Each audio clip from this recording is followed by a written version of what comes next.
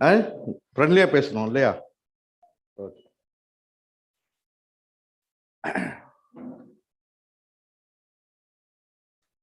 இந்த அருமையான ஒரு விழா,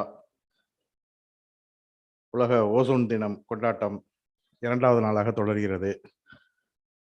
நம்ம வைஸ் பிரின்சிபல் சொன்ன மாதிரி 2010 கேஷுவலாக பேசிக்கிட்டு இருந்தோம். ஓசோன் கொண்டாட்டத்துக்கு என்ன சார் பண்ணுறீங்கன்ட்டு நாங்கள் 2007 ஆரம்பிச்சிட்டோம். நாங்கள் அதுக்கப்புறம் கொஞ்சம் இம்ப்ரூவ் பண்ணணும்னு சொல்லிட்டு அப்புறம் கொஞ்சம் இம்ப்ரூவ் பண்ணி நம்ம கார்டெல்லாம் இஷ்யூ பண்ணணும்னு நினைக்கிறேன். அந்த டைமில் கார்டெல்லாம் நம்ம இஷ்யூ பண்ணி எல்லா காலேஜஸ்க்கும் இன்ஃபர்மேஷன் கொடுத்து அடுத்த வருஷம் ஒரு 3 காலேஜோ 4 காலேஜோ இதை இம்ப்ளிமெண்ட் பண்ண ஆரம்பித்து பண்ணிகிட்டு இருக்காங்க. ஸோ அந்த விஷயத்தில் இந்த கல்லூரியில் எனக்கு பேசுகிறதுக்கு வாய்ப்பு கொடுத்தமைக்கு மிகவும் நன்றி. அதுவும் இல்லாமல் இந்த கல்லூரியோட இணைந்து நிறைய விஷயங்களை பண்ணிகிட்டு இருக்கிறோம். டிபார்ட்மெண்ட் ஆஃப் என்விரான்மெண்டல் சயின்ஸோடு சேர்ந்து நம்ம இணைந்து நிறைய விஷயங்கள் பண்ணிகிட்டு இருக்கிறோம். அதில் இந்த விழா, இந்த நிகழ்ச்சி எனக்கு அழைத்தமைக்கு கல்லூரி நிர்வாகத்திற்கும் துறைக்கும் உங்களுக்கும் எனது நன்றியை தெரிவித்துக் கொண்டு எனது உரையை துவங்குகிறேன். பெருசான ஒன்றும் இப்போ பவர் பாயிண்ட்லாம் போடல. எப்பயுமே நான் கொஞ்சம் பவர் பாயிண்ட் போடுறதுல கொஞ்சம் குறைச்சிக்கிறது. ஏன்னா நம்ம பேசுறதுக்கான நேரங்கள் இதில் படத்தை போட்டு காமிக்கலாம். படத்தை போட்டு காமிச்சா நிறைய புரியும். அதுக்காக சின்ன சின்ன விஷயங்கள் மட்டும் காமிச்சுட்டு மற்றபடி நம்ம நிறைய பேசலாம். இன்னைக்கு என்ன பேச போகிறோம்? Climate change. கிளைமேட் சேஞ்சு எங்கே உருவாச்சு, எப்படி உருவாச்சு, எதனால் உருவாச்சு, நிறைய சொல்லிட்டு இருக்கோம். காலநிலை மாற்றம், காலநிலை மாற்றம் நிறைய எதை எடுத்தாலும் அப்படிதான் வந்துட்டு இருக்கு. காலநிலை மாற்றம் நேச்சுரல், இயற்கையாக உருவாச்சா காலநிலை மாற்றம்ங்கிறது? யாரும் பதில் சொல்ல மாட்டேங்க. இயற்கையாக உருவாச்சாது காலநிலை மாற்றங்கள் இயற்கையாக உருவானதா? பதில காணோம்.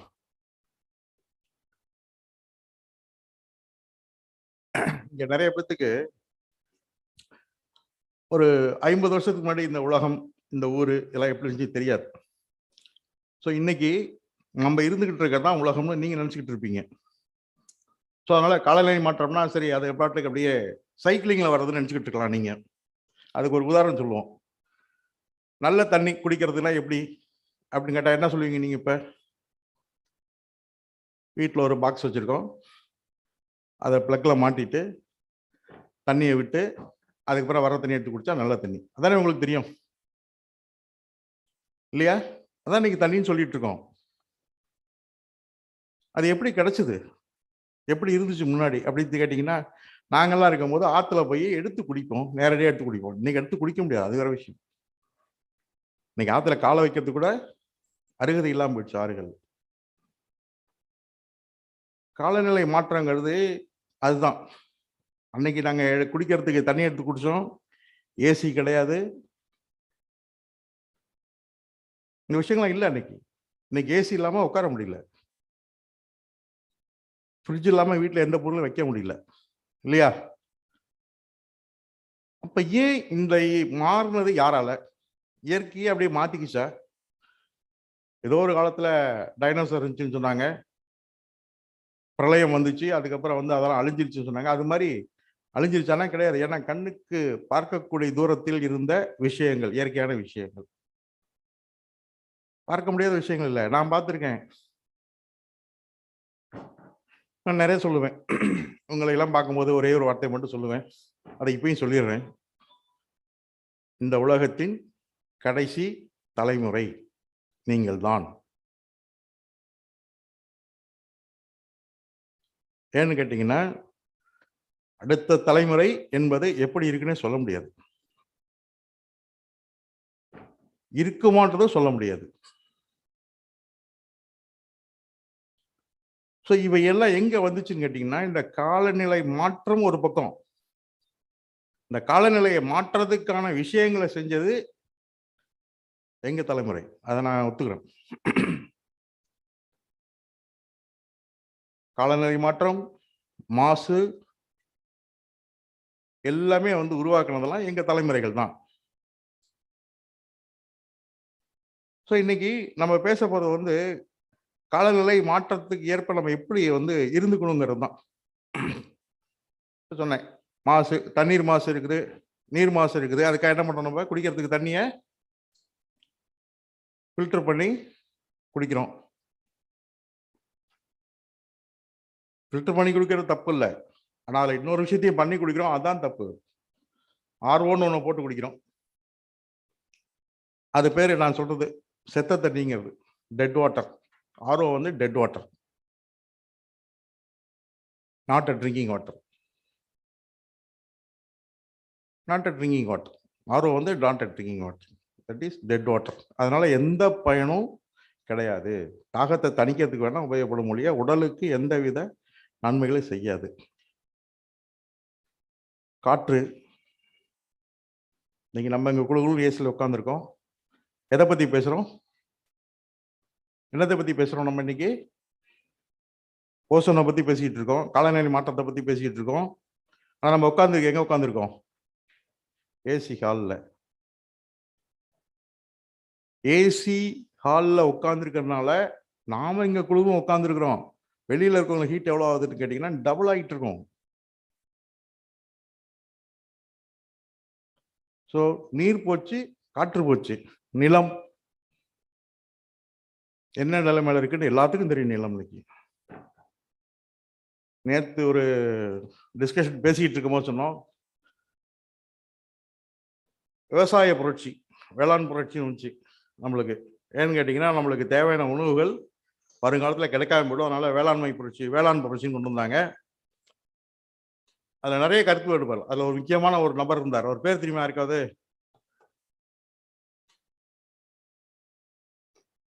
ரெவல்யூஷன், அக்ரிகல்ச்சர் ரெவல்யூஷன் உருவாக்கணும் யார் தெரியுமா? இங்கே தமிழ்நாட்டில் முக்கியமான தமிழ்நாடு தான் இருக்காரு. பேரு MS சுவாமிநாதன். அவர் என்ன செஞ்சாருன்னு நினைக்கிறீங்க? ரைஸ் வெரைட்டிஸை ஹைபிரிட் பண்ணாரு. அதனால என்ன பயனாச்சு? இன்னைக்கு என்னத்தை இன்ட்ரோடியூஸ் பண்ணாங்க? மெயினா ஃபெர்டிலைசர் மெயினாக வந்து இன்ட்ரோடியூஸ் பண்ணாங்க அவங்க. அதனால் வேளாண் புரட்சி உண்டானது. நம்மளுக்கு நிறைய அதிகப்படியான விளைபொருட்கள் கிடைச்சது. எப்போ கிடைச்சதுன்னு கேட்டிங்கன்னா, இன்னைய வரையில கிடைச்சிக்கிட்டு இருக்க, நம்ம நம்பிக்கிட்டு இருக்கிறோம், அவ்வளோதான். இன்றைக்கும் இந்தியாவில் உணவு இல்லாமல் இருக்கவங்க நிறைய பேர் இருக்காங்க இல்லையா? ஒரு பக்கம் வேஸ்ட் ஆகுதுன்னு சொல்லிட்டு இருக்காங்க, ஒரு பக்கம் வந்து இது இல்லைன்னு சொல்லிட்டு இருக்காங்க, உணவுக்கு வழி இல்லைன்னு சொல்லிட்டு இருக்காங்க. எல்லாமே இருக்குது. ஆனால் இந்த வேளாண் புரட்சி என்ன பண்ணுச்சு? மண்ணை மலடாக்கியது. இதுதான் இன்னைக்கு நிதர்சனம். வந்து மண்ணை மலடாக்கிடுச்சு. இன்னைக்கு நான் வந்திருக்க டாபிக் வந்து இந்த கிளைமேட் அடாப்ஷன் எப்படி வந்து ரிவர் பேசின்ஸ்ல நம்ம பண்ணணும் அப்படின்னு சொல்லிட்டு கேட்குறோம். ரிவர் பேசின்ஸ், ரிவர் சிஸ்டம் எப்படி இருக்குது இன்னைக்கு? எப்படி இருக்குது பார்த்துருக்கீங்களா? யாராவது ரிவர் சிஸ்டம்ன்றதை பார்த்துருக்கீங்களா? காவேரி நம்ம கிட்ட வந்து தமிழ்நாட்டில் வந்து பெர்னியல் ரிவர்னு ஒரே ஒரு பெர்னியல் ரிவர் தான் இருக்கு. மற்ற எல்லாமே வந்து சீசனல் ஃப்ளோ இருக்கிற ரிவர்ஸ் தான். தாமிரபரணி மட்டும்தான் பெர்னியல் ரிவர், மற்ற எல்லாமே வந்து சீசனல் ரிவர்ஸ் தான். ஸோ இந்த கிளைமேட்டுக்கும் அந்த ரிவருக்கு என்ன சம்பந்தம்?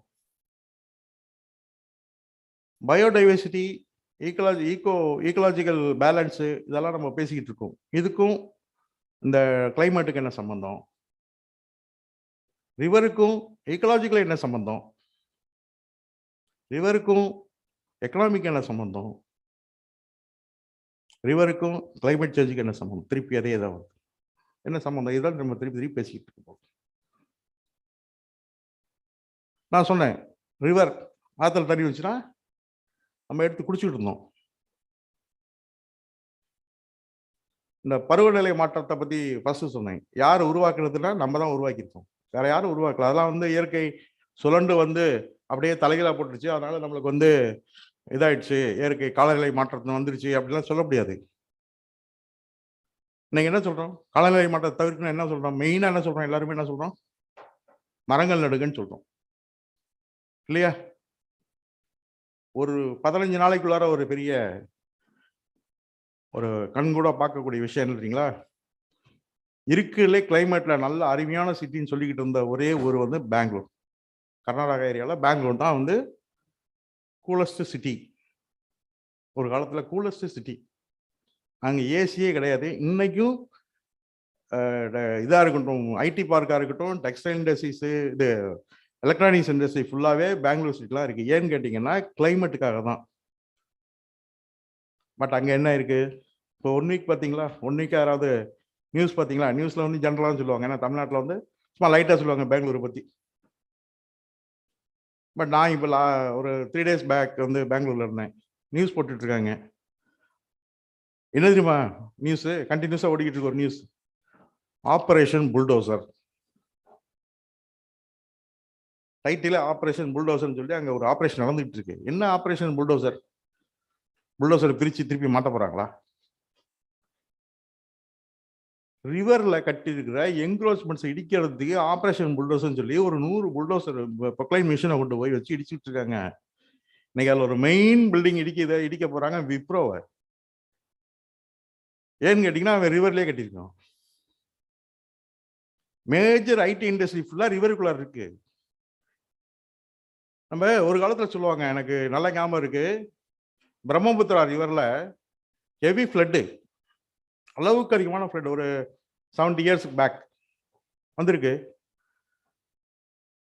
ஃப்ளட்டு முடிஞ்சது, ரெயின் இல்லை, ஒன்றும் இல்லை, ஆற்ற காணோம். பிரம்மபுத்திரா ரிவரையே காணோம். ரிவரே காணோம். தேடுறாங்க எங்க ரிவர் போச்சுன்னு. அவ்வளோ பெரிய ரிவர், அபவுட் 2 kilometers நம்ம விட்டு இருக்கும். தேடுறாங்க எங்க போச்சு தெரியல.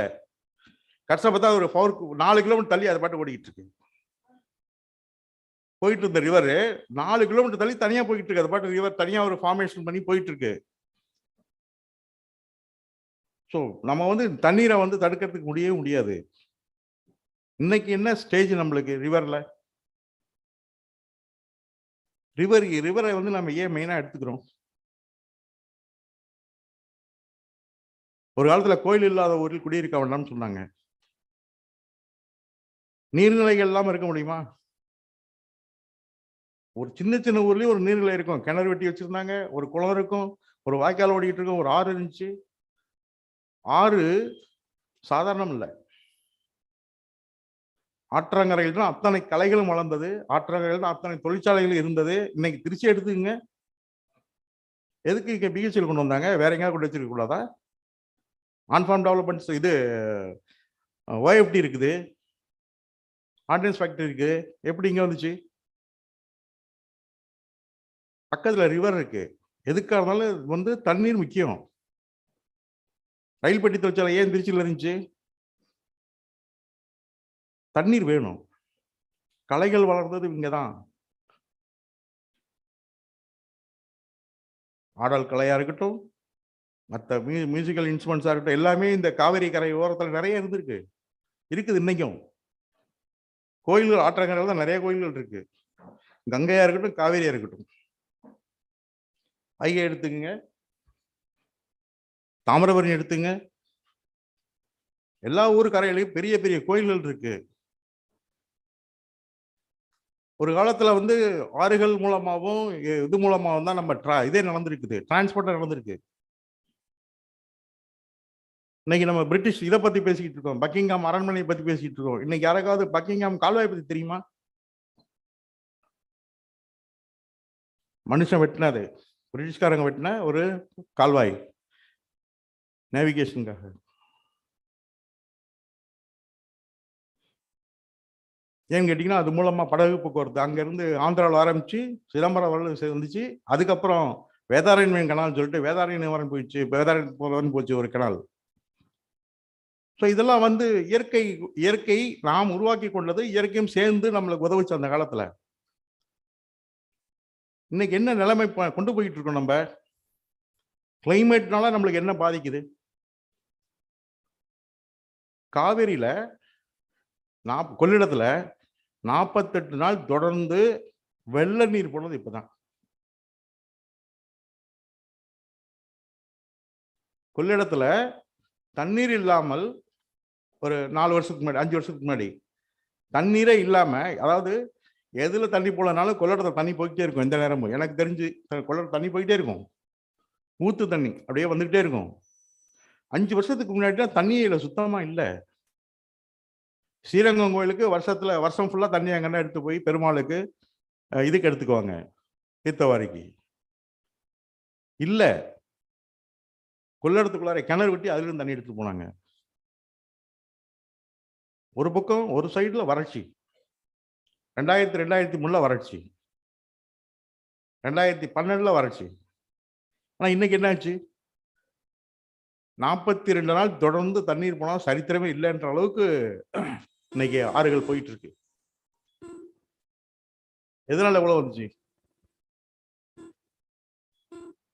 சொல்லுங்க? பருவநிலை மாற்றம் அதானே காரணம்.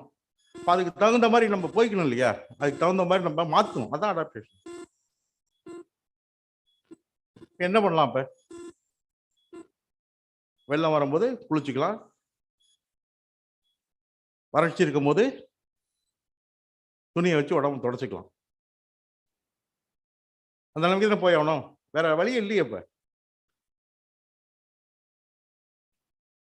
காலநிலை மாற்றத்தினால நம்ம உருவாக்கப்பட்ட விஷயங்களை நாம் எதிர்கொள்வது எப்படி? அதுதான் இன்னைக்கு நம்ம 2 நாள் நடந்துகிட்டு இருக்கிற விஷயங்கள். அதுதான் கிளைமேட் அடாப்டேஷன்ல ஒவ்வொரு சப்ஜெக்டா சொல்லிட்டு இருக்காங்க.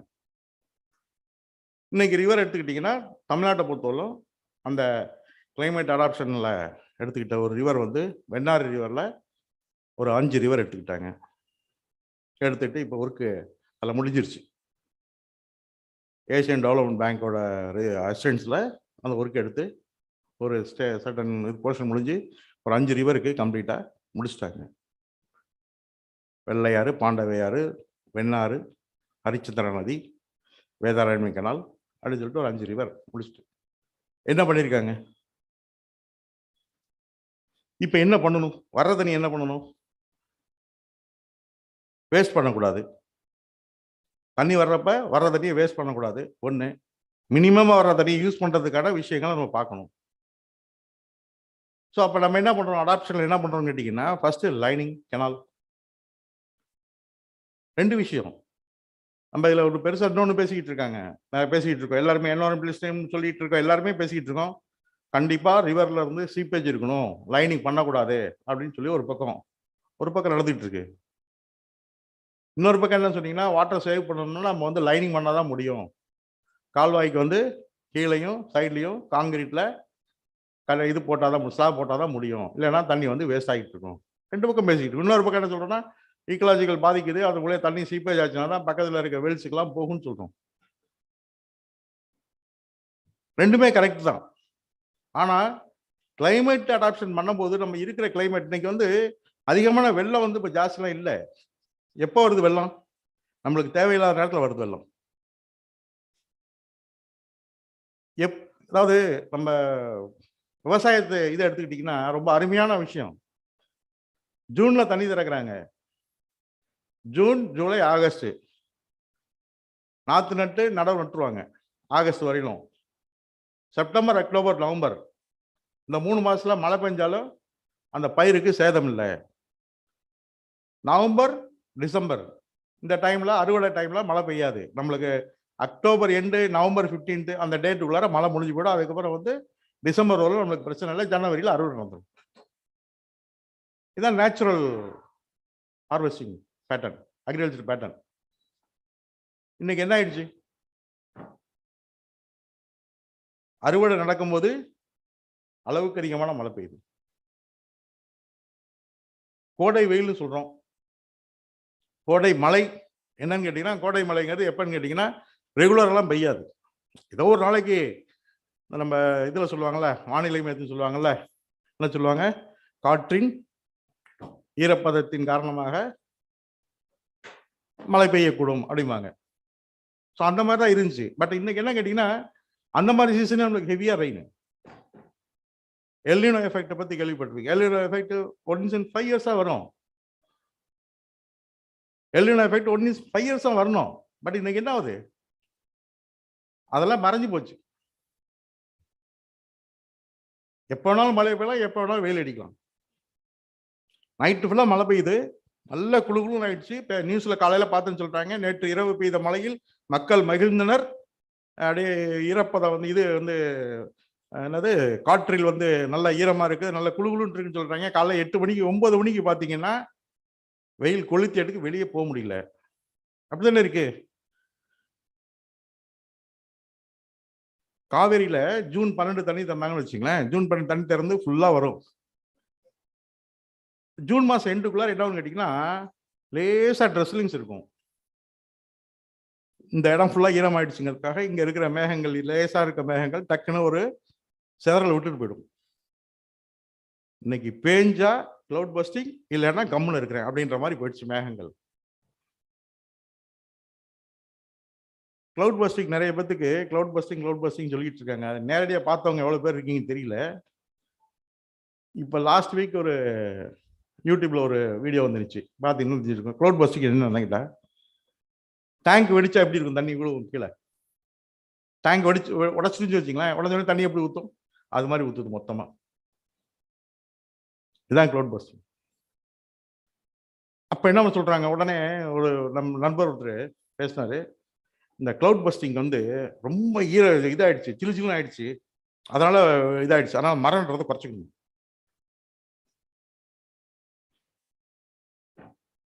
மரம் நடுறதை குறைச்சிட்டா ஈரப்பதம் கம்மியாயிடும், இது காற்று ரொம்ப இருக்காது, ஈரம் இருக்காது, அதனால மழை குறைஞ்சிக்கும் அப்படின்னு மரத்தை நடுறதை நிறுத்திக்கலான்றாரு ஒருத்தர்.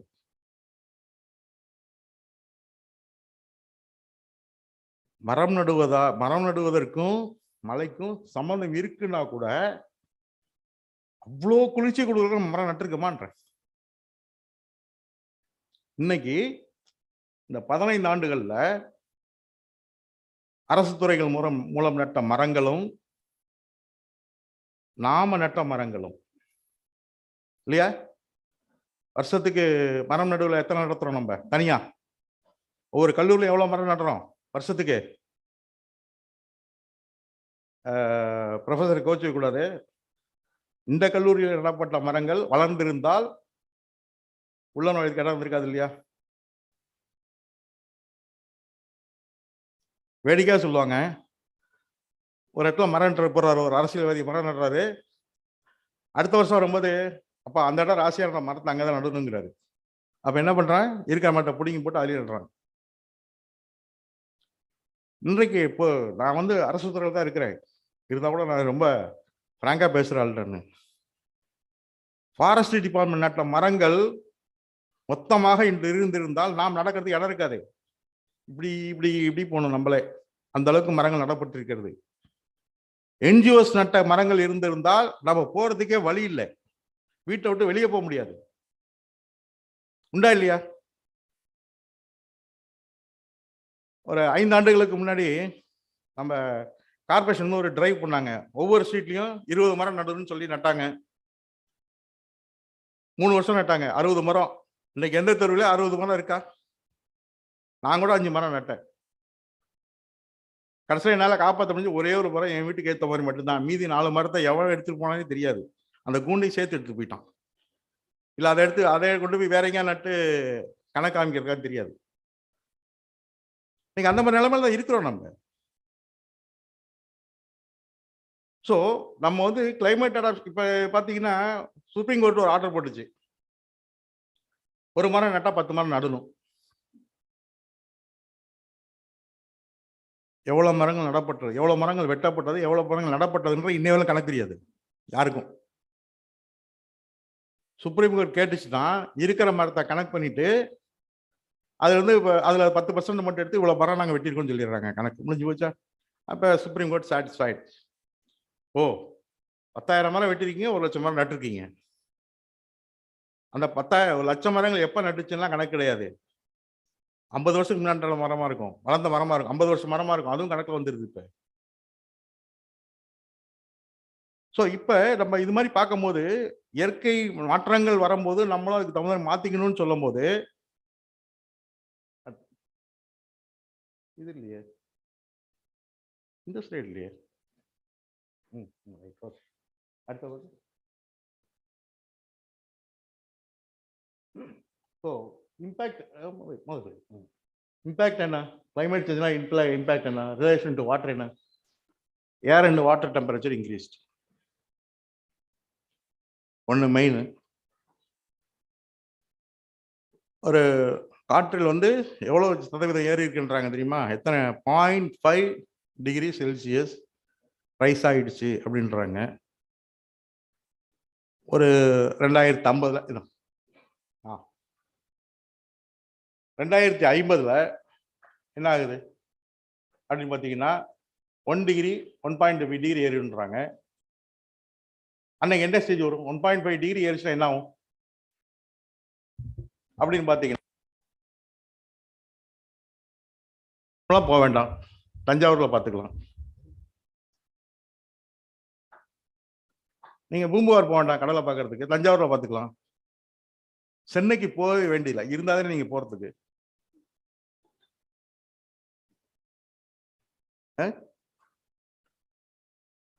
1.5 டிகிரி ஜாஸ்தி இல்லை, 1.5 டிகிரி ரைஸ் ஆச்சுன்னா இந்த விஷயங்கள் நடக்கும்னு சொல்றாங்க. ஸோ இது வந்து ஒரு பக்கம். வாட்டரோட டெம்பரேச்சர் ரைஸ் ஆகும். பார்த்துட்டு இருக்கோம்ல இன்னைக்கு. காலையில பைப்பை திறந்தோம்னா கைசார் போடாம சுடுதண்ணி குளிக்க முடியுதே. இன்னைக்கு 8 மணிக்கெல்லாம் கைசார் போட வேண்டியல, நல்லா சுடுதண்ணி நல்லா கொதிக்க நம்ம பச்சை தண்ணி கிடச்சி ஊத்தி குளிக்கிற அளவுக்கு ஆயிடுச்சுல இன்னைக்கு. ஸோ ரிவர்ல போற வாட்டரையும் இன்னைக்கு வந்து கஷ்டம்தான். எவாபரேஷன் லாஸ்ன்றாங்க. எவாபரேஷன் ஹெவி ஆயிடுச்சுன்றாங்க. முன்னாடி வந்து எவாபரேஷன் வந்து 5 to 5% மேக்ஸிமம் இருந்துச்சு. இன்னைக்கு 15% வரலும் போயிட்டு இருக்கு எவாபரேஷன் லாஸ். ஒரு பெரிய ஏரியில தண்ணி ஃபுல்லா நிக்குது, நல்ல வெயில் அடிக்கிறப்ப பாத்தீங்கன்னா கடற்கடை குறையுதா, விவசாயத்துக்கு எடுக்கவே இல்லை. ஆனா இங்க தண்ணி குறைஞ்சிருது, எவாபரேஷன் லாஸ். ஸோ அடுத்த வந்து ரெயின்ஃபால் பேட்டர்ன் நம்ம கண்கூட பார்த்துட்டு இருக்கோம். ஒரு வருஷத்துல 57 நாள், அதிகபட்சம் 57 நாள் மழை பெய்யணும். 1 மில்லிமீட்டர், 2 மில்லிமீட்டர், 10 மில்லிமீட்டர், 15 மில்லிமீட்டர், இந்த ரேஞ்சுக்கு 57 நாளுக்கு மழை பெய்யணும். 913 மில்லிமீட்டர் மழை. இன்னைக்கு ஒரு ஸ்டாட்டிக் சொல்றவங்க நல்லா அருமையா சொல்லுவாங்க. யாரு சொல்லுவாங்கன்னு கேட்டீங்கன்னா, இந்த தண்ணியை பத்தி பேசணும்னு சொல்லுவாங்க. மழை குறையவில்லை, மழை அளவு 913 மில்லிமீட்டர் பெஞ்சுக்கிட்டே இருக்குது வருஷம் ஃபுல்லா. நானும் சொல்றேன் 913 மில்லிமீட்டர் ஆவரேஜ் ரெயின்ஃபால் இன் தமிழ்நாடுனா பெஞ்சிருக்கு. ஆனா ட்ரவுட் ஏன் வருது? ரெயின்ஃபால் இன்டென்சிட்டி எவ்வளவு இருக்கணும் நம்மளுக்கு? அதிகபட்சம் 25 மில்லிமீட்டர் பெஞ்சாவே நம்மளுக்கு தாங்கிறதுக்கு இடம் இல்லை. இன்னைக்கு இருக்கிற இன்ஃப்ராஸ்ட்ரக்சர். எனக்கு என்னன்னு கேட்டீங்கன்னா, நிறைய விஷயங்கள் தவறுன்னு படுறத சொல்ற ஆளு, செய்யற ஆளு, தவிர்க்கணும்னு நினைக்கிற ஆளு. நம்ம திருச்சிக்குள்ளார 89ல ஒரு வாய்க்காலில் வந்து என்கரேஜ்மெண்ட் எடுக்க சொன்னாங்க என்னைய. நான் ரொம்ப சந்தோஷமா இன்னைக்கு ஒரு நல்லது செய்ய போறோம், வாய்க்காலில் என்கரேஜ்மெண்ட் எடுக்க போறோம் சொல்லிட்டு, அதுக்கு ஒரு ரிட்டையர்டு தாசில்தார் ஒருத்தர், இல்லை டியூட்டியில் இருக்க தாசில்தார் ஒருத்தர் ரொம்ப இன்ட்ரெஸ்டா, சார் எடுத்தே ஆகணும் சார் அந்த என்கரேஜ்மெண்ட் இருக்கு சார் சொன்னாரு. நாங்களும் படையோட தட்டிக்கிட்டு அந்த என்கரேஜ் பண்ணியிருக்காளுக்கு தெரியக்கூடாதுன்னு சொல்லிட்டு எய்த்த மாதிரி டீ கடையில் உட்காந்து டீ குடிக்கிற மாதிரி உட்காந்துட்டு போலீஸ் வரட்டும்னு சொல்லி போலீஸ் வர வெயிட் பண்ணிக்கிட்டு, ஈபிக்காரன் அந்த கடையில டீ குடிக்கிறான், அவனை கூப்பிட்டு எப்பா நீ அந்த கடையில் இருக்க ஈபி எதனா கட் பண்ணு, நீ அங்கே போகாரன்னு சொல்லி கூப்பிட்டு வச்சு நாங்கள் டீ வாங்கி கொடுத்து உட்கார வச்சு திடீர் எல்லா போலீஸ் வர சொல்லி போலீஸ் எல்லாம் ஒரு 10 போலீஸ் ஒன்னே சுற்றி நிற்க வச்சு அந்த கடைக்காரனை தூக்கி எடுத்துட்டு என்கரேஜ்லாம் எடுத்துட்டு, அப்பா இன்னைக்கு ஒரு நல்ல செஞ்சிருக்கோம், கொஞ்சம் ஆஃபீஸ் போறேன். அந்த தாசில்தார் பின்னாடியே வரா, ரொம்ப தேங்க்ஸ் சார். உங்க டியூட்டி என் டியூட்டி எல்லாம் சேர்ந்தானே சார்? இல்லை சார் அதில் ஒரு கோயில் கட்ட போறோம். பிள்ளைய சொன்னாரு, அதில் ஒரு கோயில் கட்ட போறோம் சார், அந்த என்கரேஜ்மெண்ட் எடுத்துட்டீங்கல்ல, அந்த டீ கடைக்கிட்ட ஒரு கோயில் கட்ட போறோம்னாரு. இன்னைக்கு அந்த கோயில் இந்த ஏரியாவில் இருக்கு. நான் எங்க ஆபீஸ்ல கேட்டேன், என்ன எதுக்கே போச்சு நீங்க? ஏதோ என்கரேஜ்மெண்ட் எடுக்க சொன்னோம், நான் பெருமையா சரி நம்ம ஒரு நல்ல காரியம் செய்ய போறேன்னு சொல்லிட்டு போனா, அவன் கடைக்காரனாவது பொழைச்சிக்கிட்டு இருந்தான், பொழப்ப பொழைச்சிக்கிட்டு இருந்தான். இது எவனோ ஒரு ஆள் பொழைக்கிறதுக்காக கோயிலை கட்டுறேன்னு சொல்லிட்டு போய் உட்காந்துருக்காங்களே அப்படின்னு சொன்னா, இதெல்லாம் பெரிய இடத்துக்கு வராங்க, நீ கம்மில் இருந்துருங்க. இன்னைக்கு தான் நிலைமை. இன்னைக்கு என்கரேஜ்மெண்ட்ஸ் ஜாஸ்தி ஆயிடுச்சு. ரிவரோட சிஸ்டமே மாறி போச்சு. ரிவரோட விட்டு இல்லை, இன்னைக்கு வைகோட விட்ட கேட்கறாங்க, கோர்ட்டு கேட்கறாங்க. விட்டு அவ்வளவு கேட்டா 800 மீட்டர் எங்க இருக்கு? 800 மீட்டர் கேட்டா 200 மீட்டர் காணும், 600 மீட்டர் தான் இருக்கு. கொள்ளிடத்துல ஒரு காலத்துல வந்து 3 லட்சம் கனடி 3.5 லட்சம் கனடி சர்வசாதாரணமா போச்சு. இன்னைக்கு பார்த்தா ஒரு 2 லட்சம் கனடி போகும்போது அங்க வெள்ளம், இங்க வெள்ளம், இங்க வீட்டுக்குள்ளார பூந்துச்சு, அங்க எந்த வீட்டுக்குள்ளார பூந்துச்சு? தண்ணி எந்த வீட்டுக்குள்ளார பூரல. நீங்க தண்ணீர் கட்டில பூந்துக்கிட்டீங்க, தண்ணி உங்க வீட்டுக்குள்ளார வச்சு, அவ்வளவுதான். அதோட ஏத்த எப்படி இந்த யானை வழி சொல்லுவாங்க இல்லையா, யானை வந்து எல்லாத்தையும் அழிச்சிருச்சுமாங்க. யானை போற இடத்துல நீ வீட கட்டினா அழிக்காம என்ன பண்ணும்? அது மாதிரிதான் ஆறும். இன்னைக்கு நியூஸ்ல பாக்குறீங்க, காவேரியில வெள்ளம், கொள்ளிடத்துல வெள்ளம்னா தண்ணி பூந்துருக்கு, தண்ணி பூந்துருக்குன்னு. இந்த குமாரபாளைய பள்ளிப்பாளையம்லாம் பாத்தீங்கன்னா, நாங்க கிட்ட ஒரு 5 வருஷமா அந்த ஏரியாவில் சுத்திக்கிட்டு இருக்கிறாள். ஒரு வீடு கூட பட்டா கிடையாது, எல்லாம் புறம்பக்கத்துல வீட கட்டி வச்சிருக்கான். தண்ணி எங்க போகும்? அது ஆத்துக்குள்ளார. ஆத்துக்குள்ளார ஒரு பெருமாள் கோயில், சிவன் கோயில் இருக்குது பள்ளிப்பாளையத்துல, குமாரபாளையத்துல. ஆத்துக்குள்ளார கட்டியிருக்கான். லேசா தண்ணி வந்துருச்சுன்னு வச்சுங்க, தண்ணி வந்தா இல்ல, அந்த ஒரு பேரேஜ் ஒண்ணு இருக்கு, அந்த பேரேஜை க்ளோஸ் பண்ணிட்டாங்கன்னா அதுக்கு தனியா சாமிக்கு போறதுக்கு மட்டும் ஒரு இது மாதிரி கட்டியிருக்கான். கோயிலுக்குள்ளாரையே ஒரு பாதை மாதிரி கட்டி வச்சிருக்காங்க. இப்படி இப்படி இப்படி கட்டி வச்சிருக்காங்க. என்ன கேட்டா தண்ணி வந்துடும், ஒரு அடி தண்ணி நிற்கும் அந்த கோயிலுக்குள்ளார. நீங்க சாமி கும்பிட்டா இப்படியே இதுலயே போயிட்டு அதுலயே வந்துடணும். கொஞ்சம் தவிர்த்தீங்கன்னா தண்ணிக்குள்ளார விழுந்துடணும். ஸோ பருவநிலை மாற்றம் வந்து உருவானது, பருவநிலை மாற்றமோ இந்த மாறுபாடுகளோ உருவானது வந்து இயற்கையால் எல்லாம் மனிதர்களால். மெயின் அது. இன்னைக்கு என்ன பண்றோம்? புறம்போக்கில் வீட கட்டிக்கிட்டான், எடுக்க போறோம். ஒரு விஷயம், ஒரு ஒரு ஆட்டோ குறுக்க வருது அந்த இடத்துல, environmental social impact. Ravichandran sir என்ன சொல்றாரு? கம்பல்சரியா நீங்க என்க்ரோச்மெண்ட் எடுத்தீங்கன்னா ரீஹாபிலிட்டேஷன் ரீசெட்டில்மெண்ட் கொடுத்தே ஆகணும். யாரு கொடுக்கணும்? ஹைவேஸ் ரோடு போது பட்டாளத்துல வீடு வச்சிருக்கான், அதை அதுல போனீங்கன்னா அவன் வீட்டை அடிக்கிறீங்கன்னா இது கொடுக்கணும், ரீஹாபிலிட்டேஷன் ரீசெட்டில்மெண்ட் பண்ணணும். ஐயோ புறம்போக்கில் வீட கட்டி வச்சிருக்கான், அதை நீங்க எடுத்தீங்கன்னா ரீஹாபிலிட்டேஷன் ரீசெட்டில்மெண்ட் குறுக்க வந்துருச்சு. வேர்ல்டு பேங்க் ஒத்துக்க மாட்டேன்ட்டாங்க. அதுக்காக நாங்கள் என்ன பண்ணுறோன்னு கேட்டிங்கன்னா, ஓங்கி தலையில் அடிச்சு சத்தியம் பண்ணிட்டாங்க தலையில். என்ன கேட்டால் எங்கள் வாய்க்காலெல்லாம் என்க்ரோச்மெண்ட்டே கிடையாது, எங்கள் ஏரியில் என்க்ரோச்மெண்ட் கிடையாது, நீ பணத்தை கொடுறாப்பா அப்படின்னு சொல்லிட்டோம். ஏன்னு கேட்டிங்கன்னா, ஏதாவது ஒரு ஏரியை தூர்வாரி கொஞ்சம் வந்து ஏதோ ஒரு சுழிஸ்லாம் கட்டணும்னு வச்சுக்கோங்க. ஒரு வீடை கட்டி வச்சுருப்பான், அந்த வீடை இடிச்சாதான் நிறைவேமா, இல்லைன்னா அந்த வீடு இருந்துச்சுன்னா தரமாட்டேங்கிறான்னா ஐயா அந்த வீடு என்க்ரோச்மெண்ட் இல்லைன்னு சொல்லி சத்தியம் பண்ணிட்டு நம்ம பாட்டுக்கு போயிட்டு இருக்கோம். ஸோ இந்த மாதிரி இப்போ இன்னைக்கு ஏசியன் டெவலப்மெண்ட் பேங்க்ல கொடுத்துருக்கிற இந்த வெண்ணாறு கிளைமேட் அடாப்ஷன்ஸ் இதுல வந்து ப்ராஜெக்ட்ல வந்து பாத்தீங்கன்னா ரீஹாபிலிட்டேஷன் ரீசெட்டில்மெண்ட்டுக்கு இன்னும் 280 கோடி கொடுத்து அவங்க எல்லாம் வேற வீடு கட்டி எனக்கு வீடு கட்டி கொடுத்துருன்னு சொன்னவங்களாம் அடுக்குமாடி வீடு கட்டி கொடுத்தாச்சு. இல்லை நான் வேற இடம், அவன் வேற இடத்துல இருப்பான், வீடு இருப்பான். எனக்கு அவங்க ஒரு 3 சென்ட் இடம் இருக்கு, 4 வீடை கட்டி காசு கொடுத்து வாங்கிட்டு போனவங்க நிறைய பேர். ஸோ இப்போ அதை எடுத்து எல்லாம் எடுத்துட்டு என்க்ரோச்மெண்ட்லாம் எடுத்துட்டு, ஏன்னா நம்மளுக்கு தான் சொன்னல பெரியல் ரிவர்ல பெரியல் ரிவர் வருஷம்லாம் தண்ணி போயிட்டு இருக்கும், அங்கே என்க்ரோச்மெண்ட் பண்ணுறதுக்கு வாய்ப்பு இல்லை, மரம் நடுறது வர ஆத்துக்குள்ள முளைக்கிறதுக்கு வாய்ப்பு இல்லை, எல்லாமே வாய்ப்பு இல்லை.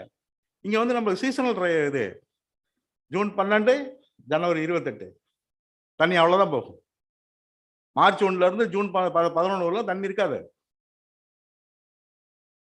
ஸோ அந்த டைம்ல வந்து நம்ம இந்த ரிவர்ல என்ன நடக்குது, என்ன ஆக்ஷன்ஸ் என்ன நடக்குது எது தெரியாது. பயோடைவர்சிட்டிங்கிறது 90% போயிடுச்சு அதே ரிவர்ல. ரிவர் சிஸ்டம் பயோடைவர்சிட்டி 90% இல்லை இன்னைக்கு. ஈக்கலாஜிக்கல் ஈஃப்ளோன்னு சொல்றோம், ஈஃப்ளோ இல்லை இன்னைக்கு ரிவர்ல. ஸோ இதெல்லாம் நம்ம என்ன சொல்றாங்கன்னா, இப்போ வேர்ல்டு பேங்க் இவங்கெல்லாம் பணம் கொடுக்க ஆரம்பிச்சோன்னா இந்த வார்டிங்ஸ்லாம் வருது. நம்ம ஸ்டேட் பண்ண சொன்னீங்க இந்த விஷயம்லாம் தெரியவே தெரியாது யாருக்குமே. இஏஏங்கிறது எப்போ வந்துச்சுன்னு கேளுங்க. இஏஏன்ற விஷயம் எப்போ வந்துச்சு?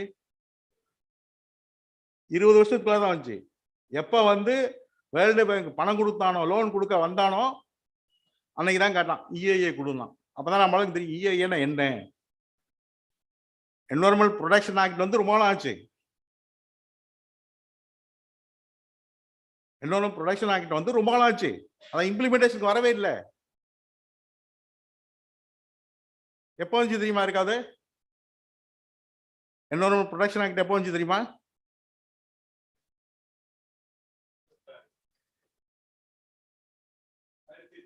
'86. அதுக்கு முன்னாடி எப்ப தெரியுமா இந்த மாதிரி என்விரான்மெண்டல் ப்ரொடெக்ஷன் ஆக்ட கொண்டு வாங்கன்னு சொன்னாங்க தெரியுமா? 82. வேர்ல்டு ஃபுல்லா சேர்ந்து 82ல வந்து நீங்க என்விரான்மெண்டல் ஆக்ட் கொண்டு வாங்கன்னு சொன்னாங்க. நம்ம அப்படி கம்மா தான் இருந்தோம். நம்ம முடிச்சுக்கிட்டது எப்ப தெரியுமா? 86ல ஏன் கொண்டு வந்தோம் தெரியுமா? எந்த ஒரு டிராஜடிக்கு அப்புறம் நம்ம என்விரான்மெண்டல் ப்ரொடெக்ஷன் ஆக்ட கொண்டு வந்தோம் தெரியுமா? எங்க சவுண்ட் வந்துச்சே? சொல்லுங்க, தைரியமா சொல்லு. தப்பா இருந்தப்பட்ட என்ன பண்ண போறோம்? போபால் டிராஜடிக்கு அப்புறம் தான் அந்த ப்ரொடக்ஷன் ஆக்ட் கொண்டு வந்தோம். ஏன்னா செத்தது கொஞ்சம் நஞ்சம் இல்லை. நீங்க அந்த போட்டோஸ் எல்லாம் பாத்தீங்கன்னு வச்சுங்களேன், ரொம்ப கஷ்டமா இருக்கும். அதுக்கப்புறம் தான் இப்படி ஆக்ட கொண்டு வந்துருவோம். கொண்டு வந்ததுக்கு அப்புறமும் குறைச்சமானா இல்ல, அது வேற விஷயம். அட்லீஸ்ட் ஒரு ப்ரொடக்ஷன் ஆக்ட் இருக்கு, செத்தவனுக்கு ஏதாவது ஒரு 10 ரூபா கொடுக்கலாம்னா கூட அது வழியா கொடுக்கலாங்கிற அளவுக்கு தான் கொண்டு வந்திருக்கோம். இன்னைக்கு பேருக்கு தான் வந்திருக்கு இன்னைக்கும். ஸோ இந்த மாதிரி வரும்போது இந்த ரிவர் சிஸ்டம்ஸ் வந்து மெயினா வந்து நம்ம பாதுகாக்கணுங்கிறது மட்டும் இல்லாம, இதனால கிளைமேட்ல வர்ற சேஞ்சஸ் வந்து நம்ம இன்னைக்கு இப்ப ரிவர் ஃப்ளோவுக்கு வந்து இது வச்சுட்டாங்க, சிஸ்டம் வச்சுட்டாங்க, ஆப்ரேட்டிங் சிஸ்டம் வச்சுட்டாங்க. இப்போ நம்மளுக்கு நார்மலா வந்து அக்ரிகல்ச்சர் சொல்லிட்டாங்க. இப்ப என்னன்னு கேட்டீங்கன்னா, இப்ப அந்த என்ன கொடுக்குறோம், இன்சூரன்ஸ் பண்றோம் இல்லையா, பயிர் காப்பீடு பண்றோம் இல்லையா. அது முன்னால எப்படி பண்ணாங்கன்னு கேட்டீங்கன்னா, ஒரு ஏரியாவில் ஒரு டாலுக்கு ஃபுல்லா ட்ரவுட்னால கொடுப்போம் அப்படின்னாங்க. அதுக்கப்புறம் அது பிளாக் லெவலுக்கு வந்துச்சு. இன்னைக்கு மினி வாட்டர் ஷெட் லெவலுக்கு வந்துருச்சு. எப்படி கேட்டீங்கன்னா, மெயின் காரணம் வந்து கிளைமேட் அடாப்ஷன் தான். ஸோ அதே மாதிரி கிளைமேட் அடாப்ஷன் வந்து நம்ம வந்து ரிவர்ல கொண்டு வரோம். River lining, river productions. அதே மாதிரி பார்த்தீங்கன்னா, இந்த வெண்ணாறு சிஸ்டத்தில் சொல்றேனே, இந்த 5 ரிவர்லையும் 6 ரிவர்லையும் என்ன பண்ணியிருக்காங்கன்னு கேட்டீங்கன்னா, சீ வாட்டர் உள்ள வருது, தண்ணி வந்துகிட்டு இருக்கு. ஸோ இதுல வந்து டெய்லண்ட் டேம் ஒன்று இருக்கும். எல்லா ரிவருக்கும் ஒரு டெய்லண்ட் டேம் இருக்கும். அந்த டேம்ல வந்து தண்ணி தேங்கி நிற்கும். அதுக்கும் ரிவர் இதுக்கும் சீ ஷோருக்கும் பார்த்தீங்கன்னா கிட்டத்தட்ட 8 கிலோமீட்டர் 9 கிலோமீட்டர் இருந்துச்சு. இப்போ என்ன பண்ணியிருக்காங்கன்னு கேட்டீங்கன்னா, இந்த எக்ஸஸ் வாட்டர் போகும் இல்லையா, எக்ஸஸ் வாட்டர் இப்போ டெல்டா பொறுத்தவரை எப்படின்னு கேட்டீங்கன்னா, மேஜரா வந்து இரிகேஷனுக்கு போறதை விட ட்ரைனேஜ் தான் ஜாஸ்தி. ஸோ அந்த ட்ரைனேஜ் வாட்டர் போய் ஒரு 8 கிலோமீட்டர் தள்ளி ஐடியலா போய் ரிவர்ல உழுவுறப்ப சப்போஸ் ட்ரவுட்ல வந்து என்ன பண்ணா சீ வாட்டர் உள்ள வந்துருது. ஸோ அதை தடுக்கிறதுக்கான ஒரு விஷயங்களையும் இந்த ப்ராஜெக்ட்ல பண்றாங்க, அடாப்ஷன்ல பண்றாங்க. என்னன்னு கேட்டீங்கன்னா, இந்த டெய்லண்ட் டேம்ங்கிறத 1 கிலோமீட்டருக்கு முன்னாடி, சி கன்ஃப்ளூயன்ஸ் பாயிண்ட்டுக்கு 1 கிலோமீட்டருக்கு முன்னாடி ஒரு இது மாதிரி பேரேஜ் மாதிரி கட்டிட்டாங்க, டெயில் டேம். ஸோ இப்போ என்னன்னு கேட்டீங்கன்னா, இந்த வாட்டர் எக்ஸஸ் வாட்டர் போய் இன்னும் ஒரு 6 கிலோமீட்டருக்கு நிற்கும். நிற்கும் போது பர்குலேஷன்ல போய் சி வாட்டர் இன்டரப்ஷன் தடுக்கும். ஸோ இதெல்லாம் வந்து கிளைமேட் அடாப்ஷன்ல கொண்டு வர்ற விஷயங்கள் ரிவர் சிஸ்டத்தில். அதே மாதிரி காம்பன்சேட்டரி ட்ரீ பிளான்டிங் அது நார்மலாக வந்துடுது.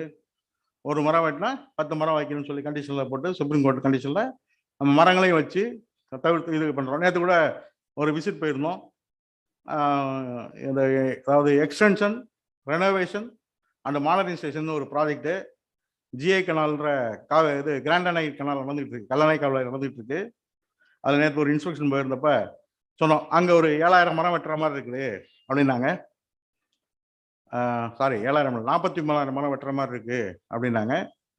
தேக்கு மரமே 23,000 மரம். சரி, அது போட்டு மீதி மரங்கள் எவ்வளோ இருக்கு அப்படின்னு பார்த்துட்டு நான் கூட ஒரு ஐடியா சொன்னேன், இந்த மரத்தை வெட்டிடாதீங்க, முடிஞ்ச அளவுக்கு பறிச்சு நட்டுற பாருங்க. ஏன்னா அதுக்கான சிஸ்டம் நிறையா வந்துருச்சு, இப்போ மெஷினரிஸ் எக்யூப்மெண்ட்ஸ்லாம் வந்துருச்சு. ஸோ அந்த மாதிரி பாருங்களேன் அப்படின்னு சொல்லிட்டு வந்திருக்கோம். ஏன்னு கேட்டிங்கன்னா, 50 வருஷம் மரத்தை வெட்டிட்டு 5 மாசம் கண்ணை கொண்டு நட்டோம்னு வச்சுங்க, இது எப்போ 50 வருஷம் கழிச்சு நம்ம மரம் பெருசாகும். அதுக்கு பதிலாக ஒரு 10 வருஷத்துக்குள்ள நம்ம நட்ட மரங்கள், 15 வருஷத்துக்குள்ள நம்ம நட்ட மரங்களை ஈஸியாக எடுத்து கொண்டு போய் வேற இடத்துல ரீபிளான்டிங் பண்ணி பண்ணுங்க அப்படின்னு. எனக்கு ஒரு ஆக்சிஜன் பார்க், இன்னைக்கு அந்த பேர்லாம் நம்ம கேள்விப்படாத பேர்கள். இயற்கை காடுகள் கேள்விப்பட்டிருக்கோம், இயற்கை காடுகள் கேள்விப்பட்டிருக்கோம். இன்னைக்கு ஆக்சிஜன் பார்க் அப்படின்னு ஒரு ப்ராஜெக்ட்ல கொடுக்க சொல்றாங்க. ஏஐபின்னு ஒரு பேங்க் இருக்கு, இது மாதிரி ஏசியன் டெவலப்மெண்ட் பேங்க் இருக்கு, ஏசியன் இன்ஃப்ராஸ்ட்ரக்சர் இன்வெஸ்ட்மெண்ட் பேங்க்னு ஒன்று இருக்கு. அவங்க சொல்றாங்க ஆக்சிஜன் பார்க் போடுங்கன்றாங்க. ஸோ எதுக்கு இந்த இதெல்லாம்? நான் நிறைய இடத்துல சொல்லுவேன், இப்போ உங்கள் காலேஜில் கூட அது நான் நிறைய தடவை சொல்லியிருக்கேன்னு நினைக்கிறேன். இந்த லான்ஸ்லாம் வச்சிருக்காங்க இல்லையா, லான்ல என்ன செடி வச்சிருக்காங்க? என்ன செடி வச்சிருக்காங்க? குரோட்டன்ஸ். குரோட்டன்ஸ் தானே? ஏதாவது நெட்ல தேடி பாருங்க, குரோட்டன்ஸ் எவ்வளவு ஆக்சிஜன் கொடுக்குதுன்னு தேடி பாருங்க. கிடைக்குமா? குரோட்டன்ஸ்ல ஆக்சிஜன் கிடைக்குமா? கிடைக்காது. லான்ஸ் ஃபுல்லா எடுத்துருங்க, குரோட்டன்ஸ் ஃபுல்லா வெட்டி எடுத்துட்டு துளசி செடி வச்சு விட்டுருங்க, ஆக்சிஜன் நிறைய கிடைக்கும். நேற்று ஆக்சிஜன் பார்க்கில் என்ன மரம் வைப்பீங்கன்னு கேட்குறப்ப நான் சொன்னேன் ஃபர்ஸ்ட் மூங்கில்னு. சார் மூங்கில் மரத்தில் சேர்ந்ததா சார்? நாங்கள் என்ன சொல்றது எனக்கு தெரியல. மூங்கில் மரம்னு போய் கேள்விப்பட்டிருக்கோம் இல்லையா, மூங்கில் மரம் தான் கேள்விப்பட்டிருக்கோம் நம்ம. அவங்க மூங்கிலா சார்? மூங்கில் மரமா சார்? அது எதுக்கு சார் வைக்கணுங்க? ஆக்சிஜன் பார்க்கில் நிறைய மரங்கள் தான் வைக்கினாங்க, நிறைய மரங்கள்லாம் மூங்கில் மரம் தான் வைக்க போறேன் அப்படின்னு. அதுக்கப்புறம் மீதி நாட்டு மரங்கள் ஃபுல்லாவே வைக்க போறோம் அப்படின்னு சொன்னேன். மூங்கில் மரத்தை கொஞ்சம் குறைச்சிங்களேன்னாரு. இல்லை நாட்டு மரமே வைக்க மொத்தமாக மூங்கில் மரம் வச்சு விட்டோம்னு பார்க்குறேன் அப்படின்னு சொல்லிட்டு தான் வந்திருக்கேன். ஏன்னா அதுதான் 100%, 24 மணி நேரம் ஆக்சிஜன் கொடுக்குற ஒரே மரம் மூங்கிலும் துளசி செடியும் தான், வேற எதுவுமே கிடையாது. ஸோ நான் இந்த நேற்று பண்ண வேண்டிய ஓசோன் டே என்னால் கொஞ்சம் பர்சனல் ஒர்க்குனால என்னால் நேற்று எங்கள் ஆஃபீஸில் பண்ண முடியல. ஒரு ப்ராஜெக்ட் இப்போ ரெடி பண்ணியிருக்கோம். மண்டே வந்து அவர் சிஇஓ பார்த்து கொடுக்க போகிறோம். ஸ்கூல் பிள்ளைங்க அவங்க வீட்டில் வச்சிருக்க ஒரு துளசி செடியை ஃபோட்டோ எடுத்து எங்களுக்கு அனுப்புங்க. பச்சை மரத்தை எடுத்து அனுப்புங்க, புதுசாக வச்சாலும் எடுத்து அனுப்புங்க. 1 மாதம் கழிச்சு அதே பொசிஷனில் வச்சு எனக்கு அந்த துளசி செடியை வச்சு ஃபோட்டோ எடுத்து அனுப்புங்க, அதுக்கான பரிசுகளை நாங்கள் கொடுக்குறோம் அப்படின்னு சொல்லியிருக்கோம். ஏன்னு கேட்டிங்கன்னா இன்னைக்கு வந்து நம்மளுக்கு ஆக்சிஜன் தேவை. ஆக்சிஜன் வேணும்னா இந்த மாதிரி துளசி செடிகள், மூங்கில் செடிகள் இதெல்லாம் வைக்கணும். இன்னைக்கு வீட்டுங்களில் பார்த்தீங்கன்னா நிறைய வீட்டுங்களை வச்சிருப்பாங்க, இந்த உலோண்டு மூங்கில்லாம் வச்சிருக்காங்கல்ல, வீட்டுக்குள்ளாரே மூங்கில் வச்சிருக்காங்கல்ல. என்னன்னு கேட்டால் சைனீஸ்காரன் சொன்னான் சார், அது நம்ம சொன்னதுதான் மூங்கில்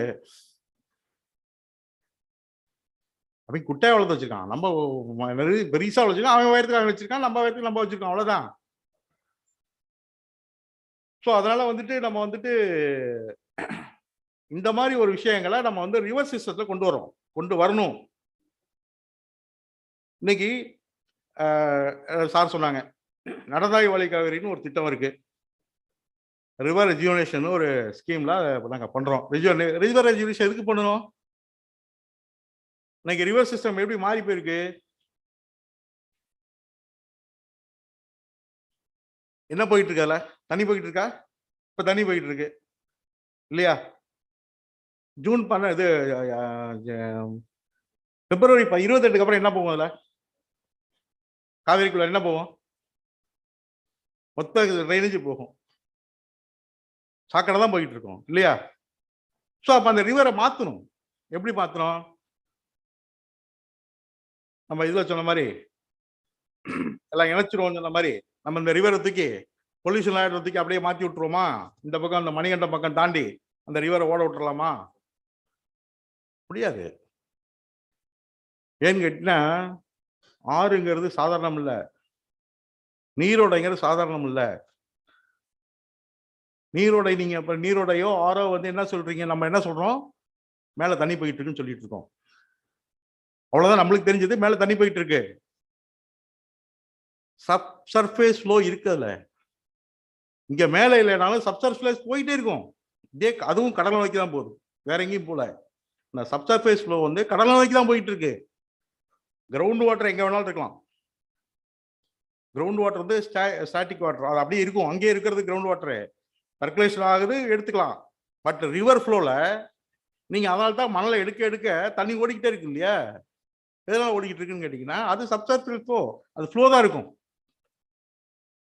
நீங்க ஒரு ரொம்ப ஆழத்துல ஒரு 20 அடி ஆழத்துல பறிச்சு விட்டுட்டு ஒரு ஒரு 100 மீட்டருக்கு பறிச்சு விட்டீங்கன்னு வச்சுங்க, ஃப்ளோ போயிட்டு இருக்கும், நிக்காது. ஃப்ளோ நிக்கிறது கிடையாது, ஓடும். ஆறுகள்ங்கிறது நீர்நிலைகள்ங்கிறது சாதாரணம் இல்லை. அதை பாதுகாக்க வேண்டிய கடமைகள் எல்லாத்துக்கும் இருக்கு. நம்ம கெடுத்ததுக்கு இப்ப நம்ம வந்து என்ன பண்றோம் கேட்டீங்க, நம்ம சரி பண்ண முடியலன்றத கவர்மெண்ட் சரி பண்ணிட்டு இருக்கு, நம்ம தெல்ல கடன் வைக்குது இல்லையா? நேற்று நியூஸ் பேப்பர்ல பார்த்தேன், யாரோ ஒருத்தர் இந்த தமிழ்நாட்டில் வந்து கடன் தொகை வந்து ஒரு ஆளுக்கு ஒரு தலைக்கு 1,09,000 வந்துருச்சு. நான் கஷ்டப்பட்டு சம்பாரிச்சு சேர்த்து 1,09,000 கொடுத்துருக்குறேன். நியூஸ்ல வந்திருக்கு. 1,09,000 நான் கட்டிட்டேன், அனுப்பிச்சிட்டேன், உங்களுக்கு கவர்மெண்ட்டுக்கு அனுப்பிச்சிட்டேன், தயவு செஞ்சு என் கடன் பேர்ல என்ன நீக்கிடுங்க.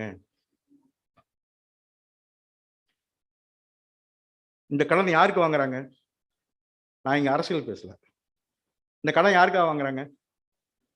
கவர்மெண்ட்டுக்கு வாங்குறாங்களா? யாருக்காக வாங்குறாங்க? நமக்காக நினைச்சுக்கணும்.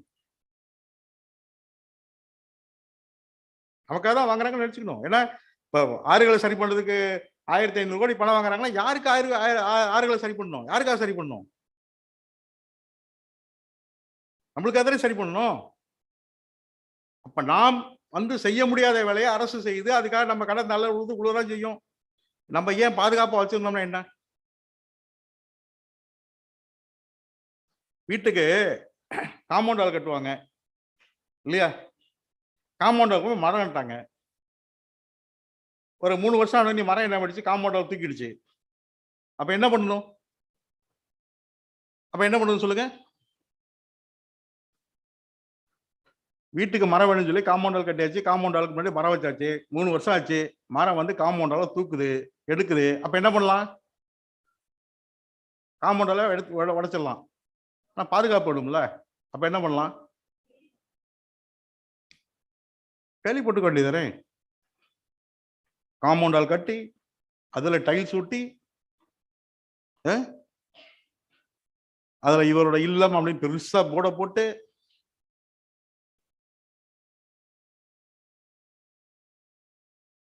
மரத்தை வெட்டுக. என்ன ஆயிட போகுது மரத்தை வெட்டினா? ஏசி போட்டாலும் வீட்டுல கரண்ட் பில்லு கட்டணும், ஏறிச்சு, கரண்ட் பில் ஏறிடுச்சுன்னு சத்தம் பண்ணும்.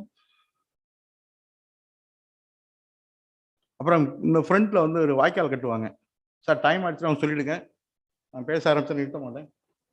அடுத்த ரிசோர்ஸ் பர்சன் சொல்லிடுங்க, கொஞ்சம் முன்னாடி சொல்லிடுங்க. ஏன்னா கேட்கறவங்க எல்லாம் எனக்கு பேசிக்கிட்டே இருப்பேன்.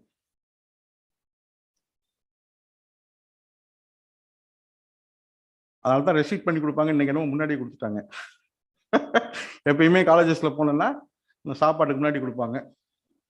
ஏன்னா இப்போ எய்த்தாப்புல உட்காந்துருக்கவங்களால முடியாது, பேச்சை கேட்பாங்க. ஆனால் பட் அவங்க பசியெல்லாம் முடியாது, நம்மளே பார்த்துட்டு வெளியே எந்திரிச்சு போயிடணும். இன்னைக்கு என்னமோ ஃபர்ஸ்ட் செஷன் கொடுத்துட்டாங்க. அடுத்த ரிசோர்ஸ் தான் கொஞ்சம் சொல்லிடுங்க சார். என்ன சொல்ல வந்தேன்? அதுக்குள்ளார மாத்திட்டேன். வாய்க்கால், ஒரு வாய்க்கால், சின்ன வாய்க்கால் ஒன்று விடும். அது எதுக்கு ஓடுது? அந்த வாய்க்கால் எதுன்னு சொல்லி கட்டுறாங்க தெரியுமா உங்களுக்கு? என்ன கட்டுறாங்க? ஸ்ட்ராங் வாட்டர் ட்ரெயின் தான் இன்னைக்கு பேர்ல இருக்கு. ஸ்ட்ராங் வாட்டர் ட்ரெயின் அப்படின்னா என்ன அர்த்தம்? மழை பெஞ்சா தண்ணி போறதுக்கான வழி. இன்னைக்கு அப்படியே பண்ணிருக்கோம் நம்ம. நீங்க நம்ம அப்படி பண்ணிருக்கோமா? வாய்க்கால்லாம் அதான் போயிட்டு இருக்கா? மழை தண்ணி மட்டும் தான் போதா? வீட்டில் உள்ள சாக்கடை எல்லாத்தையும், அதாவது முன்னாடிலாம் செப்டி டேங்க் போட்டு வீடை கட்டி வச்சிருந்தாங்க. செப்டி டேங்க் மிஞ்சி போற தண்ணி, அதாவது அதுல இருந்து எஃப்ளூயன்ட் சொல்லுவோம். இன்ஃப்ளூயன்ட், எஃப்ளூயன்ட் மட்டும் தான் வெளில போயிட்டு இருந்துச்சு. அதுல போயிட்டு இருக்கும், கொஞ்சமா போயிட்டு இருக்கு. இன்னைக்கு அதெல்லாம் கிடையாது. செப்டி டேங்க் க்ளோஸ் பண்ணிட்டு டைரக்டா டாய்லெட்ல இருந்து அப்படியே டைரக்ட் லைனே கொடுத்து போட்டுற வேண்டியது. தெருவில் ஒரு மழை பெஞ்சுன்னு வச்சுக்கோங்க, உடனே சொல்லுவோம் வாய்க்காலை தூரிடு, வாய்க்காலை வந்து சரி பண்ணல, வாய்க்கால் வந்து டெய்லி எடுக்க மாட்டேன்றாங்கன்னு. எப்படி எடுப்பாங்க? அவனும் மனுஷன் தானே. இன்னைக்கு சட்டம் வந்துருச்சு பாத்தீங்களா? மனித கழிவுகளை மனிதனை அகற்றுவதற்கு தடை வந்துருச்சா இல்லையா? இந்த சின்ன விஷயம் தான் இங்க போகுது. இதுல போற சாக்கடை தண்ணி மொத்தமும் ரிவருக்கு போகுது, ரிவர் சிஸ்டம் கெட்டு போகுது, ஈகோ சிஸ்டம் கெட்டு போகுது. இன்னைக்கு நம்மளுக்கு வந்து மீன் கிடைச்சது, ஆத்து மீன்லாம் கிடைச்சது. ஒரு காலத்துல ஆத்து மீன் கிடைச்சது, நல்ல மீனா கிடைச்சது. இப்ப இந்த சீசன் டைம்ல மீன் வாங்கி சாப்பிடலாம், ஆத்து மீன் வாங்கி சாப்பிடலாம், இல்ல மற்ற இடத்துலாம் கடல் மீன் தான் வாங்கி சாப்பிடுறோம். அங்கேயும் போச்சு, கடலும் போயிடுச்சு. இன்னைக்கு கடல்ல இருந்து 4 கிலோமீட்டருக்கு பொல்யூஷன் ஆயிடுச்சுன்றாங்க. 4 கிலோமீட்டர் டிஸ்டன்ஸுக்கு பொல்யூஷன் ஆயிடுச்சு. அங்கேயும் கடலும் பொல்யூஷன் ஆயிடுச்சு. அங்கேயும் விட்டு வைக்கல நம்ம. இதுல ஒரு திட்டம் போட்டாங்க, ஒரு 8 வருஷத்துக்கு முன்னாடி ஒரு திட்டம் ஒன்று போட்டாங்க. திருப்பூர்ல இருக்கிற சாய கழிவுகளை பைப் லைன் போட்டு கொண்டு போய் கடலை விடுறதுன்னு. இங்க இருக்கிறதெல்லாம் வீணாக்கி முடிச்சாச்சு, அடுத்தாப்புல அங்க போய் வீணாக்கு. இன்னைக்கு பொல்யூஷனை பத்தி நம்ம பேசுறப்ப ரிவர் சிஸ்டம் பாருங்க. அந்த பொல்யூஷன் கண்ட்ரோல் போர்டு 2018 ஒரு நோட்டிபிகேஷன் கொடுத்தாங்க, ப்ரியாரிட்டி லிஸ்ட் ஒன்று கொடுத்தாங்க. அந்த லிஸ்ட்ல எடுத்து பாருங்க, நொய்யல் ரிவர் இருக்காது. நொய்யல் ரிவர் பேரே விட்டுட்டாங்க. காவேரியில 3.3 பிஓடி இருக்கு, 6.2 பிஓடி இருக்குன்றான். சரபாங்கா ரிவர்ல 330 62ல இருந்து 300 வரைக்கும் இருக்குங்கிறான் பிஓடி. பவானி ரிவர்ல 6.6 இருக்குங்கிறான். தாமிரபரணில இருக்குங்கிறான் பொல்யூஷனு. நொய்யலை விட்டாங்க. நொய்யல் அப்ப பொல்யூஷன் இல்லையா? இந்தியா ஃபுல்லா 362 ரிவர்ல என்னமோ பொல்யூஷன் இருக்குன்னு சொல்லியிருக்கான். ஆனா நொய்யல் ரிவர்ல மட்டும் பொல்யூஷன் இல்ல, காமிக்கல. ஏன்? Already dead river. அது ஆல்ரெடி டெட் ரிவர். நொய்யல் வந்து டெட் ரிவர். 83ல கல்லூரி இது பால்டைனிங் படிப்பை முடிச்சுட்டு 20ஆம் தேதி முடிச்சு 21ஆம் தேதி வேலைக்கு போனாங்க. அருமையான ப்ராஜெக்ட். நம்மளும் போய் தண்ணியை கொண்டு வந்து டேம்ல கொண்டு வந்து விட்டு டேம்ல இருந்து பாசனத்துக்கு கொடுக்க போற வேலையில போய் சேர்ந்துட்டோம் சொல்லி போய் உட்காந்து வேலையை பார்த்துக்கிட்டு இருந்தேன். ஒரு பெரிய டேம் ஒன்று கட்டுறாங்க, போறாங்க வராங்க, நாங்களாம் சுத்தி அடிச்சு எல்லா டேம்ல போய் நின்று வேலையை சரியா செய்ய, காங்கிரீட்டை கரெக்டா போடு, சிமெண்ட்டை கரெக்டா போட்டு வேலையெல்லாம் வாங்கணும். அந்த வேலை முடிஞ்சிருச்சு. ஆனா ஒரு சொட்டு கூட தண்ணி நீத்து அதை வந்து விவசாயத்தை எடுக்க முடியல. அந்த என்டையர் ப்ராஜெக்டே க்ளோஸ்ட். தெரியும், எல்லாத்துக்கும் தெரிஞ்சுக்க மாட்டதில்லை. நொய்யல் ரிசர்வாயர் ஸ்கீம்னு ஒரு ஸ்கீம் ஒன்று இருந்துச்சு. அதுல வந்து நொய்யல்ல ஒரு டேம், சென்னிமலை பக்கத்துல ஒரு டேமு, அதுக்கப்புறம் அதுல இருந்து குப்பகொண்டான வளர்ச்சி ஒரு டேமு, அதுல இருந்து டிஸ்ட்ரிபியூஷன் கெனால்ஸு, கரூர் டிஸ்ட்ரிக்ட் எல்லாம் பாசனம் விளைஞ்சிடும், அப்படியே பயங்கரம் விளைஞ்சிடும் ரிவர்ல. நாங்க அந்த ஒரு சொட்டு தண்ணியை கூட எடுக்க முடியல அந்த ரிவர்ல, இதுல இருந்து டேம்ல இருந்து ஒரு சொட்டு தண்ணி கூட எடுக்க முடியல. கம்ப்ளீட்டா பொல்யூட் ஆகி அப்படியே நிக்குது, ஃபுல்லா நிக்குது. எந்த நேரம் நிற்கும். என்ன பண்ணுவாங்கடா, ஹெவியா மழை பெஞ்சு அடிச்சு நவுத்து எடுத்துட்டு ஃப்ளட் வருதுன்னா திறந்து விட்டுருவாங்க. அதுவே என்னாச்சுன்னு கேட்டீங்கன்னா 96 நினைக்கிறேன், 97ல ஒரு கலெக்டர் சொன்னாராம், அந்த தண்ணியை திறந்து விட்டுருக்கேன்ட்டாரு. அவருக்கு என்ன தெரியாதா, அந்த டேம்ல எதுக்கு தண்ணி உள்ள தேக்கி வச்சிருக்கீங்க, எல்லாம் பொல்யூஷன் ஆகி பொல்யூஷன் சொல்றாங்க, நீ திறந்து விட்டுருக்கேன்ட்டாரு. எங்க ஒருத்தர் திறந்து விட்டாரு. கலெக்டர் சொல்றாரு, கலெக்டர் சொன்ன திறந்து விட்டாரு. அடுத்த 2 நாள்ல பாத்தீங்கன்னா பேப்பர் ஃபுல்லா, எல்லா பேப்பர்லயும் இதான் ஃபர்ஸ்ட் ஹெட்டிங் நியூஸ். என்ன கேட்டீங்கன்னா, ஆடுகள் இறந்தன, மாடுகள் இறந்தன அப்படின்னு சொல்லிட்டு மனிதர்கள் அரிப்போதுன்னு சொல்லி காவிரியில சுத்தமா காவிரியில பிரச்சனை, பெரிய பிரச்சனை ஆயிடுச்சு. சீசன் இல்லாத டைம்ல மேட்டூர் திறக்கிறதே கிடையாது. 1000 கனடிக்கு மேல எந்த காலத்தையும் கிடையாது. அந்த ஒரு வருஷம் மட்டும் சீசன் இல்லாத டைம்ல 10,000 கனடி மேட்டூர் திறந்து இதை டைல்யூட் பண்ணாங்க. இந்த வாட்டர் டைல்யூட் பண்ணாங்க. காவிரி ஆறு முழுக்க போலீஸ் இருந்துச்சு. எங்க இருந்து நொய்யல் எங்க வந்து காவிரி ஆத்துல விழுதோ அங்க இருந்து திருச்சி வரலும் போலீஸ் இருந்துச்சு. Complete police. 10 அடிக்கு ஒரு போலீஸ் நிக்கிறாங்களா அவங்க சிஎம் வரும்போது, அந்த மாதிரி இருந்தாங்க. என்னன்னு கேட்டா, எவனையும் ஆத்துல இறங்க விடக்கூடாது. ஆடு மாடு செத்துச்சுன்னா கவலை இல்ல, மனுஷன் திருப்பி என்ன பண்றது சொல்லி பயந்துக்கிட்டு ஒருத்தவங்கள இறக்க விடல. எனக்கு தெரியும் 15 நாள் நான் கருதுல உட்காந்துருக்கேன், டெஸ்ட் பண்ணிக்கிட்டு, வாட்டர் டெஸ்ட் பண்ணிக்கிட்டு, இது குறைஞ்சுதா குறைஞ்சுதா குறைஞ்சுதா குறைஞ்சான்னு பார்த்துட்டு உட்காந்துருக்கோம்.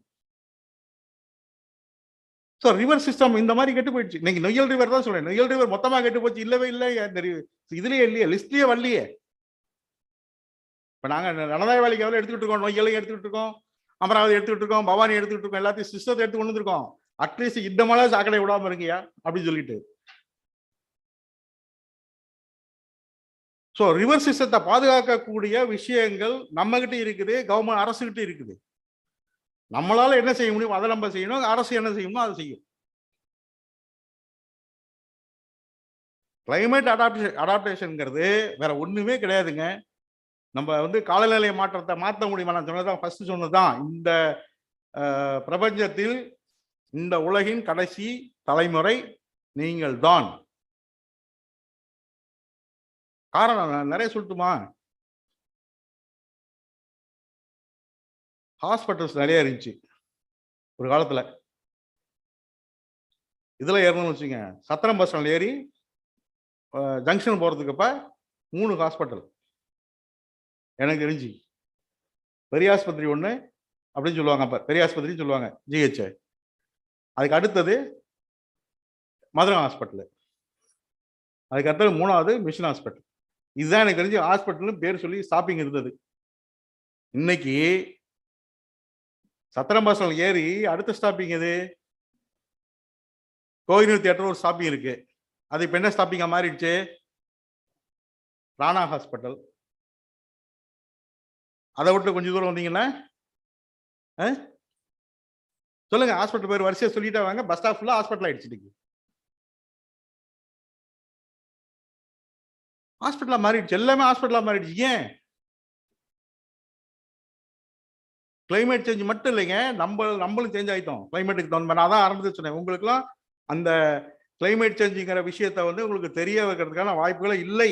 ஏன்னு கேட்டா, நீங்க இன்னைக்கு இருக்கிறதா வாழ்க்கை. உங்களோட வாழ்க்கை வந்து இன்னைக்கு தான். நீங்க பிறந்த நிலையில இருந்து ஆர்வ வாட்டர் தான் குடிக்கிறீங்க.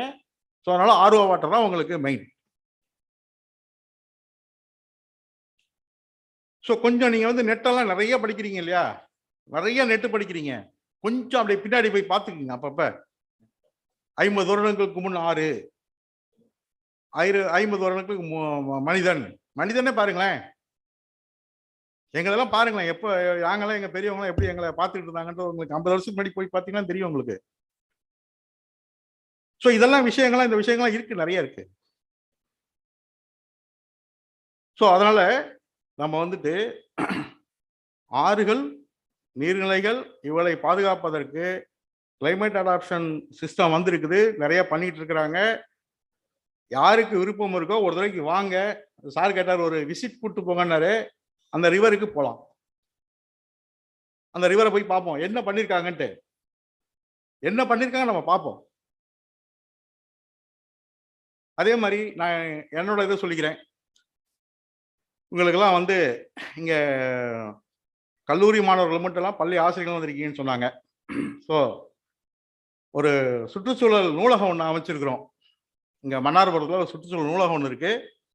நூலகத்தில் வந்து ஒரு 600 புத்தகங்கள், முழுக்க சுற்றுச்சூழல் சம்பந்தப்பட்ட புத்தகங்கள், குழந்தைகளுக்கானது இருக்கு, பெரியவங்களுக்கானது இருக்கு, சப்ஜெக்ட் வைஸ் இருக்கு, பயோடைவர்சிட்டில இருந்து எல்லாமே இருக்குது. ஸோ அதை யூஸ் பண்ணிக்கிங்க. ஒரு செமினார்ஸ் ஒன்று வச்சிருக்கோம், செமினார் ஹால் ஒன்று இருக்கு. அங்கே ஒரு 40 பேருக்கு உட்காந்து செமினார் பார்க்குற அளவுக்கு வச்சிருக்கோம். அடிக்கடி செமினார் நடத்துவோம், அதுக்கு கலந்துக்குங்க. ஸ்கூல் ஸ்டூடெண்ட்ஸ் வந்து கூட்டுவாங்க. எக்ஸிபிஷன் சென்டர் ஒன்று வச்சிருக்கோம். குழந்தைகளுக்கு நல்ல ஒரு சுற்றுச்சூழலை பற்றி தெரிவதற்கான ஒரு இடம் இருக்குது. அதையும் கொண்டு வந்து காமிங்க என்று கேட்டுக்கொண்டு, எனக்கு இன்னும் நிறைய இருக்கு, ஆனால் அதுக்கெல்லாம் நேரம் இல்லை. இன்னொரு நாளைக்கு வாய்ப்பு கிடைக்கும் போது நம்ம திருப்பி பேசிக்கிட்டே இருப்போம். ஏன்னா இது சப்ஜெக்ட் வந்து சின்ன சப்ஜெக்ட் இல்லை, இது பெரிய சப்ஜெக்ட். ஏன்னா தொடர்ந்து பேச வர்றவங்களும் இதை பற்றி தான் கண்டினியூ பண்ண போறாங்க அப்படியே.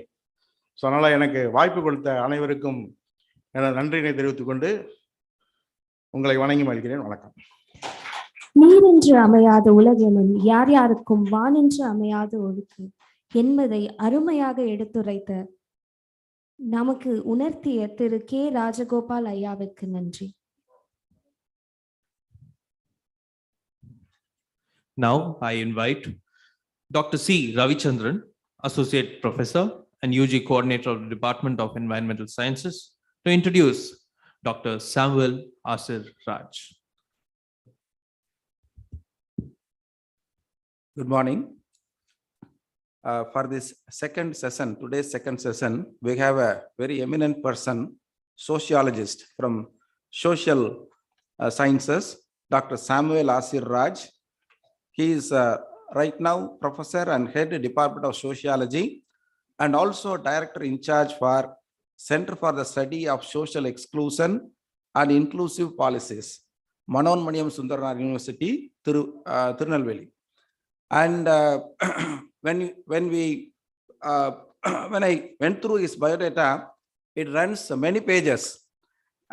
Anyhow, I'll just give a brief introduction. He has a teaching and research experience of about 3 decades, and his areas of specialization and also research interest are environmental sociology, human rights, migration, labor issues, and diaspora studies. And he has published several articles and more than 80 papers. And also, he is a recipient of many awards and many grants he received from several agencies, which runs to several lakhs. A total amount runs to several lakhs, and he has received grants from 10 different agencies, and he is holding professional positions in many different bodies of university and other bodies, international and national bodies. And is offering consultancy services to various agencies like Akava and SOC from Finland, and UNI Global Union Switzerland, World Bank South Asian Regional Unit, and Center for Social Concern Hatton, Sri Lanka, and from one agency from Malaysia, and here related to environment for Tamil Nadu Forest Department, District Rural Development Agency, and also is a honorary environmental consultant for People's Watch, Madurai, and honorary environmental consultant for Federation of Consumer Organization, FedCard Tamil Nadu. And as I told you, he is holding several positions in various professional bodies, and he received Rotary Certificate Appreciation for preserving environment from Rotary RI District 3212. And he organized many seminars and conferences, and he achieved significantly. That is, he made 2 documentaries, Death of a River, a film of human rights, and also in Green Lies Our Unity, and also received a travel grant from Lab Socio of Center for Sociological Studies, Faculty of Social and Political Sciences, University of Indonesia, to present an invited lecture. And he is associating with many extension work, and especially is promoting values of humanism among students. And he organized several health camps at villages in collaboration with Aravind High Hospital, Tirunelveli, and also is working with Rajendra Singh, the waterman of Rajasthan. Rajendra Singh is the waterman of Rajasthan, to promote environmental values and to protect the only flowing river in Tamil Nadu, that is Tamirabarani River. And he is collaborating with Van Mugilan NGO and working on issue of female migrant laborers. And he was also instrumental in cleaning a lake in Tirunelveli with Rotary International, and he is a core group member of the Kalakad Mundandurai Tiger Reserve Management Group. And he was instrumental in starting many village forest committees, and also he assisted in forest management issues. So yes, suppose if I would read the entire biodata, it will take, I think, maybe 30 minutes. So I don't want to stand between Samuel Asir and yourself. So over to Samuel Asir, and I call him Sam because we were contemporaries in JNU. I'm very happy to introduce him to you. So over to Sam. Thank you. I request Dr. C. Ravichandran to please hand over the memento to Dr. Samuel Lassarraj.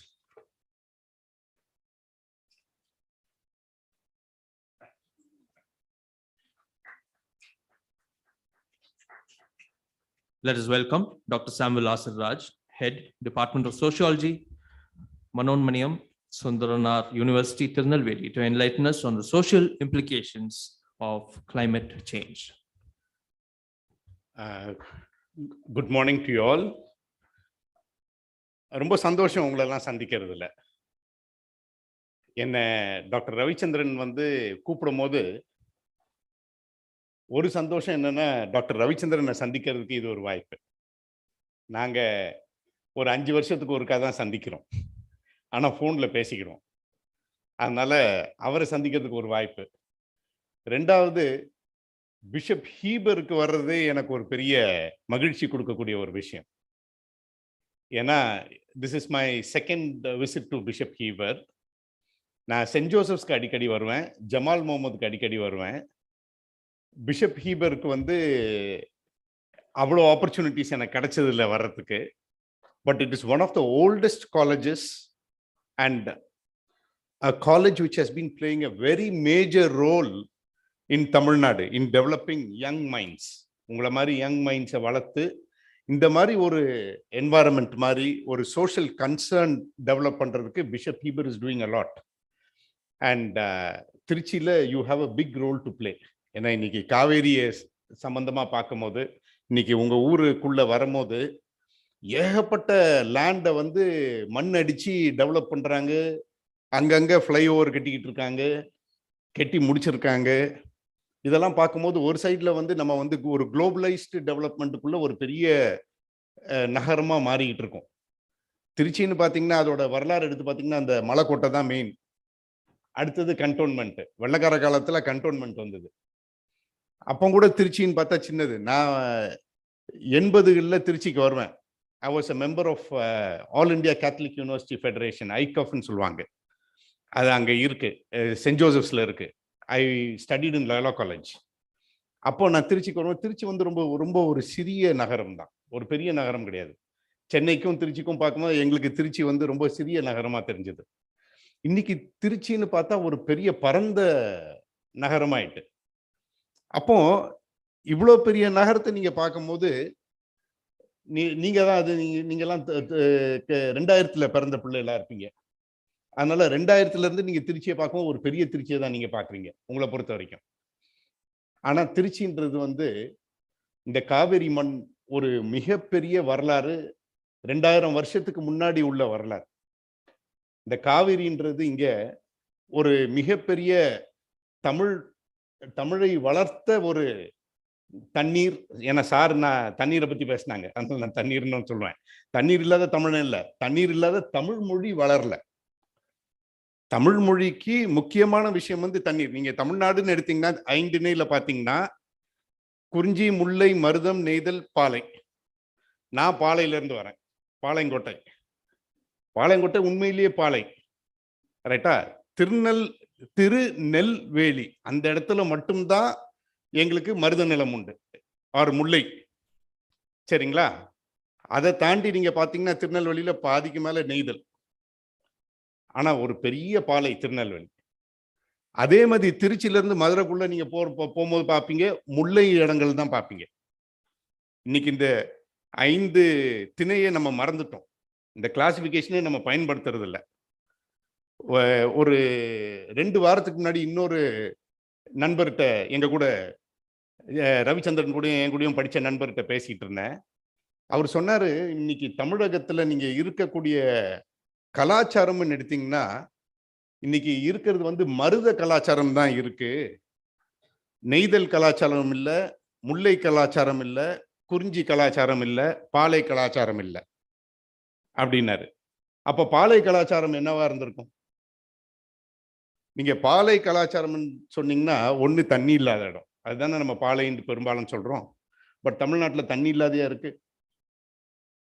நான் ராஜேந்திர சிங்ன்ட்டு Magsaysay award winner, Ramon Magsaysay award winner. அது that is the alternate Nobel prize அப்படின்னு சொல்லுவாங்க. It is named after the Philippines president Ramon Magsaysay. அந்த award வாங்கின ராஜேந்தர் சிங் ராஜஸ்தான்ல, ராஜஸ்தான் உங்களுக்கு தெரியும் பாலைவனம், அங்க தண்ணி உண்டாக்குனார். பாலைவனத்துல எப்படி தண்ணி உண்டாக்க முடியும்?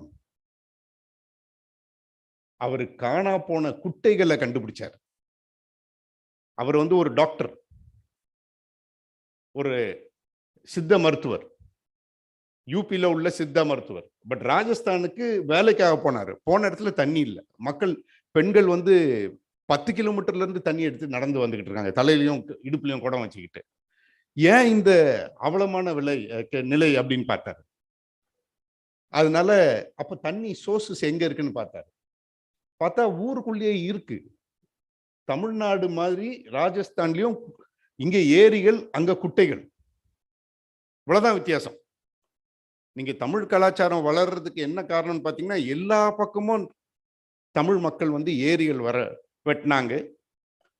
ஏரிகளை வெட்டி காப்பாத்தினதுனால தமிழ் மொழி, தமிழ் கலாச்சாரம் காப்பாற்றப்பட்டது. தமிழ் கலாச்சாரம் இங்கிருந்து இலங்கைக்கு போச்சு, இலங்கையிலிருந்து மலேசியா போச்சு, கெடாரம் போச்சு, கெடாரத்திலிருந்து இந்தோனேஷியா போச்சு, வியட்நாம் போச்சு, கம்போடியா போச்சு. நான் தாய்லாந்து, இந்தோனேஷியாலாம் போயிருக்கேன். அந்த மொழியை பார்த்தா ரொம்ப வித்தியாசமா தெரியும். நம்ம மொழிக்கும் அவங்களுக்கும் சம்பந்தமே இல்லாத இருக்கு மாதிரி தெரியும். பட் தமிழ் வார்த்தைகள் நிறைய இருக்கு. தாய்மொழியில, வியட்நாம் மொழியில, கம்போடியா மொழியில. அவங்க எழுத்தே கிரந்த எழுத்து, பல்லவ கிரந்த எழுத்து. ஸோ அப்போ நீங்க பாத்தீங்கன்னா தமிழ் வந்து வளர்ந்து அவ்வளவு தூரம் போயிருக்கு. அது எங்க இருந்து போச்சுன்னு பாத்தீங்கன்னா, இந்த திருச்சி தஞ்சாவூர்ல இருந்து தான் போச்சு. அப்ப எந்த அளவுக்கு நம்ம திருச்சியை காப்பாற்றணும்னு பாத்துக்கிடுங்க. இன்னைக்கு திருச்சிக்குள்ள வரும்போது பார்த்தா டெவலப்மெண்ட்ன்ற பேர்ல we are destroying water sources. ஏன்னா இந்த ஃப்ளைஓவர்ஸ் கட்டியிருக்க இடம்லாம் பார்க்கும்போது பாதி இடத்துல இதுக்கு முன்னாடி ஏரிகள் இருந்த இடமா தெரியுது, எனக்கு குட்டைகள் இருந்த இடமா தெரியுது. அதெல்லாம் மூடிட்டு இப்போ பஸ் ஸ்டாண்ட் ஆக்கிட்டோம், டிஸ்ட்ரிக்ட் கோர்ட் ஆக்கிடுறோம், போஸ்ட் ஆஃபீஸ் ஆக்கிடுறோம், ஹாஸ்பிட்டல் ஆக்கிடுறோம்.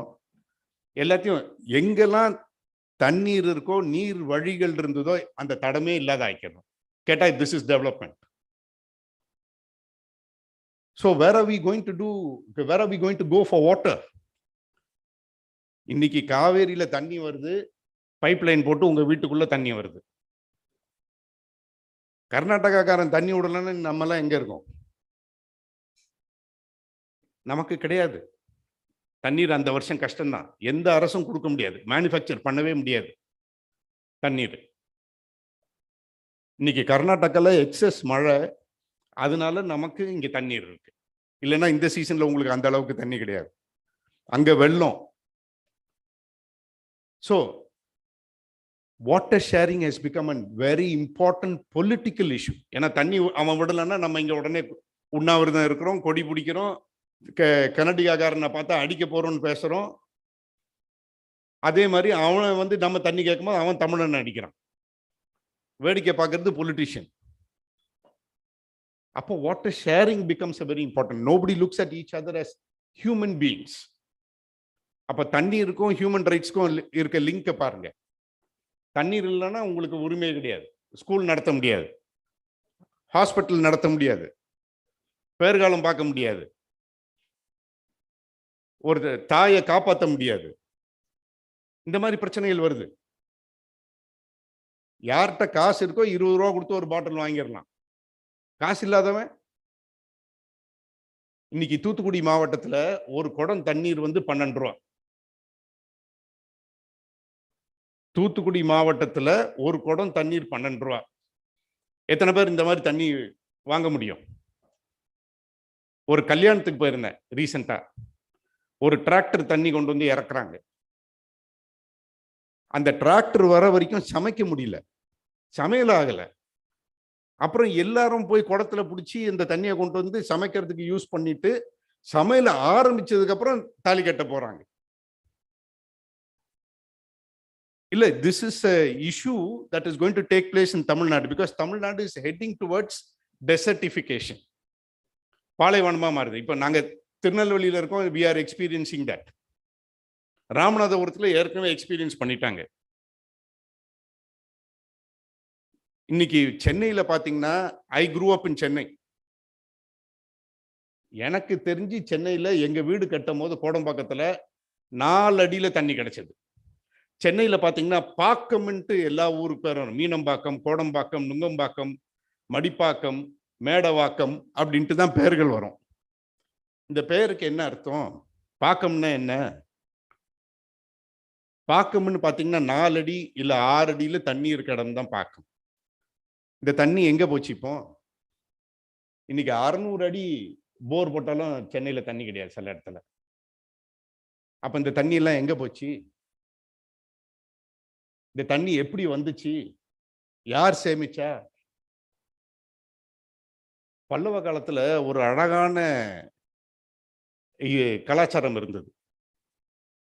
பாக்கங்கள் உருவாக்குறது.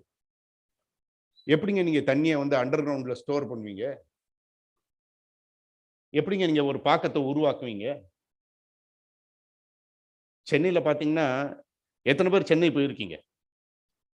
எத்தனை பேர் சென்னையில வாழ்ந்திருக்கீங்க? ரொம்ப கொஞ்சம் பேர் தான் வாழ்ந்திருக்கீங்க. எக்மோர் ஸ்டேஷன் எத்தனை பேர் போயிருக்கீங்க? ரைட்டு. எக்மோர் ஸ்டேஷன் பக்கத்துல செக்போர்ட் ஸ்டேஷன் இருக்கு தெரியுமா? அங்க ஒரு சின்ன குளம் பார்த்துருக்கீங்களா யாராவது? கீழ்பாக் மெடிக்கல் காலேஜுக்கு ஒட்டி ஒரு சின்ன குளம் இருக்கும் சார், நீங்க பார்த்துருப்பீங்க. அது ஒரிஜினலா அந்த குளத்துக்கு பேர் என்ன தெரியுமா? இன்னைக்கு குளம்னு சொல்றோம், அதுக்கு ஒரிஜினல் பேர் என்ன தெரியுமா? பெரிய ஏரி, மயிலாப்பூர் பெரிய ஏரி. இன்னைக்கு அந்த ஏரியில நுங்கம்பாக்கம் ஸ்டேஷன் இருக்கு, மாம்பழம் ஸ்டேஷன் இருக்கு. அந்த பெரிய ஏரியை மூடி லயோலா காலேஜ் வந்துருச்சு, நுங்கம்பாக்கம் ஸ்டேஷன் வந்துருச்சு, டி நகர் வந்துருச்சு, பனங்கல் பார்க் வந்துருச்சு, மாம்பழம் ஸ்டேஷன் வந்துருச்சு. மாம்பழம் ஸ்டேஷன் பக்கத்துல நீங்க போனீங்கன்னா ஸ்பெர் டேங்க் ரோடுன்னு வச்சிருப்பான். வள்ளுவர் கோட்டத்துக்கு முன்னாடி டேங்க் பண்ட் ரோடுன்னு வச்சிருப்பான். எங்க இருக்கு டேங்க்? ஏரி காணா போயிட்டு. பல்லாவரத்துல இருக்க ஏரி இப்ப காணா போயிட்டு இருக்கு டெவலப்மெண்ட்ன்ற இதுல. திருச்சியும் அதே மாதிரிதான். சோ என்னை பொறுத்த வரைக்கும் இன்னைக்கு வந்து நம்ம கிருஷ்ணா நதி நீரை வந்து சென்னைக்கு கொண்டு வரோம். 1600 கோடி இந்த வருஷம் கொடுக்குறாங்க ஆந்திரா கவர்மெண்ட்டுக்கு, அந்த கெனாலை சீரமைச்சு இன்னும் கொஞ்சம் பெட்டரா கொண்டு வர்றதுக்கு தமிழ்நாடு அரசு கொடுக்குது. நியூஸை வாசிக்கும் போது தான் தெரியுது நமக்கு இதெல்லாம். அப்படி பார்க்கும்போது தண்ணீர் வந்து இன்னைக்கு காணா போயிட்டு இருக்கு ஒரு பக்கத்துல.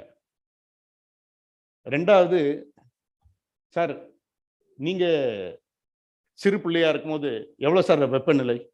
நீங்க திருச்சிக்காரரா? எவ்வளவு சார் வெப்பநிலை திருச்சியில மே மாசத்துல எவ்வளவு சார் இருக்கும்? 34, 35. சென்னையில 32. மிஞ்சி போனா மேடம் சொன்ன மாதிரி 2 நாள் இருக்கும் 32. அந்த 28 தாண்டின உடனே சாயங்காலம் கண்டிப்பா மழை பெய்யும். கன்வென்ஷனல் ரெயின்ஃபால் இங்கிலீஷ்ல சொல்லுவோம். அந்த கடல் காற்று ஒரு குளுமையான காற்று அடிக்கும், மழை பெய்யும், மண் வாசனை வரும் சென்னையில. அப்பெல்லாம் யாருக்குமே இந்த ஃபேனை போட்டு இந்த ஏசியை போட்டு தூங்கணும்னு அவசியமே இல்லை. சாயங்காலம் ஆயிட்டுனா எல்லாருமே, எங்க வீட்டுல எல்லாம் ஃபேன் கிடையாது. அப்பெல்லாம் ஒரே ஒரு பல்பு தான், ஒரு மஞ்சள் கலர் பல்பு தான் வீட்டுல, 40 வாட் பல்பு. அது 12 ரூபா. எங்க அப்பாவுக்கு சம்பளம் வந்து 78 ரூபா. 12 ரூபா பல்பு உடஞ்சிச்சுன்னா அதோட ஃபியூஸ் ஆயிட்டுனா வாங்குறதுக்கு யோசிப்பாரு. இன்னைக்கு என் பையன்ட்ட 500 ரூபா கொடுத்தன சில்லற அப்படின்னு, சில்லறையா எதுக்குப்பா அப்படின்றான். 500 ரூபாய் இப்படி போயிருது. பட் அன்னைக்கு 12 ரூபாய்க்கு நாங்க அவ்வளவு கஷ்டப்பட்டோம். பட் அந்த 12 ரூபா வழக்குல தான் நாங்க படிச்சோம் பள்ளிக்கூடத்துக்கு போகும்போது. ஏன்னா 32 டிகிரி வந்துச்சுன்னா 2 நாள் வரும், உஷ்ணமா இருக்கும், கொஞ்சம் குளிக்கிறதுக்கு தண்ணி. அப்பெல்லாம் எல்லாருக்கும் கூட்டு குடிநீர் திட்டம் மாதிரி ஒரு கிணறு இருக்கும், அதுல இருந்து மோட்டர் போட்டு எங்க வீட்டு பக்கத்துல. நான் வாழ்ந்தது லயோலா ஸ்டாஃப் குவார்டர்ஸ், லயோலா காலேஜோட ஸ்டாஃப் குவார்டர்ஸ்ல தான் நான் பிறந்தேன் வளர்ந்தேன். ஓகே, அங்கெல்லாம் ஒரு மோட்டர் போடுவாங்க, தண்ணி வரும். 2 வேளை தான், 1 மணி நேரம் ஓடும் மோட்டர். ஒரு நாளைக்கு 2 மணி நேரம் ஓடும். கிட்டத்தட்ட 46 வீடுகளுக்கு அந்த தண்ணி வரும். அதுல சாயங்காலம் லேசா குளிச்சிட்டோம்னா போதும், நல்லா தூங்கிடலாம். இன்னைக்கு குளிச்சாலும் தூங்க முடியல, ஏசியை போட்டாதான் தூங்க முடியுது. ரவிச்சந்திரனுக்கு தெரியும், டெல்லியில நாங்க 2 பேர் படிக்கும் போது சம்மர்ல வந்து we used to have 42 degrees 43 degrees in Delhi in the 80s and 90s. இன்னைக்கு டெல்லியில 52 டிகிரி போகுது. ஒரு வாரம் 52 டிகிரி நிக்குது. அதுக்கு தான் நாங்கெல்லாம் தமிழ்நாட்டை நோக்கி ஓடி வந்துட்டோம். இல்லைன்னா டெல்லியிலே இருந்திருப்போம். ரைட்டுங்களா? அந்த கிளைமேட் எங்களால தாங்க முடியல. 42 டிகிரி எங்களால தாங்க முடியல. அதனாலதான் நான் தமிழ்நாடு தேர்ந்தெடுத்து ஓடி வந்துட்டேன். அண்ட் தமிழ்நாட்டில் மெட்ராஸ்ல என்னால வாழ முடியாதுன்னு சொல்லி நான் திருநெல்வேலியில் போய் ஜம்முன்னு வாழ்ந்துட்டு இருக்கேன். ஏன்னா there is so much of heat being generated இன்னைக்கு, radiation. இந்த ஹீட் வந்து 1970s 1980s கிடையாது. But 1991 Indian government talks about development of India, liberalisation. இந்தியாவில் வந்து வெளிநாட்டு கம்பெனியை குளோபலைசேஷன் ப்ராசஸ்ல வெளிநாட்டு கம்பெனியை உள்ள கொண்டு வருவோன்றாங்க. உள்ள கொண்டு வந்து புது மேனுஃபேக்சர், புது கைண்ட் ஆஃப் இண்டஸ்ட்ரீஸ் கொண்டு வரணும்ன்றாங்க. புது கைண்ட் ஆஃப் இண்டஸ்ட்ரீஸ் கொண்டு வரணும்ன்றாங்க. அந்த பீரியட்ல இருந்து பாத்தீங்கன்னா டெவலப்மெண்ட் வந்து is very fast and environmental changes are very high. Thank you. Environmental changes are very high. The climate change takes place. வெப்பநிலை கூடுது. இன்னைக்கு வந்து திருநெல்வேலி 42 டிகிரிஸ் போகுது சம்மர்ல. 42-44 டிகிரிஸ் போகுது. அப்ப திருச்சி எவ்வளவு தூரம் போகுது? திருச்சி மதுரையா இன்லாண்ட். எங்களுக்கு வந்து இதுல இருந்து பே ஆஃப் பெங்கால்ல இருந்து காத்தடிச்சிடும். சாயங்காலம் ஆச்சுன்னா கூல் ஆயிரும். பட் உங்களுக்கு அப்படி ஆறுது இல்லை. So all these places are getting hotter. If it's getting hotter, what happens to human beings? What happens to water? தண்ணி simply evaporates. இன்னைக்கு நீங்க 4 நாளைக்கு ஒரு மரத்துக்கு தண்ணி விடலன்னா அந்த இலை சுருங்கிருது, அது அப்படி இதாயிருது. எனக்கு தெரிஞ்சு தமிழ்நாட்டில் இது நடந்ததே கிடையாது. எனக்கு தெரிஞ்சு 80களில் நான் தமிழ்நாட்டில் நிறைய சுத்தினேன். பிஏ படிக்கும்போது தமிழ்நாட்டை ஃபுல்லா சுற்றுவேன். இந்த ஐகஃப்ல இருந்தேன்னு சொன்னாங்களே, இந்த ஐகஃப்ல வந்து என்னை வந்து பெங்களூர் டு கன்னியாகுமரி ரெகுலரா வீக்கெண்ட்ஸ்ல கூட்டிட்டு போவாங்க, சாமியாருங்க கூட்டு போவாங்க. I had that opportunity to visit Tamil Nadu fully. So அப்போ பார்த்தேன் இந்த மாதிரி நடந்ததே கிடையாது. இன்னைக்கு 4 நாள் தண்ணி விடலைன்னா மரம் பட்டு போறதுக்கு ஆரம்பிக்குது. அதுல இருக்க பழங்கள் கீழே விழுது, இலைகள் கீழே விழுது. So Tamil Nadu is changing.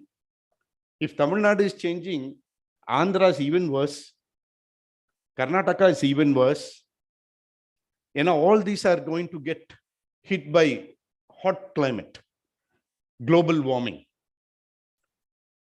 And sir வந்து ஒரு ஸ்லைட் போட்டிருந்தாங்க, glacial melt அப்படின்ட்டு. சமீபத்தில் நியூஸ் பேப்பர் பார்த்துட்டு இருந்தீங்கன்னா you must have seen that glacial melt is taking place in the Arctic region. Greenlandங்க. I have gone up to Hamburg in Germany. Hamburg வந்து in summer is very cold. சம்மர்னா இங்க என்ன நம்ம பேசிட்டு இருக்கோம், 52 டிகிரி பேசிட்டு இருக்கோம், 46 டிகிரி பேசிட்டு இருக்கோம்.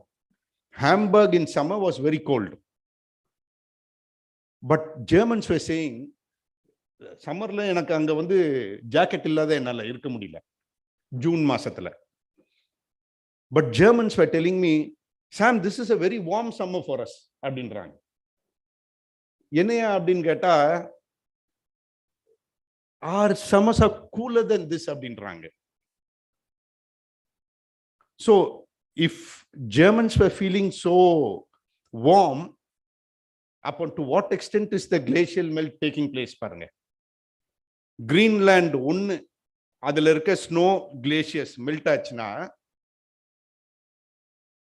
கடல் தண்ணீர் வந்து 6 மீட்டர் வாழ்ந்துரும்.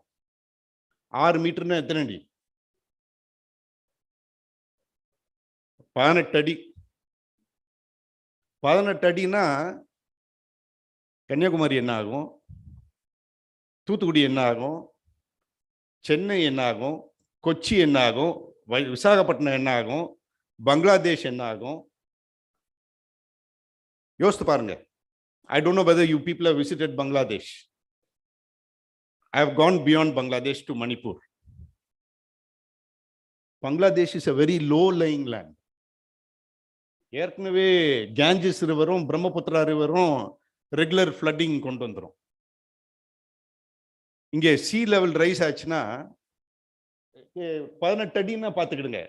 இப்போ நான் எத்தனை அடி? 5 அடி. இந்த ஆடிட்டோரியமே உள்ள இருக்க போகுது தண்ணிக்குள்ள. இந்த உயரத்துக்கு வந்துச்சுன்னா என்ன ஆகும்? தட் பிகம்ஸ், அந்த டோர் பக்கத்துல தான் இட் பிகம்ஸ் மேடு. இதெல்லாம் பள்ளமாயிரும்.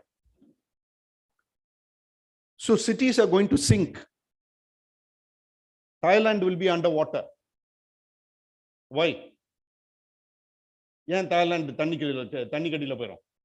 சிங்கப்பூர் தண்ணிக்கடியில போயிடும். தாய்லாந்து சிங்கப்பூர்லாம் தாய்லாந்து பார்த்தீங்கன்னா is connected by lot of canals. போட்டிங்ல தான் அங்கே சேல்ஸ் நடக்கும். சின்ன சின்ன போட்ஸ்ல தோணியில தான் போய் ஃப்ரூட்ஸ் இதெல்லாம் வைப்பாங்க. அதுல தண்ணி உள்ள வந்துடும். So more areas will be flooded. அப்போ அவ்வளோ பாப்புலேஷனும் வெளியில போயிடும். எங்க போவோம்? இப்போ நாகப்பட்டினத்துல முங்கிட்டுன்னா நாகப்பட்டினம் எங்க போவாங்க மக்கள்? எல்லாம் தஞ்சாவூர் திருச்சியை தான் நோக்கி வருவாங்க. வேற எங்க போவாங்க? அப்ப திருச்சிக்கு என்ன ஆகும்? திருச்சியில பாப்புலேஷன் கூடும். இந்த பாப்புலேஷனுக்கு you have to provide homes, you have to provide water, you have to provide schools, எல்லாம் இன்ஃப்ராஸ்ட்ரக்சர் கிரியேட் பண்ணணும். மால்டீவ்ஸ் கம்ப்ளீட்டா முங்கிடும். அந்தமான் முங்கிடும். லட்சத்வீப் முங்கிடும். அப்ப இந்த பாப்புலேஷன்ல எங்க போய் அகாமடேட் பண்ண போறோம்? எப்படி அகாமடேட் பண்ண போறோம்? So these are becoming very important issues. இத பத்தி, இந்த குளோபல் வார்மிங்கை பத்தி எப்போ ஐநா சபை பேச ஆரம்பிச்சதுன்னு பாத்தீங்கன்னா 1972. செகண்ட் வேர்ல்டு வார்னாலே இப்போ நீங்க நிறைய படங்கள் பார்க்கும்போது வார் ஃபிலிம்ஸை வந்து இந்த பிரசன்ட் கவர்மெண்ட், சென்ட்ரல் கவர்மெண்ட் வந்ததுக்கு அப்புறம் we have been having a lot of war films in Hindi. Uri, Kargil, அப்படி இப்படின்ட்டு போர்களை பத்தி பேசுற மாதிரி ஒரு ரொமான்டிசைசிங் ஆஃப் வார் இருக்கு. இந்த வார், செகண்ட் வேர்ல்டு வார்ல I don't know how it impacted you all, but I lost my grandfather in the Second World War.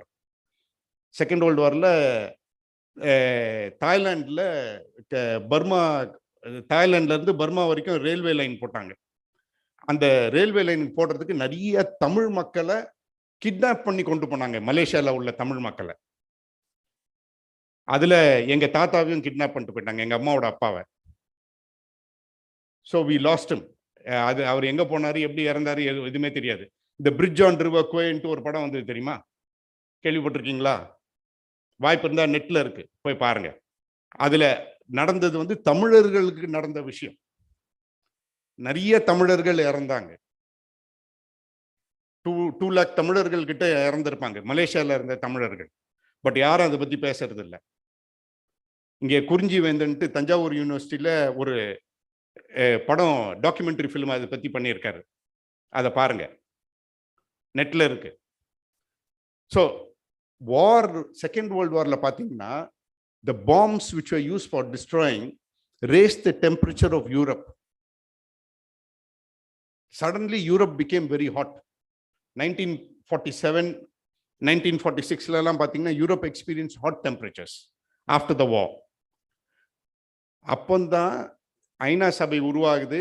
ஐநா சபையில் they start studying climate.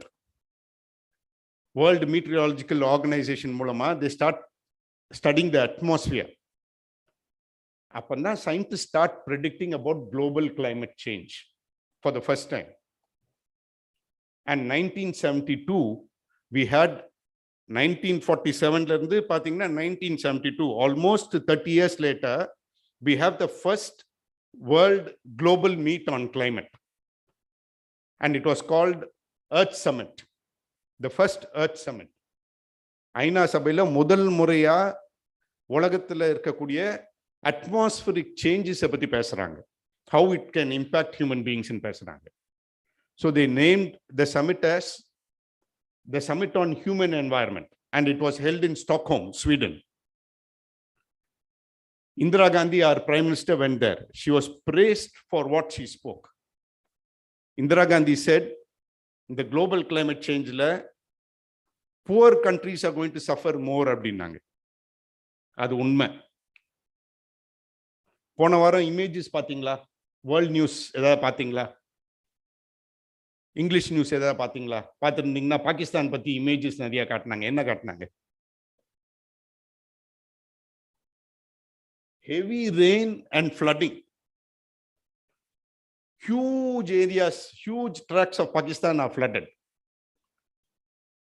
எனக்கு பாகிஸ்தான்ல நிறைய ஃப்ரெண்ட்ஸ் இருக்காங்க. I became friendly with Pakistani people in Sydney, Australia, when I went to Australia. I met quite a few of them. And when I went to US also, I met Pakistanis. They are very nice people. They speak Urdu, and Urdu is very close to Hindi, and I understand them to an extent. My wife speaks Hindi very much. அதனால நாங்க ரொம்ப ஈஸியா friend ஆயிட்டோம் Pakistani families கூட. And in Pakistan also there are Christian families. So Pakistanis are not different people. நம்ம இந்த எனிமின்னு சொல்றதெல்லாம் பார்த்தா ஒரு பஞ்சாபி கிட்ட பேசுற மாதிரியோ இல்ல ஒரு ஹைதராபாதி கிட்ட பேசுற மாதிரி தான் இருக்கும். ஒரு பாகிஸ்தானி கிட்ட பேசினா. And Pakistanis are suffering a lot today. ஏன்னா April, May, June, they had temperatures beyond 55 degrees centigrade. 55 டிகிரில இந்த தோல் அப்படி எரியுங்க. நாங்க 42 டிகிரிலே எங்களால அங்க டெல்லியில உட்கார முடியல. ரவிச்சந்திரன் சார் நானும் 52 டிகிரில அப்ப எப்படி மனுஷன் வாழ முடியும்? நீர் குளத்துல இருக்க நீரெல்லாம் அப்படியே வேப்பரைஸ் ஆயிரும், அப்படியே காணா போயிடும். அப்புறம் குடிநீருக்கு எங்க போறது? Pakistan suffered from water shortage. And what is Pakistan? P stands for Punjab, K stands for Kashmir, S stands for Sindh. இந்த மூணு இதை வச்சுதான் பாகிஸ்தான் என்ற வார்த்தையை Pakistani intellectuals in Oxford, they coined the term Pakistan. Stan na country. Punjab 5 நதிகள் இருக்கக்கூடிய நாடு. Indus, Sutlej, Jhelum, வேற என்ன ரவி? நம்ம மறந்துட்டோம். Indus, Sutlej, Jhelum, இன்னும் 2 இருக்கு. என்னங்க? Ravi BS. Right. Chenab. Right. இவ்வளோ நதிகள் இருக்க area, and Punjab is one of the world's greatest land for cultivating wheat. இன்னைக்கு wheat கிடையாது. Globally there is a wheat shortage because of the war between Russia and Ukraine. There's a short supply of wheat. Pakistan could have made tons of money. India is going to make tons of money. India is going to export wheat. And in that Punjab we have had a bumper crop. Haryana we have had a bumper crop. But Pakistan has lost out. Floods le ellame poidudu. Inniki Pakistan needs hundreds of billions of dollars to rebuild the country. So Bangladesh இதே இது இன்னும் கொஞ்ச நாள்ல நடக்க போகுது. அக்டோபர்ல இப்போ மழை வரும். கேஞ்சஸ்ல இருந்து மெல்ட் டவுன் இப்போ நடந்துகிட்டு இருக்கு. கேஞ்சஸ்க்கு யாராவது போயிருக்கீங்களா? நான் நான் இந்த கிளேஷியர் போனேன், கோமுக் கிளேஷியர் போனேன். கோமுக்ன்ற கிளேஷியர்ல இருந்து தான் கங்கை நதி ஆரம்பிச்சு வருது. 89ல ரவிச்சந்திரன் சாரோட டிபார்ட்மெண்ட், என்வாயர்மெண்டல் சயின்சஸ் டிபார்ட்மெண்ட்ல தான் எங்களுக்கு ரக்ஸாக்கெல்லாம் கொடுத்தாங்க. அப்போ ரக்ஸாக்கெல்லாம் was not easy to get. We got all the equipment, tent, ரக்ஸாக்கெல்லாம் வாங்கிக்கிட்டு என்வாயர்மெண்டல் சயின்சஸ் டிபார்ட்மெண்ட் ஆஃப் JNUல இருந்து எடுத்துக்கிட்டு we went trekking to Gomukh. Gomukh glacier was 16 kilometers in length between 2 mountains. Inniki it has shrunk 12 kilometers. The length is now reduced to 12 kilometers. 4 kilometers of glacier is gone. This is the report by JNU Environmental Sciences Department. அப்போ எவ்வளோ melt water has gone through the Ganges, through Teri Dam.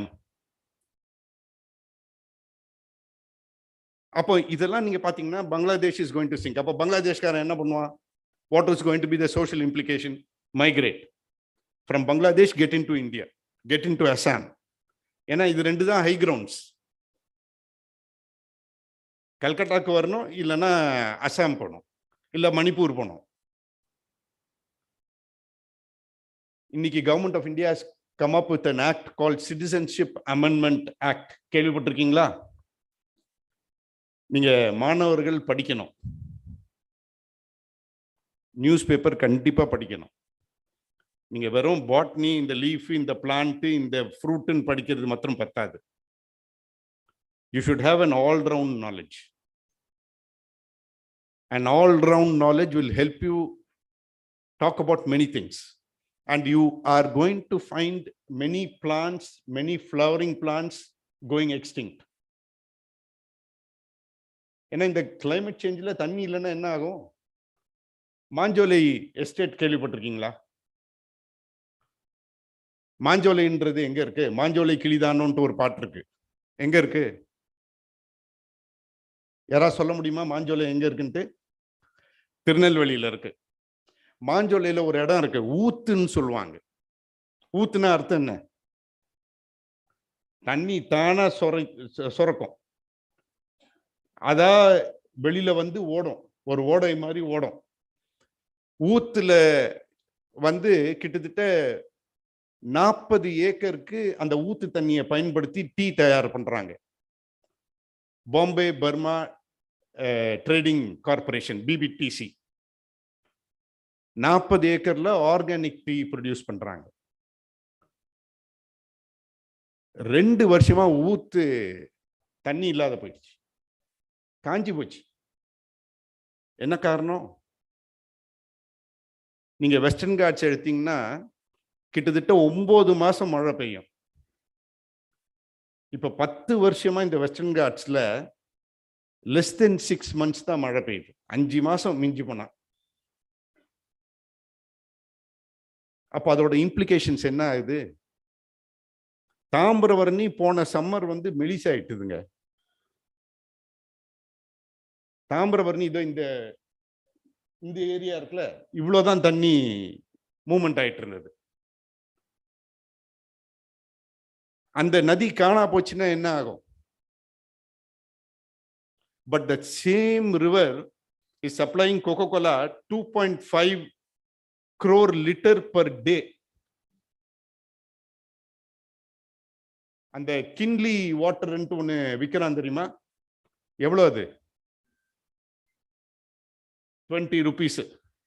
அந்த கின்லி வாட்டருக்கு வந்து அவன் பே பண்ற தமிழ்நாடு அரசுக்கு 3 பைசா, லிட்டருக்கு 3 பைசா பே பண்றான். உங்ககிட்ட விற்கிறது 20 ரூபா. சரி, இதே கின்லி வாட்டர் இங்க இருந்து கொண்டு போறான், கேரளா கொண்டு போறான், என்ன விலைக்கு விற்கிறான்? யாராவது சொல்ல முடியுமா கேரளால என்ன ரேட்டு கின்லி வாட்டர்ன்ட்டு? 13 rupees சுகுமார், 13 rupees. தமிழ்நாட்டில் வந்து திருநெல்வேலியில தயாராகிற திருநெல்வேலி தாமிரபரணி தண்ணிய நமக்கு 20 ரூபாய்க்கு வித்துட்டு கேரளால லாரியில தூக்கிட்டு போய் அங்க வச்சு 13 ரூபாய்க்கு விற்கிறான். என்ன கணக்கு? இப்ப நான் வரும்போது என் வீட்டை தாண்டி நான் வந்துகிட்டு இருக்கேன், ஹைவேல 26 லாரி என்னென்ன மணல் போகுது. தாமிரபரணில இருந்து மணல் போகுது. எங்க போகுதுன்னா கேரளாக்கு போகுது.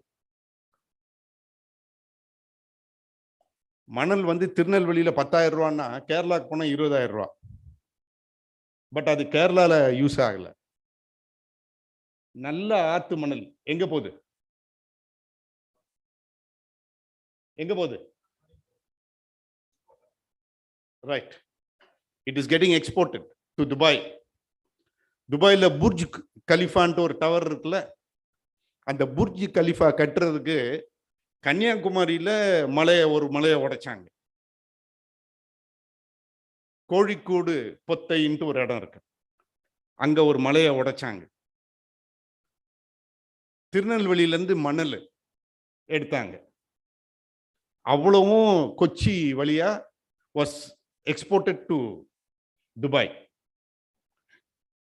இன்னைக்கு Dubai is the world's first fastest growing city. எதனால? ஏன்னா இங்க உள்ள அரசியல்வாதி எல்லாத்தையும் எடுத்துக்கிட்டு இருக்கான். So you have to understand the link between environment and politics, environment and human rights, water and human rights. இந்த சின்ன சின்ன நுணுக்கமான விஷயங்களை நம்ம பார்க்கலன்னா, மணலை நீங்க கடத்துனீங்கனாலே ஆத்துல that riverine ecosystem changes. நீங்க எல்லாம் botany students, you understand what is riverine ecosystem. Riverine ecosystem என்னது? மருத மரம்னு கேள்விப்பட்டிருக்கீங்களா? மருத மரம் கேள்விப்பட்டிருக்கீங்களா? எத்தனை பேர் கேள்விப்பட்டிருக்கீங்க? எத்தனை பேர் பார்த்திருக்கீங்க? பாட்னி ஸ்டூடெண்ட்ஸ் எத்தனை பேர் பார்த்திருக்கீங்க? கை தூக்குங்க. Tirunelveli, in 1996 when I first landed up in Tirunelveli, there were so many மருத மரம். அதனாலதான் அது மருதம். மருதம், நெய்தல், பாலை என்றோம்ல, எல்லாமே பொட்டானிக்கல் டேர்ம்ஸ் வச்சு தான் பண்ணது இந்த கிளாசிபிகேஷன். குறிஞ்சி is again a botanical, it's a plant. மருதம் is another plant, another tree. இன்னைக்கு திருநெல்வேலிக்குள்ள வந்தீங்கன்னா மருத மரம் ஈஸியா பார்க்க முடியாது. நீங்க மருத மரம் எங்க பார்க்கலாம்னா, இந்த சினிமால பாட்டுக்கு டான்ஸ் ஆடிக்கிட்டு இருப்பாங்க, ஒழுங்கா பாத்தீங்கன்னா தெரியும். அம்பாசமுத்திரம்னு ஒரு ஊர் இருக்கு. அதுல இந்த ரெண்டு சைடு, ரோட்டுக்கு ரெண்டு சைடுல தாமிரபரணி ஆத்தங்கரையில நட்டுருக்காங்க. அந்த இடத்துல மட்டும்தான் எனக்கு இப்ப மருத மரம் நிறைய இருக்க மாதிரி தெரியுது. அது கிட்டத்தட்ட நிறைய படங்கள்ல வரும். அந்த இடத்துல ஷூட்டிங் எடுப்பாங்க. அதை விட்டா தென்காசியில நீங்க பார்க்கலாம், இல்லைன்னா மருத மரம் கிடையாது. See, the disappearance of this tree is leading to disappearance of animal life, insect life. Entomologist, இங்க entomology students இருக்கீங்களா? Entomologists are saying that many insects are getting lost. ஒரு மரம் காணா போனதுனால many birds are getting displaced. இன்னைக்கு சிட்டுக்குருவி நமக்கே தெரியும் காணா போச்சு. என்னைக்கு இந்த டவர் போட்டானோ அன்னியோட சிட்டுக்குருவி போயிட்டு, மொபைல்காக டவர் போட்டானோ சிட்டுக்குருவி காணா போயிட்டு. இப்போ birds and insects are disappearing. அப்போ what is going to be our response? How are we going to respond to this kind of a climate change? How are we going to respond to this kind of a global warming? எப்படி பண்ண போறோம்? யாராவது ஏதாவது idea கொடுக்க முடியுமா? Thames River this summer, the source of Thames River is drying up. Thames Riverக்கும் நமக்கும் சம்பந்தமே கிடையாது, நம்ம கவலைப்படுறது இல்லை. பட் தாமிரபரணி நதி காணா போகுதுன்னா நான் கவலைப்படுவேன், எங்க ஊர்காரங்க கவலைப்படுவாங்க. காவேரி நதி காணா போகுதுன்னா நீங்க கவலைப்படணும். பாலாறு காணா போகுதுன்னா தமிழ்காரங்க கவலைப்படணும். ஏன்னா without water we don't exist. Tamil மொழி doesn't exist. இன்னைக்கு தமிழ் மொழியே நம்ம ஆங்கில மொழியா மாத்திட்டோம். இந்த Trichy was a center for English. ஒரு காலத்துல திருச்சிக்காரங்க தான் எங்களுக்கு மெட்ராஸ்ல இங்கிலீஷ் சொல்லி கொடுத்தாங்க, வாதியாருங்கெல்லாம். ஏன்னா இங்க there was a large Anglo-Indian community. இன்னைக்கு ஆங்கிலோ-இந்தியன் கம்யூனிட்டியே காணும்.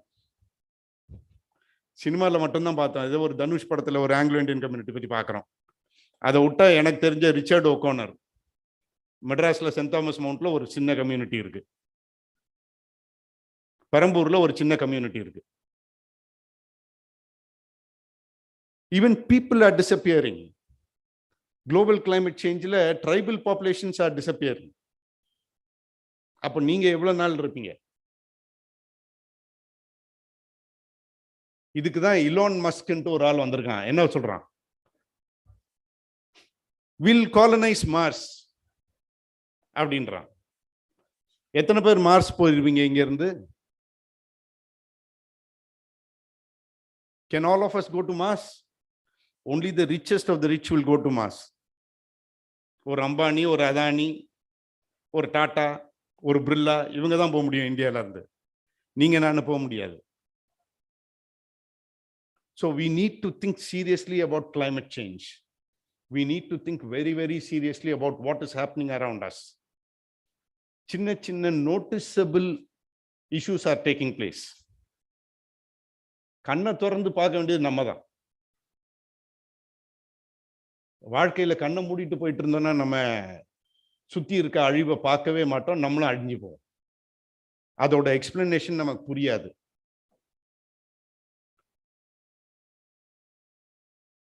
அதனால when somebody talks about development, இந்தியாலையும் தமிழ்நாட்டிலையும் டெவலப்மெண்ட்டுக்கு அர்த்தம் நம்ம ஒன்றும் புரியாத இருக்கும். இப்போ நேத்து I received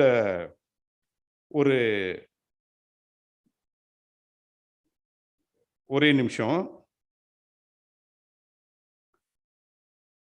south Indian Chambers of Commerce and Industries இருக்கு, தெரியுமா? There is an organization called South Indian Chambers of Commerce and Industry. அதுல they are organizing a seminar on National Blue Economy Conclave 2022. National Blue Economy Conclave. What is this blue economy? என்னங்க? It is about water. எந்த water? என்னமா? sea water பத்தி பேசுறாங்க. How do we exploit the sea? இன்னைக்கு கடல்ல மீன் இருக்கு, கடல்ல algae இருக்கு, கடல்ல minerals இருக்கு. So how do we exploit that? Now you are invited to send entries. You are invited to send your ideas. இதுல பிரைஸ் எல்லாம் கொடுக்குறாங்க. Chief guest is Mr. Anita Radhakrishnan, Honorable Minister for Fisheries. Guest of honor, His Excellency Mr. Debele, High Commissioner of South Africa to India. Mrs. Lizzie Talbot Barre, Consul General of France in Chennai and Puducherry. So பாருங்க, ஒரு program நடத்துறாங்கன்னா அதே ஒரு globalised ப்ரோக்ராமா நடத்துறாங்க. இதுல how we can exploit the scene தான் நடத்துறாங்க. இதுல nobody is going to talk about global climate change, nobody is going to talk about sea level rise, and nobody is going to talk about disappearance of fishes. ஒரு சின்ன இதை சொல்லி முடிச்சிடுறேன். பூமீன் R Poombarai அப்படின்ட்டு ஒரு மீன் இருக்கு. இந்த பூம்பாறை கரெக்டா ஆடி மாசம் காத்தடிக்கும் போது தான் வரும். ஆடி மாசம் காத்தை பத்தி தமிழ்ல என்ன ஒரு சொல் இருக்கு, என்ன சொல்லுவாங்க? அம்மியும் நகரம். ஆடி மாசம் காத்து மேற்கு தொடர்ச்சி மலையிலிருந்து கடலை நோக்கி அடிக்கும், கிழக்க பார்த்து அடிக்கும். பட் கிழக்க இருந்து ஒரு காத்து வரும். அந்த சவுத் வெஸ்ட் மான்சூன் கேரளாவில் அப்பந்தான் துவங்கும். அந்த டைம்ல ஒரு சின்ன காத்து இந்த சைட்ல இருந்து வரும். அந்த காத்து அடிக்கும் போது தான் இந்த பூமீன் கிடைக்கும். இந்த பூமீன் ஜூலை ஆகஸ்ட் 2 மாசம் தான் கிடைக்கும். அதுக்கப்புறம் nobody knows where that fish goes. It disappears. திரும்ப மறு வருஷம் ஆடி மாசம் காத்து அடிக்கும் போது தான் வரும். திருநெல்வேலியில நாங்க காத்துக்கிட்டு இருப்போம், தூத்துக்குடியில எப்ப இந்த பூமீன் இறங்கும்ட்டு. ஏன்னா அவ்வளோ ருசி, பயங்கர ருசி. இந்த வருஷம் அந்த பூமீன் ஒரே ஒரு 30 நாள் தான் கிடைச்சது. இந்த சைஸ் வரும், கிலோ 400 ரூபா 500 ரூபா சொல்லுவாங்க. பட் அவ்வளோ ருசி இந்த வருஷம் கிடைக்கவே இல்லை. So what happened? Global climate change. அதோட multiplication, climate warming of oceans interfered with its body heat. அது முட்டையிட முடியல. there was global climate change. இப்போ அதுக்கு சென்னையில ஒரு பாட்டு பாடுவாங்களாம் மீனவர்கள். இந்த மாதிரி வெஸ்டர்ன் சைட்ல இருந்து மேற்க காத்து அடிச்சதுன்னா கடல்ல மீன்கள் புதுசா வரும் அப்படின்ட்டு ஒரு பாட்டு இருக்கான். So these kind of knowledges, indigenous knowledges, which are there with fisher folk, which are there with tribal people, which are there with various communities, we are losing them. We are only looking at plantations. நீங்க இப்போ கன்னியாகுமரி மாவட்டத்தில் போய் பார்த்தீங்கன்னா rubber plantation பெரிய அளவில் பார்ப்பீங்க. ரொம்ப பியூட்டிஃபுல்லான பிளேசஸ் இருக்கு கன்னியாகுமரியில். யாராவது கன்னியாகுமரிக்காரங்க இங்க இருக்கீங்களா? எந்த ஊருமா?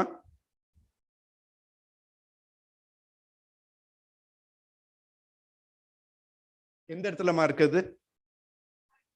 ஓ, பறக்கை. உங்க ஊர்லாம் ரொம்ப அழகா இருக்குமே, பயங்கர அழகு ஊர் அதெல்லாம். Full rubber plantations. உட்காருமா, பேச்சுப்பாறை டேம் பக்கத்துல அவங்க ஊரு. One of the most beautiful places in the world, I would say. But the moment they put rubber plantations, they have destroyed the local environment. இப்போ ரப்பருக்கு விலை இல்ல, மரத்தை வெட்டி வித்துருவான். They will denude the entire forest. ரப்பருக்கு இப்போ விலையே இல்லை globally. So just see how globalization is interfering with local tree planting schemes. Adana, we need to rethink what is development, what is climate change, how we are going to respond to climate change. ஒரு சின்ன உதாரணத்தோட முடிச்சிடுறேன். ஒரு bus எத்தனை பேர் ஏத்திட்டு போவோம்? எத்தனை பேர் ஏத்திட்டு போகுது ஒரு பஸ்? பப்ளிக் டிரான்ஸ்போர்ட் நான் கேட்கறது எவ்வளவு? 70 or 80 people. பட் 80 people போறாங்களா நம்ம பஸ்ல? பீக் ஹவர்ஸ்ல எவ்வளவு பேர் போறாங்க? 90 பேர் 100 பேர் போறான். ரைட்டா? ஒரு பஸ் வந்து 20 லிட்டர் டீசல் பிடிச்சதுன்னா divided by that 80 people or 70 people or 60 people, தலைக்கு எத்தனை எவ்வளவு விழும்? You are distributing the cost of the carbon that is being produced. ஏன்னா டீசல் எரியும் போது கார்பன் வெளியில வருது. இதே ஒரு கார் ஓட்டிட்டு போற ஆளு டீசல் பிடிக்கிறான், 20 லிட்டர் டீசல், பஸ்ஸும் 20 லிட்டர் டீசல். ஒரு கார்ல எத்தனை பேர் போறாங்க? எத்தனை பேர்? நீங்க டெய்லி வேலைக்கு போயிட்டு வரும்போது 4 பேர் போறீங்களா? அப்புறம் 1 நபர் இல்ல 2 பேர் தான் போறோம். Divide the carbon by 2 people.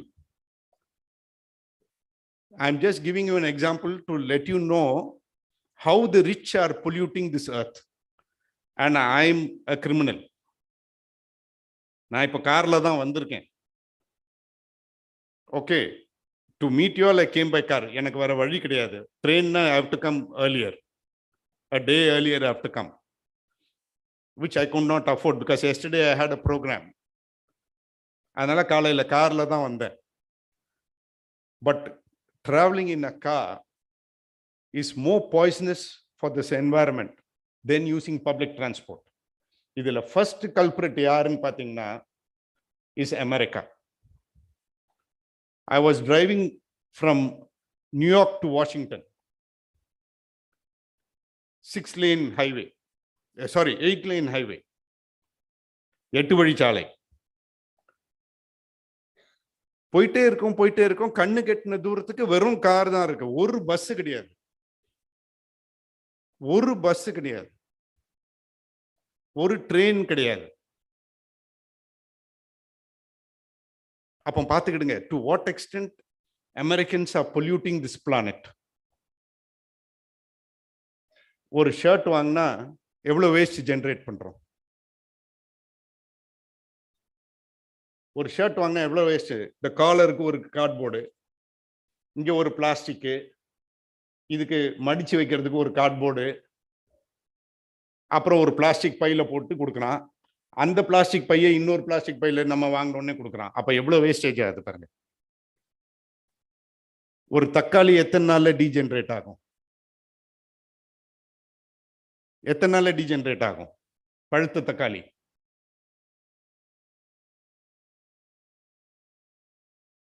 ஒரு ஆப்டிமம் கண்டிஷன்ல பாத்தீங்கன்னா ஈரப்பதம் இருந்து பாத்தீங்கன்னா 3 வாரத்துல காணா போயிடும். ரைட்டா? ஒரு இரும்பு எத்தனை நாள்ல டீஜெனரேட் ஆகும்? ஒரு 100 கிராமோ 50 கிராம் இரும்பு வருஷ கணக்காகும். அது துரு பிடிக்கணும். துரு பிடிச்சி அது ரஸ்ட் ஆகி இதாகணும். ஒரு பிளாஸ்டிக் எத்தனை நாள்ல டீஜெனரேட் ஆகும்? ஆகவே ஆகாது. ஒரு uranium rod which is used for as a fuel in Kudankulam atomic plant எத்தனை நாள்ல டீஜெனரேட் ஆகும்? ஒரு 1.5 அடி ராட் எத்தனை நாள்ல டீஜெனரேட் ஆகும்? ஸ்பென்ட் ஃபியூவல் அப்படின்வாங்க. அதை நீங்க கையில எல்லாம் பிடிக்க முடியாது. ஒரு இரும்பை வந்து நீங்க வந்து ஹீட் பண்ணிட்டு தண்ணியில முக்கிட்டீங்கன்னா கூல் ஆயிரும். பட் ஒரு யுரேனியம் ராட் தண்ணியில முக்கினா கூல் ஆகாது. அது பழுத்து போய் அப்படியே தான் இருக்கும். எத்தனை நாளைக்கு பழுத்து போய் இருக்கும்? கிட்டத்தட்ட 30 வருஷம் பழுத்து போய் இருக்கும். 30 years you have to keep it in water. It will be generating heat. It will be generating steam. அந்த ஸ்டீமை கேப்சர் பண்ணி திரும்ப அதை ரீசைக்கிள் பண்ணிடுறாங்க. But this radiates, it's radioactive. So பக்கத்தில் யாரும் போக முடியாது. It's all automated. Uranium rods வந்து ரிமூவ் பண்ணி வைக்கிறதுக்கு you have to build a big tank. ஒரு 500 லிட்டர் தண்ணி இருக்க டேங்க்ல 1.5 அடி யுரேனியம் ராட் வச்சிங்கன்னா 10 நாள்ல அந்த தண்ணி காணா போயிடும், இவாப்ரேட் ஆயிரும். And to wait for it to stop radiation, it takes more than 1000 years. 1000 வருஷத்துக்கு வரைக்கும் அது அப்படியே அந்த வெப்பத்திலேயே வைக்கணும், இதுலயே வைக்கணும், கூலண்ட்ல வைக்கணும். And water is the coolant. இது எங்க இருந்து கிடைக்க போகுது இந்த தண்ணீர்? 1000 வருஷம் யார் பாதுகாப்பா? இன்னைக்கு கூடங்குளத்துல we are using that kind of technology. So நாங்க எங்க வாழ்க்கையை முடிச்சிட்டோம். எவ்வளவு மேக்சிமம் ஸ்பாயில் பண்ண முடியுமோ இந்த எர்த்தை ஸ்பாயில் பண்ணிட்டோம். நானும் சாரும் அதுல பங்கு இருக்கு எங்களுக்கு. ரைட்டா? ஸோ இப்போ இந்த உலகத்தை உங்க கையில கொடுத்துட்டு போறோம். நீங்க தான் டிசைட் பண்ணணும் அதை எப்படி நீங்க பயன்படுத்த போறீங்கன்ட்டு. Okay, so thank you. I hope I made sense. And if there is any doubt, please ask me. If you have any questions, please ask me. ஏன்னா ஜஸ்ட் பேசிட்டு போறது ரொம்ப ஈஸி. நாங்க செயல்பாடுக்கு இப்ப என்ன பண்ணிட்டு இருக்கோம்னா, திருநெல்வேலியில ஒரு வகையில திரும்ப பணம் மரத்தை வளர்க்கறதுக்கு we are replanting. இப்போ 1 லட்சம் பனை மரத்தை நடுறதுக்கு அப்பாவு ஸ்பீக்கர்கிட்ட பேசி இப்போ விதைகளுக்கு தயார் பண்ணிக்கிட்டு இருக்கோம். ஏற்கனவே ஒரு 4 இயர்ஸா நாங்க நட்டுக்கிட்டு இருக்கோம். ஸ்கூல்ஸை மூவ் பண்ணி நட்டுக்கிட்டு இருக்கோம். முடிஞ்ச வரைக்கும் இந்த ஏரிகள் இதெல்லாம் டீசில்ட் பண்ணி திரும்ப அதை பழைய நிலைக்கு கொண்டு வர்றதுக்கு நாங்க வேலை பார்த்துக்கிட்டு இருக்கோம். இந்த ஒரு சின்ன வகையில தான் நாங்க பண்ணிக்கிட்டு இருக்கோம். ஸோ நான் சொன்ன மாதிரி வில்லேஜ் ஃபாரஸ்ட் கமிட்டிஸ், காடுகள் ஒட்டி இருக்க கிராமங்கள்ல போய் வில்லேஜ் ஃபாரஸ்ட் கமிட்டிஸ் நாங்க ஆரம்பிச்சிருக்கோம். அப்புறம் பயோடைவர்சிட்டி ரெஜிஸ்டர் இருக்கு, நீங்க கேள்விப்பட்டிருப்பீங்க. எங்க பாட்னி டிபார்ட்மெண்ட் ஸ்டூடெண்ட்ஸ் போய் ஒவ்வொரு குளங்கள் ஒவ்வொரு ஏரியில இருக்கக்கூடிய பல்லுயிர் பெருக்கம் எப்படி இருக்கு, லோக்கல் லெவல் பல்லுயிர் என்ன அப்படின்ட்டு ஒரு வில்லேஜ் பயோடைவர்சிட்டி ரெஜிஸ்டர்ன்ட்டு மெயின்டைன் பண்றாங்க திருநெல்வேலியில. It's a idea which came from UN. அந்த பேசிஸ்ல நாங்க வந்து இப்போ எனிமரேட் பண்ணி அந்த பயோடைவர்சிட்டி ரெஜிஸ்டரை மெயின்டைன் பண்றோம். இது பண்றதுனால எங்க கலெக்டருக்கு போன வாரம் Stalin came to Tirunelveli and announced a award. So botany students வந்து the minimum that you can do is to look at biodiversity, local biodiversities, and you can talk about how to maintain them, how to prevent the destruction of local biodiversity. Doing it. Very good, Ravi. இல்ல நீங்க வந்து இப்பமே இறங்கணும், இந்த ஆக்டிவிசத்துல இறங்கணும். ஏன்னா உங்க study வந்து should have a personal impact உங்க லைஃப்ல. நீங்க என்ன வேணா படிங்க, பட் வாழ்க்கையில அது நீங்க வந்து ஒரு தத்துவமா நீங்க அதை பயன்படுத்தணும். நான் வந்து என்வாயரன்மெண்டல் சோஷியாலஜில PhD பண்ணேன். When I did, that was the time that people were talking about climate change. We didn't know what was climate change. It took us 20 years to understand. But தமிழன் வந்து 3000 வருஷத்துக்கு முன்னாடியே கிளைமேட்டை பத்தி யோசிச்சிருக்கான். அதனாலதான் குளம் குட்டையை வெட்டினான் தண்ணீர் பாதுகாப்புக்கு. பட் என்னைக்கு குளம் குட்டையை வெட்டினானோ அன்னைக்கு தான் ஃபுட் செக்யூரிட்டி அவனுக்கு வந்தது, உணவு பாதுகாப்பு வந்தது. He could produce his own food. So தமிழன் அவன் சொந்தமா ஃபுட் தயார் பண்ணும் போது அவனால மொழியை பரப்ப முடிஞ்சது. இன்னைக்கு அதனாலதான் இந்த திராவிட இனம்ன்ட்டு நம்ம பேசிக்கிட்டு இருக்கோம் நம்மளை பார்த்து. இல்லைன்னா நம்ம எல்லாம் தமிழர்கள் கிடையாது, நம்ம எல்லாம் திராவிடர்கள் கிடையாது. அதனால இந்த வரலாறும் பயாலஜியும் they always intersect. History is something, sociology is something, botany is something என்று கிடையாது. They all intersect. And you have to understand these kind of intersections. So I thank you for giving me your time. I'm also happy that Dr. Ravichandran invited me to meet you all. And the moment he told me that it is climate change, I decided I'm going to come. Today we need to discuss a lot of issues with regard to climate change. எனக்கு முன்னாடி அவர் speaker வந்து ரொம்ப அழகா பேசிட்டு இருந்தாங்க.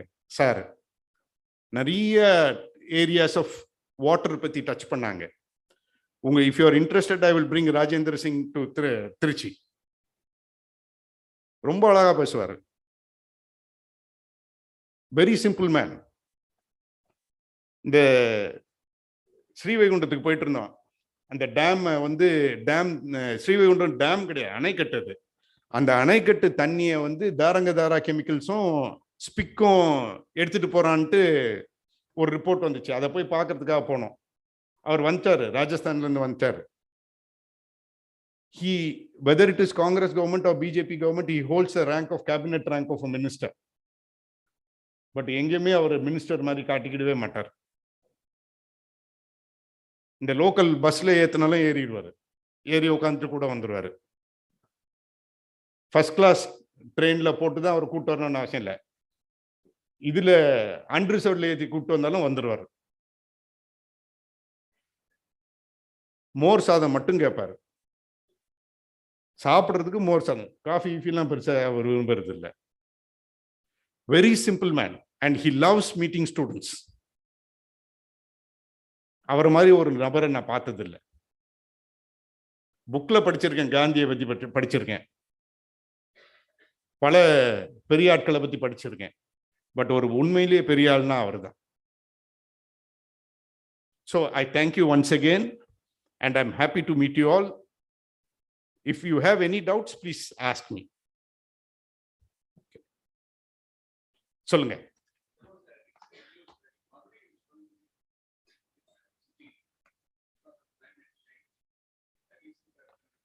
Sir, Madurai வந்து will be the most affected city. ஏன்னா today உங்களுக்கு முல்லை பெரியார் டேம் வந்து is becoming a big issue.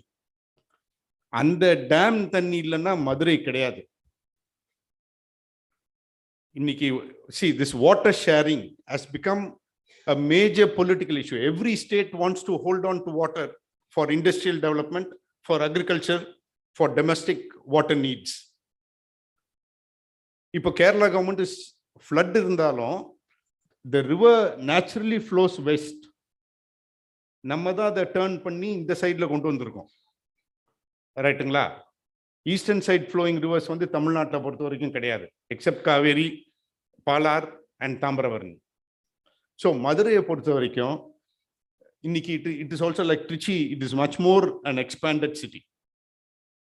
Madurai வந்து நல்லா எக்ஸ்பேண்ட் ஆயிட்டு இவ்வளோ பாப்புலேஷனுக்கு இன்னைக்கு how do we get water? ஏன்னா அங்கே இந்த குளம் குட்டையெல்லாம் வந்து டிஸ்ட்ராய் பண்ணிக்கிட்டு இருக்காங்க. So how do we get water? So that alone has become a major issue. இன்னைக்கு இன்னொன்று சொல்கிறேன், இவர் மனோ தங்கராஜன்ட்டு ஒரு மினிஸ்டர் இருக்கார். இன்னைக்கு மனோ தங்கராஜோட சிங்குலர் எய்ம் வந்து is how to relocate IT industry from Chennai to Tirunelveli. ஏன்னா ஒரே ஒரு காரணம் தான், திருநெல்வேலியில மட்டும்தான் இன்னைக்கு தண்ணி இருக்கு. திருநெல்வேலியில மட்டும்தான் லேண்ட் காஸ்ட் கம்மியா இருக்கு. நீங்க திருச்சியில லேண்ட் காஸ்ட் லேண்ட் வாங்கி இது பண்ண முடியாது. So many industries are being brought to Tirunelveli. Tirunelveli is going to expand in a huge way. And very soon, if we do not look at our environmental issues, we are going to have huge amount of waste being generated. இன்னைக்கு உங்களுக்கு தெரியும் திருச்சியில் எவ்வளோ waste வருதுன்ட்டு. What do we do with that waste? How do we? Every country, every city has a problem of how to treat its sewage, how to treat its solid waste.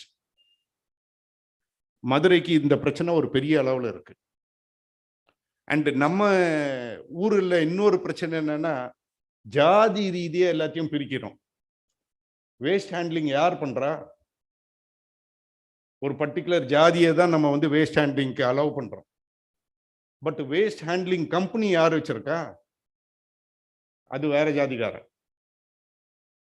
அந்த கம்பெனியை வேற ஜாதிகாரன் வச்சிருப்பான், அவன் ஏசி ரூம்ல உட்காந்துருப்பான். But இந்த கழிவை தொடர்றது வந்து கீழ் ஜாதிகாரன். ஸோ அங்கதான் இந்த sociology and waste intersect.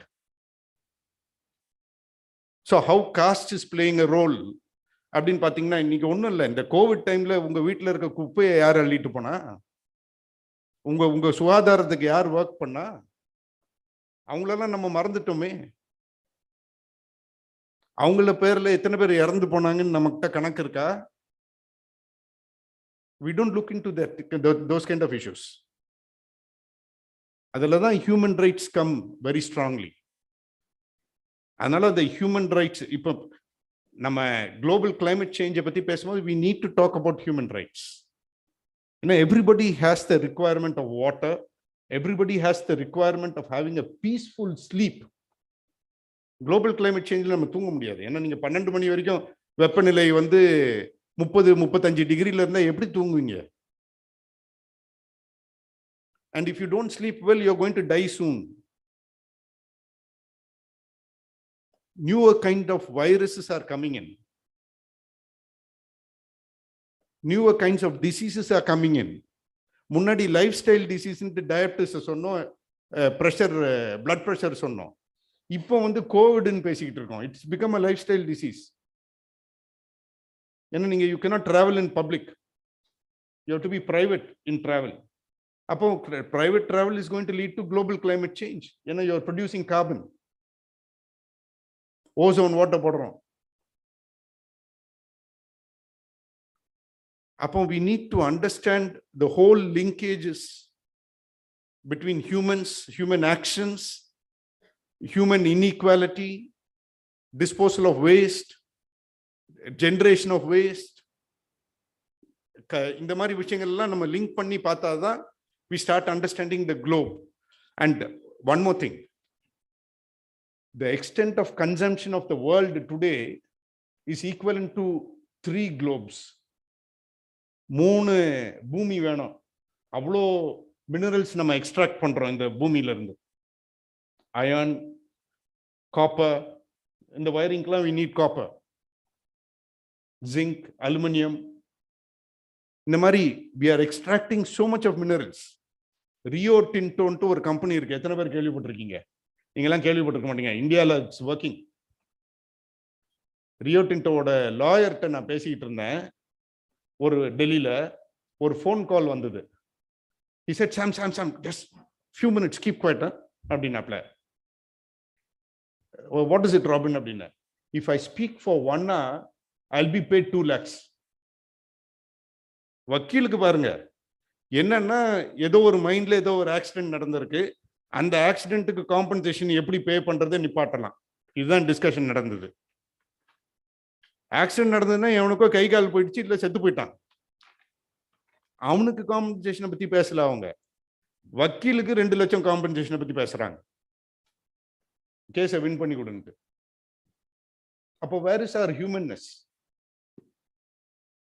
And Rio Tinto is one company.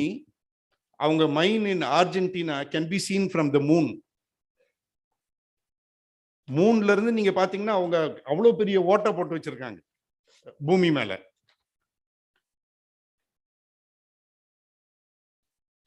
So today we need to know many things about global trade. இதெல்லாம் தெரியும் போது தான் we start, ஏன்னா we are living like frogs in a well. ஒரு குட்டையில இருக்க தவளை மாதிரி இருக்கும், ஒரு கிணத்துல இருக்க தவளை மாதிரி இருக்கும். இதெல்லாம் தாண்டி பார்க்கும் போது தான் we come to know many things. Anything else? I think thank I've you. exceeded my time. I'm sorry to have exceeded the time of the next speaker. Thank you, sir. Thank you very much. காலநிலை மாற்றத்தின் சமூக தாக்கங்களை அழகாக எடுத்துரைத்த doctor Samuel லாசர்ராஜ் அவர்களுக்கு நன்றி. Now we shall go for a small tea break. Exacta ஒரு 10 minutes நம்ம tea break இருக்கும். Tea is served outside the hall. Please come back soon in 10 minutes for the next session.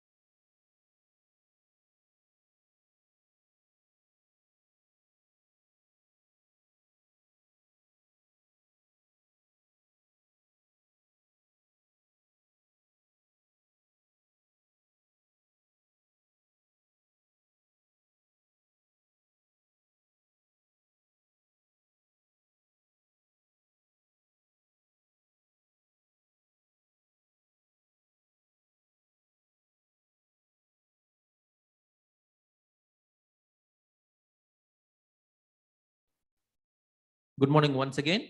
We are about to start the next session, session 3. I would invite Ms. Ajaila Karthika, the research scholar in Department of Environmental Sciences, to introduce our next speaker.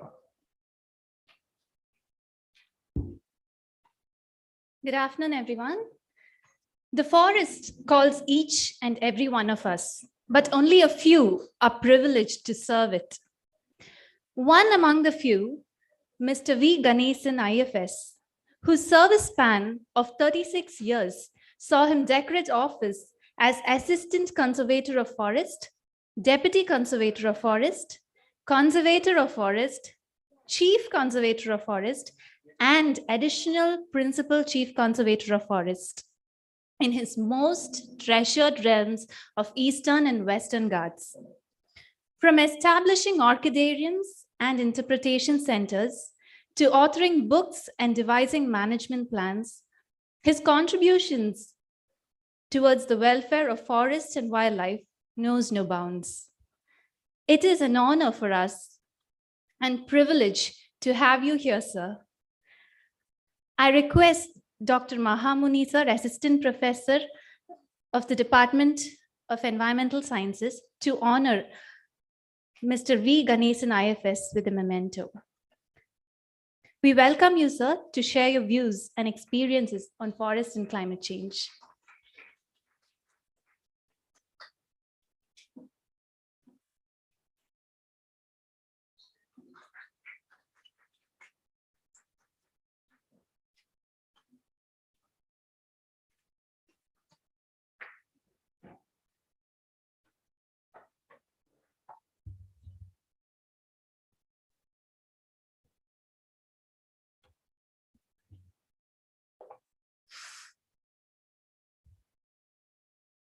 Ajela.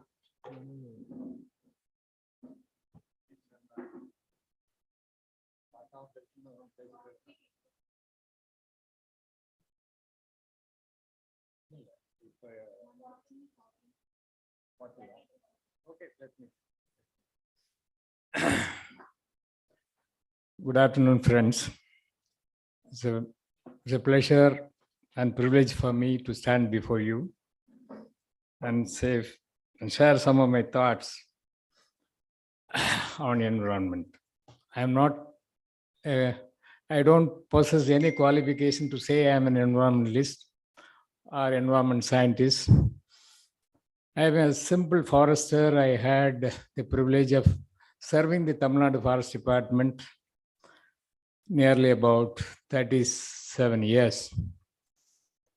Joined as a young boy fresh from the university, and I took nearly 35 years to understand forest for me.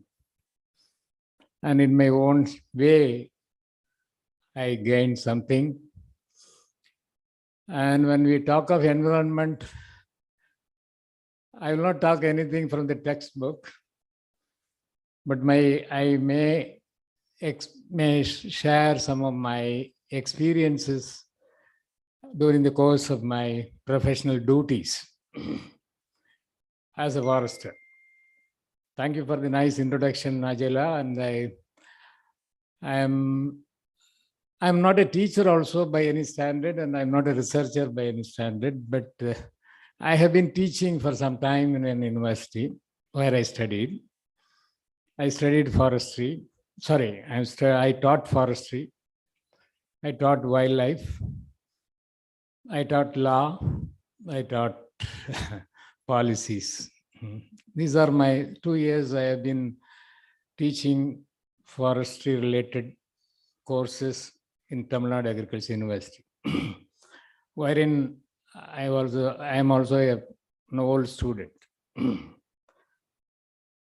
When I come to this town or city, it reminds me the good old times I spent as a young boy or as a young officer training here in 1987. Not after my training, the first posting I had was here. I was an assistant silviculturist, later assistant conservator of forest of the Forest Protection Squad in Trichinapalli. Later, I happened to be a DFO in Tanjavur, combined Tanjavur. That's how this Kaveri belt is known to me. So I hail from Kanyakumari. I should say this because my formative years were there, and I had an understanding about the natural environment there. I am a first generation learner. I don't have any big background to say that I am from the family of so and so or something. I learned things in a very hard way. And if I think this is the 50th year of after the 1972 Stockholm conference. This is the 50th year. There's an occasion. I think we should talk about people talk about in the globally about the environment that time onwards. And we have seen many summits and conferences or conventions related to environment. I don't want to go into those things. And I know one thing I learned from those theories is the problems are global at the global level. And the actions should be at the local level. That is the mantra. Because we have only one earth where life is possible. Our Mother Earth is the home of all living beings, including we people. And to put it in an ecologist perspective, it is the biosphere wherein we live. The life is possible. And in my school days, one teacher used to tell me, he used to ask me, who is God? And we were fumbled, what is this? How to define God? And we said, then we were asking for the answer from the teacher herself. And she told in a musical tone, he who combined 4 parts of nitrogen with 1 part of oxygen gas. Probably people can appreciate what I mean. The atmospheric composition is, in the atmosphere, we have nitrogen and oxygen in that ratio. For our living, this is more important. And if I remember correct, my physics and chemistry, I do not know how far I'm strong. And the carbon dioxide level was about, in the atmosphere is about 0.03. So this is what I learned from the schools and colleges, maybe in the initial days. So what keeps this chemical composition or a physical status keep in that level? Who is doing this function of maintaining it at that level? Nothing but the plants. There is one process. It is a very, very interesting to note. People, you may study as a definition or something. I am not bothered about all these things. The one activity which sustains life on the earth is the photosynthesis. I think I am right by saying so. We have a pigment in our blood. What is that pigment? Hemoglobin, which carries your oxygen to all parts of your body. And because of that, you are living. And another pigment in the plant kingdom, that is chlorophyll. These two are very vital. For this pigment, red pigment, you need a green pigment. What is that pigment? Chlorophyll. the food production is happening or anything, the production as such, the biomass or whatever you call, is happening because of this simple activity in the nature. With the help of sun god, without which nothing's energy is coming from that source. So this is what for me, the surroundings. So if you look at if I test my biochemistry knowledge, it tells me our pigment, this green pigment and red pigment are almost same. Chemically, they are one and the same. Only difference is like a benzene ring, I think they call it a tetrapyrrolic ring. And both are like that. And in the middle of that ring, if you have iron, it is hemoglobin. If you have magnesium, it is chlorophyll. That is the difference between plant and life, our human life or animal life. So God has created, I do not know how it has happened. I used to wonder by looking at this when teachers teach me science, I used to wonder how it happened. And today, without plant kingdom, there is no life on the earth. They are, in your own language, they are the primary producers. And I said I hail from Kanyakumari. Why I say is, the great people they lived there, at least I can say. The people like, have you heard about Tolkappiyar?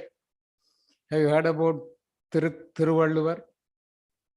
Any great people you mention, there are from that place. See, people, we are taught that Thiruvalluvar was born in or lived in Mylapore. But now, our people have found that he hails from Kanyakumari district. There's a place called Kapiyakudi. Why I tell all these things? He is the man who talks about தமிழுக்கு இலக்கணம் எழுதினவர் தொல்காப்பியர். உங்களுக்கும் இலக்கணம் எழுதி வச்சிருக்காரு, என்விரான்மெண்ட்டுக்கும் சொல்லி வச்சிருக்கிறாரு. அதுதான் சொல்ல வருது. இந்த பூமியை, இந்த மதர் எர்த், இதை நானிலம்னு சொல்றார். குறிஞ்சி, முல்லை, மருதம், நெய்தல். இது ஒரு 2000 வருஷத்துக்கு முன்னாடி சொல்லப்பட்ட ஒன்று. அதுக்கு கொஞ்சம் காலம் கடந்து நீங்க சிலப்பதிகாரம் படிச்சிருப்பீங்க. அட்லீஸ்ட் காலேஜில் தமிழில் சொல்லி கொடுத்துருப்பாங்க சிலப்பதிகாரம். சிலப்பதிகாரத்தில் ஒரு இடம் வருது, குறிஞ்சியும் முல்லையும் முறைமையில் திரிந்து பாலை என்பதோர் படிவம் கொள்ளும் அப்படின்னு சொல்றோம். அப்போ குறிஞ்சிங்கிறது மலை, முல்லைங்கிறது காடு. அப்புறம் நான் சொன்ன அதர் டூ நெய்தல் அண்ட் என்ன சொல்றது மருதம். குறிஞ்சியும் முல்லையும் முறைமையில் தெரிந்து பாலை என்பதோர் படிவம் கொள்ளும். இதுதான் என்னன்னா நம்முடைய எஃபெக்ட். அது நாம மேன் ஆல்டர்ட் ஈகோசிஸ்டம்.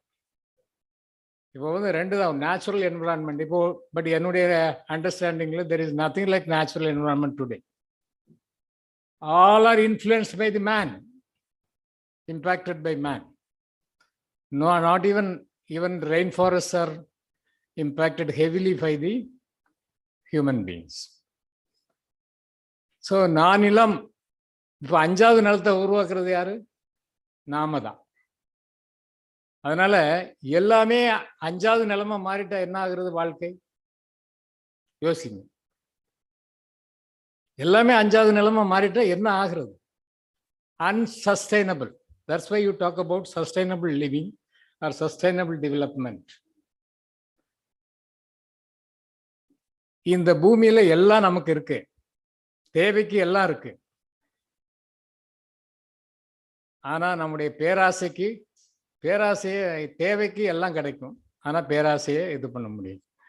இன்னைக்கு உலகத்தில் இருக்கக்கூடிய ப்ராப்ளம், என்வரான்மெண்டல் ப்ராப்ளம் எல்லாத்துக்கும் காரணம் குறுக்கி சொன்னா சயின்ஸ் வேற, in a social angle if you look at, ஒன்று வந்து கன்சியூமரிசம், இன்னொன்று வந்து பாவர்ட்டி. இந்த ரெண்டும் தான். these two, consumerism of the rich, poverty யார்கிட்ட இருக்கும்? poor தான் இருக்கும், like me. So poverty of the poor and the consumerism of the rich, these two are responsible for all the environment problem. நீங்க ஓசோன்ல ஓட்டை விழுந்தாலும் சரி, கடல் பெருக்கெடுத்தாலும் சரி, அது ஊருக்குள்ள தண்ணி வந்தாலும் சரி, ஊருக்குள்ள ஆனை வந்தாலும் சரி, எல்லாத்துக்கும் காரணம் இந்த ரெண்டு தான். We fail to appreciate our nature. இன்னைக்கு எல்லாம் நிறைய ஆக்ஷன் பிளான் அதெல்லாம் பண்றாங்க. நம்முடைய லைஃப் வந்து சிம்பிள் லைஃப். இன்னைக்கு வந்து ப்ரொஃபஷன் வந்து 4 நிலம் இருந்துன்னு சொல்லலாம் இல்லையா, 4 லேண்ட்ஸ்கேப்ஸ். குறிஞ்சியில் வாழ்ந்த மக்கள் குறவர்கள் என்று அழைக்கப்பட்டார். குன்றத்தில் இருப்பவர்கள் குறவர்கள் அப்படின்னா அந்த ஜாதி இல்லை, அந்த மலையில் வாழும் மக்கள். காடுகளிலே உறைபவர்கள் அவர் வந்து என்னன்னா, காடுக்கும் கடலுக்கும் இடையே ஒரு அந்த அகண்ட பரப்பிலே இந்த எல்லாத்துக்குமே ஒரு ஆர்கானிக் லிங்க் இருக்கு. அது நாம புரிஞ்சுக்கல, புரிஞ்சுட்டோம்னா தப்பு செய்ய மாட்டோம். there is an organic link between the mountains or hills and the oceans. எப்படி? கடல் இருந்தா நதி மலையில இருந்தா ஆறுகளும் இதெல்லாம் நீர் எல்லாமே உற்பத்தி ஆகுது. கடைசியில் அங்கதான் போய் சேருது. திருப்பியும் ஹைட்ராலஜிக்கல் சைக்கிள் திருப்பியும் அங்கதான் கொண்டு வருது. ஸோ இந்த புரிதல் இருந்ததுன்னா நாம எந்த தப்புமே செய்ய மாட்டோம். தப்பு பண்ணிட்டு இப்போ ஐயோ நாளைக்கு நான் உயிரோடு இருப்பேனா இருக்க மாட்டேனான்னு நம்ம வந்து இப்போ தேடிட்டு இருக்கோம். ஸோ இந்த நானிலம் என்பது மிகப்பெரிய ஒரு அந்த புரிதலை கொடுத்தவன் தொல்காப்பியன். அதே மாதிரி வள்ளுவர் அந்த மண்ணில் தான் பிறந்திருக்கார். வள்ளுவருக்கு செலவு வச்சிருக்காங்க. இப்போ அவர் வந்து வான் சிறப்புன்னு ஒரு அதிகாரத்தை எழுதியிருக்கார். நீங்க படிச்சு பாருங்க. 10 குறள்கள் இருக்கின்றன, 2வது அதிகாரம். அதுல வந்து ரொம்ப அதிகாரம்னு சொல்றதா எப்படி அதிகாரம் கரெக்டா? ஸோ ஏன்னா பால் அதிகாரம் இப்படி 3 பால் இருக்குது, 133 இது இருக்குது. அதில் 2வது அதிகாரம்னு நினைக்கிறேன். ஸோ எவ்வளவு ஆழ்ந்த சிந்தனை அறிவு வந்து அந்த காலத்துல இருந்திருக்கிறதுங்கிறது தான். இப்போ இன்னைக்கு வந்து நம்ம வெள்ளைக்காரன் நமக்கு கற்றுக் கொடுக்கிறது கல்வி அல்ல. நம்மளுக்கு என்ன சொல்லி கொடுத்துருக்கான்னு நான் கல்வி முறையை பற்றியும் வந்து இந்த என்விரான்மெண்ட்ல பேசணும். That is more relevant. Life style எவ்வளவு முக்கியமோ அதே மாதிரி கல்வி முறையும் முக்கியம். ஸோ இன்னைக்கு நமக்கு வெள்ளைக்காரன் என்ன சொல்லி கொடுத்தான்? இந்த 200 வருஷமா நம்முடைய பழைய கல்வி முறைகளை மறந்து விட்டோம். குருகுலம்ங்கிற ஒரு கல்வி முறை தான் இருந்தது. அப்போ வந்து teachers will set an example for the students and they will prepare them for the life. அப்படி இருந்துச்சு. இப்போ அப்படி இருக்குதா? ஏதோ பேப்பர் கையில் ஏதோ பேப்பர் வாங்கிட்டு தூக்கி போட்டு போகிற மாதிரி இருக்கு. Is what I'm sorry to this time tell this. It has that sort of ஒரு holistic dimension is missing today. And people say education-னா என்ன சொல்லுவாங்கன்னா, இங்கிலீஷ் எஜுகேஷன் என்ன சொல்லி கொடுத்துச்சு நமக்கு 3 hours of education, reading, writing and arithmetic அப்படின்னு சொல்றாங்க. But நம்ம நாட்டில் பிறந்த இந்த தேசப்பிதா என்ன சொன்னார்னா, காந்தி சொல்றது வந்து எஜுகேஷன் என்ன பண்ணணும்னு சொல்றாரு. Harmonious development of head, heart and hand. 3H. Education should deal about these 3H. Harmonious development of head, heart, and hand. அப்படின்னா பிசிக்கலா எடுத்துக்காதீங்க. தியரி மட்டும் கிடையாது, ப்ராக்டிக்கலும் உண்டு. வித் உங்களுடைய ஒரு ஹியூமன் டச், ஹார்ட், அதுதான். ஸோ இதுதான் முழுமையான கல்வியாக இருக்க முடியும் அப்படின்னு சொல்றாரு. நீங்க என்விரான்மெண்ட்டை பாதுகாக்கணும்னா இந்த மாதிரி ஒரு கல்வி முறையும் உங்களுக்கு கொடுக்கப்பட வேண்டும் என்பதுதான் என்னுடைய எண்ணம். என்விரான்மெண்ட்டை பற்றி பேசும்போது 72 கான்ஃபரன்ஸு, அப்புறம் 20 வருஷம் கழிச்சு we had a summit, Earth Summit, in 1992 in Rio de Janeiro. The Agenda 21 is very important. Biodiversity Convention or whatever, it talks about the biodiversity. Biodiversity என்ன, எல்லாம் நம்மளை சுற்றி இருக்கிறது எல்லாம் தான் டைவர்சிட்டி தான், பயோடைவர்சிட்டி நம்மளை தவிர. ஸோ அதுக்கப்புறம் நிறைய இதெல்லாம் பற்றி பேசினாங்க. நிறைய environment related issues were talked about, and there were a lot of conventions, and I don't want to go into those things. And நமக்கு இது சொன்னாங்க. அப்புறமா இப்போ லாஸ்ட் 2 decades-ஆ நம்ம இந்த UN decade for biodiversity-ன்னு சொல்கிறோம். 2011 2020 வரையில் UN decade for biodiversity. அடுத்த இப்போ இருக்கிற decade இப்போ last 2021 at the time of the World Environment Day தான் நினைக்கிறேன். This was celebrated in Pakistan, and now the decade following 21 to 30 is the decade for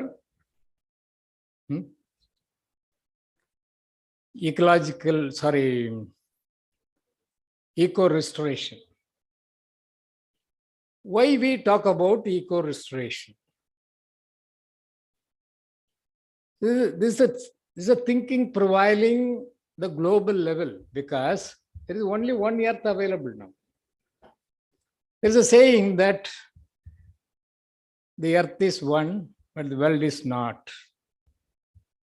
That shows we are politically divided into earth is one and the same, only one earth, but the world is not. World means the political.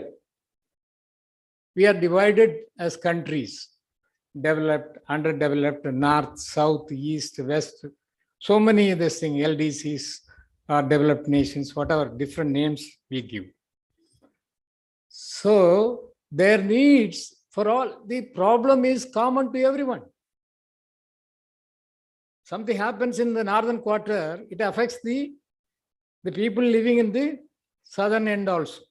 That's how the environment is the problem, or water prospects, whatever it is common to everyone. So our participation as an individual or a community is very much essential. So without your participation, nothing will happen. If you want to have a good environment for you, it is not for you, for the coming generation. So now they say there is a climate change. We feel it. In my own lifetime, I could realize it, the changes that is happening into our climate. When I studied agriculture, people used to say agriculture is a gamble between drought and floods.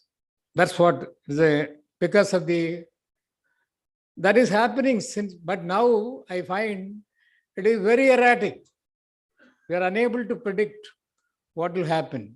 This year, I am living in Bangalore. We experienced rainfall 2 times, 200% rainfall we received during southwest monsoon. than the normal. And it affected, it is of no use, it is no drop is conserved. Everything went as a waste flood. Where it got, what it shows to me is that we have a wrong land use.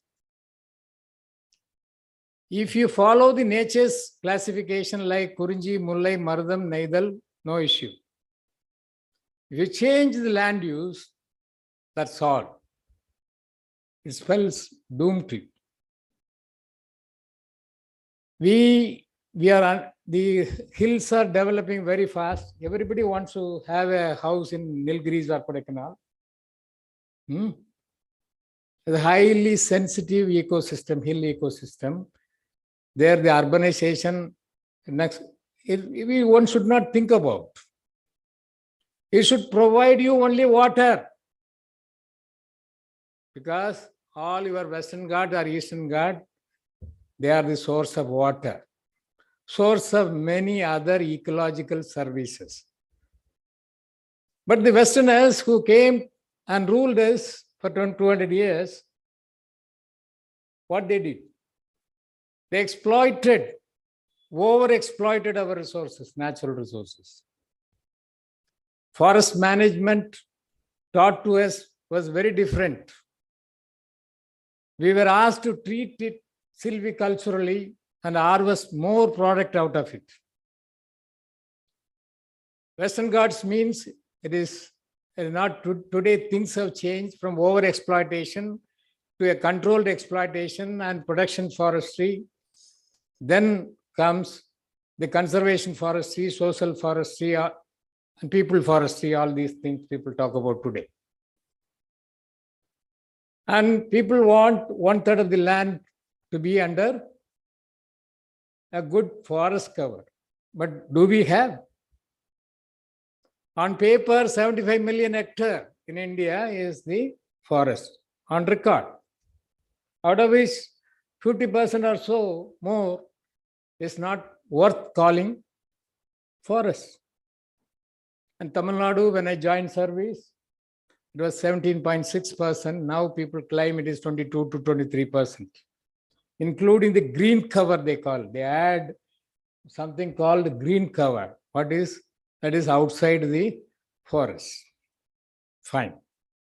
They do all magics. So now the green mission, all in either the national level or the state level, they are aiming at attaining that the magic 30 or 33%.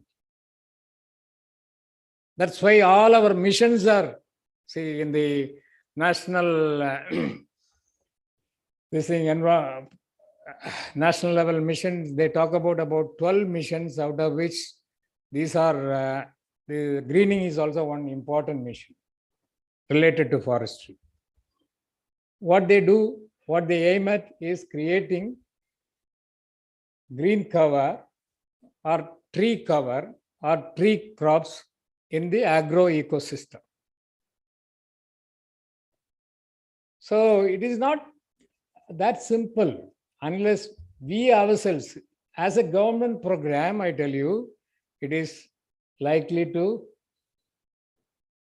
with all earnestness, if you approach, you can see some 50% result. Otherwise, unless you participate, it is not going to be a successful program. Any program related to environment or forest. And it has been our experience that without people participation, it is not going to happen. So you have a much bigger responsibility in any of your environment related programs. And I find for the climate adaptation, the government of India have sanctioned about 3,500 million rupees. Maybe it may be shared among the 28 states and the 8 union territories. I do not know who gets what share and whether it is equitably distributed or not. And What is the preparedness of the states? I do not know. I have come out of the department. I do not know, but I know there is a greening program in a big way they are contemplating on every district level. And there are districts. What is the forest area in your district? Any idea? Now, Trichy, I cannot say whether Trichy has any forest. I have doubts. Because in my good old times, the combined Trichy has become now 4 districts. And Tanjavur has become 4 districts. And what is the forest cover? Pachamalai was the only place where you used to find trees or forests. And then there is a community called Malayalis. Any of the students visited those areas? I do not know. I used to walk 25 kilometers to reach their habitations. As a young boy, I have done in 87, 88. And I have seen the type of damage that has been caused to those areas. Now I do not know what is because they were basically an agricultural community. They are called Malayalis, not Keralites. Because they dwell in the hills, they are known as Malayalis. So they used to, the shifting cultivation, in English, they call it slash and burn agriculture. They cut the forest and grow crops, some dry crops for 5 years, 6 years. Then they abandon it and move to other areas. This is how they were treating. They had least concern about their water resources or their survival itself. Really, it is pathetic. And we need to repair such areas and bring to the past glory. In Tamil Nadu, I can say, from Kanyakumari to Chennai, if I look at, or Western Ghat, Eastern Ghat, if I look at, there are many damages done by the foresters themselves, without knowing what is the environment or what is the environment role of forests. In my district, we lost nearly 3,000 hectares of forest for rubber. I am from Kanyakumari. I lost 3,000 hectares of moist forest for pristine forest for the rubber. And it's so also in Tirunelveli, now Kalakad Mundandura Tiger Reserve, some parts have been clear fell for some other crops. And if you think of Eastern Ghat, you go to Salem or Namakkal, this side, all rainforests, the equivalent to rainforests, I can say, they're all spoiled for the sake of coffee. And Nilgiris, Palni Hills, all the even Anamalais, all were spoiled for coffee and tea. Nearly 200 square kilometer of rainforests were damaged some 120 years back in Anamalais for growing tea. I honestly ask you one question. Whether any of us drank tea or coffee some 100 years before? Is it part of our lifestyle or our food? No. No. Why should we grow that or why should we drink that? If I tell this to a horticulture, I am a horticulturist by qualification. If I tell an officer of the horticulture department or a scientist from TNAU, a horticulturist, they will take very offensively. This fellow is telling something different. It is not our crop, not our, like this. In forestry also, we have done a lot of mistakes. When we have plenty of quick growing species available in our own natural forest, we introduced crops from, in the name of high yielding, the quick growing species, we introduced a lot of eucalyptus into our forest. Now we find it difficult to eradicate. We call it invasive alien species or whatever. I do not know. So, because that point of time, our understanding about our natural ecosystem or the natural forest was very limited, and it was in the cover of the policy, because which gave importance to production one side and production of raw material and supply. Even I should talk about the background of our introduction of eucalyptus in Tamil Nadu, more so in Nilgiris. Why it was introduced, do you know? Eucalyptus was introduced to save the solar forests. Solar forests, they provide water for these people who are the Solas and Todas and Badagas who are living in the hills. They know what is the value of forest, the solar forest. But unfortunately, the Badagas who migrated from the Nanjangoodu side of Mysore territory long back and settled down there, and they cleared for fuel wood, they were clearing the solar forest. The Britishers felt, the collector or commissioner then, they felt this should be put an end, and they stopped. For that, they introduced as an alternative source of fuel wood. And over 100+ years, it took a different shape. This became a raw material for some polluting industry, paper industry. You know, now our Kaveri, our Bhavani are polluted by the paper industries. We have lost one river, Noyal. Finished. Otherwise, we were taking from the Sirvani hills, it was taking birth. Noyal. Now I couldn't see where it flows. Everything gone. So our role, see, people talk about water mission, agriculture mission, all these mission. Basically, we should revive these things or regenerate these things back to the original status.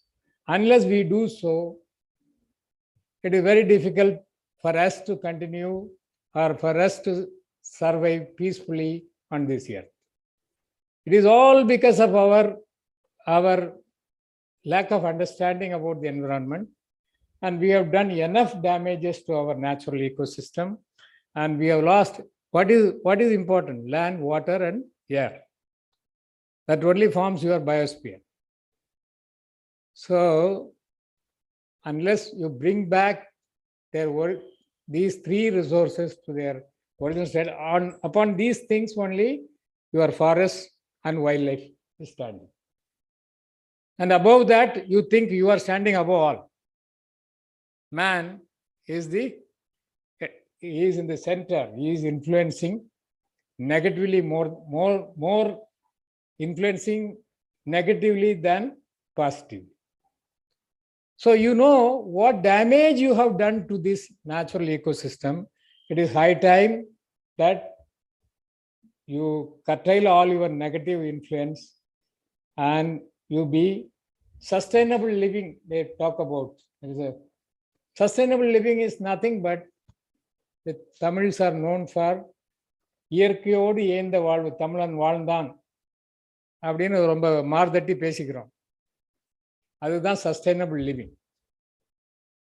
இயற்கையே நீங்க எதை கொடுக்குறீங்களோ, நீங்க எதை எடுக்கிறீங்களோ அதுக்கு மேல நீங்க கொடுக்கணும் முடிஞ்சா. இல்லைன்னா எடுக்கிறது எவ்வளவு கம்மி பண்ண முடியுமோ நீங்க கம்மி பண்ணணும். இப்போ என்ன ஆச்சுன்னா, கிளைமேட் சேஞ்சில் உலக அளவில் என்ன சொல்றாங்க, ஒரு 1.3 இண்டஸ்ட்ரியல் அந்த ஒரு டேட்டா ஒரு கட் ஆஃப் டேட் சொல்றாங்க. அந்த டைம்ல இருந்த டெம்பரேச்சரை விட இப்போ 1.2 on an average global temperature has gone up by 1.2 degrees Celsius.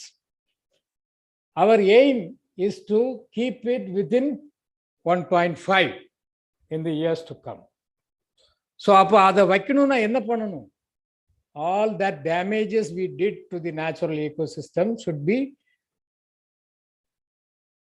done away with. So unless you do that, that role rests on young people like you. So I'll tell, maybe I can take another 5 minutes. So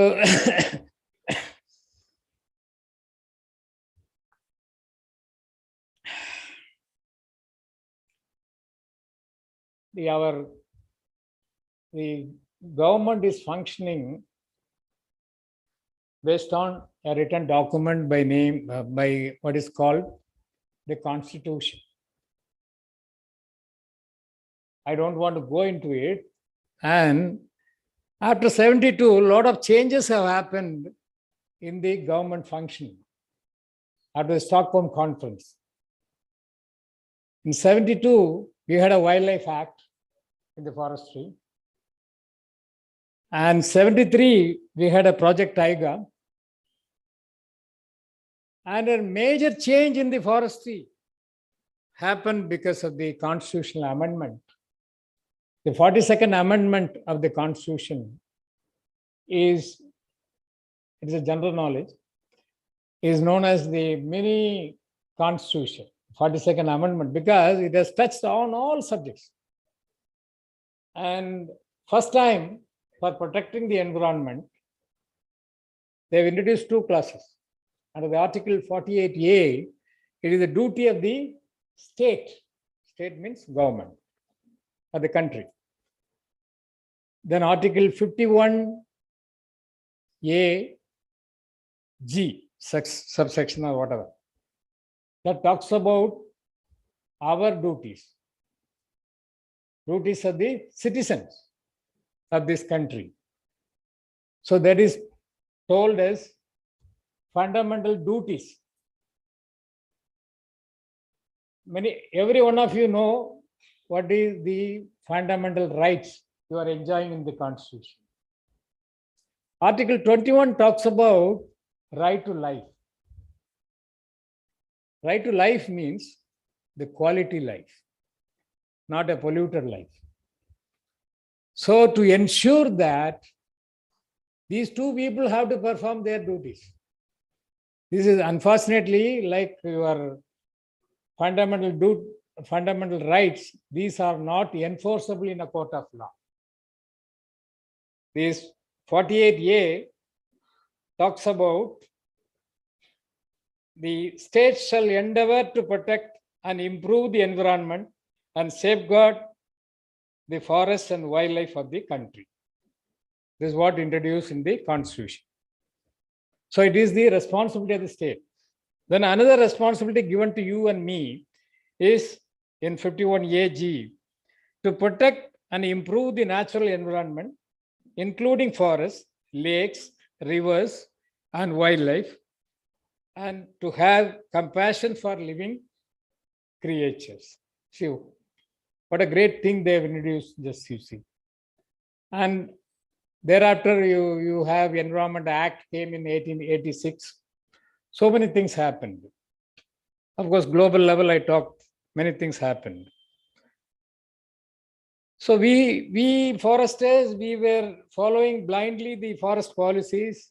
And we had in the last 150 years, we had a policies of 3 different policies. 3 policies we had: 1894 policy, 1952 policy, and 1988 policy. These policies are under now, I think, under revision.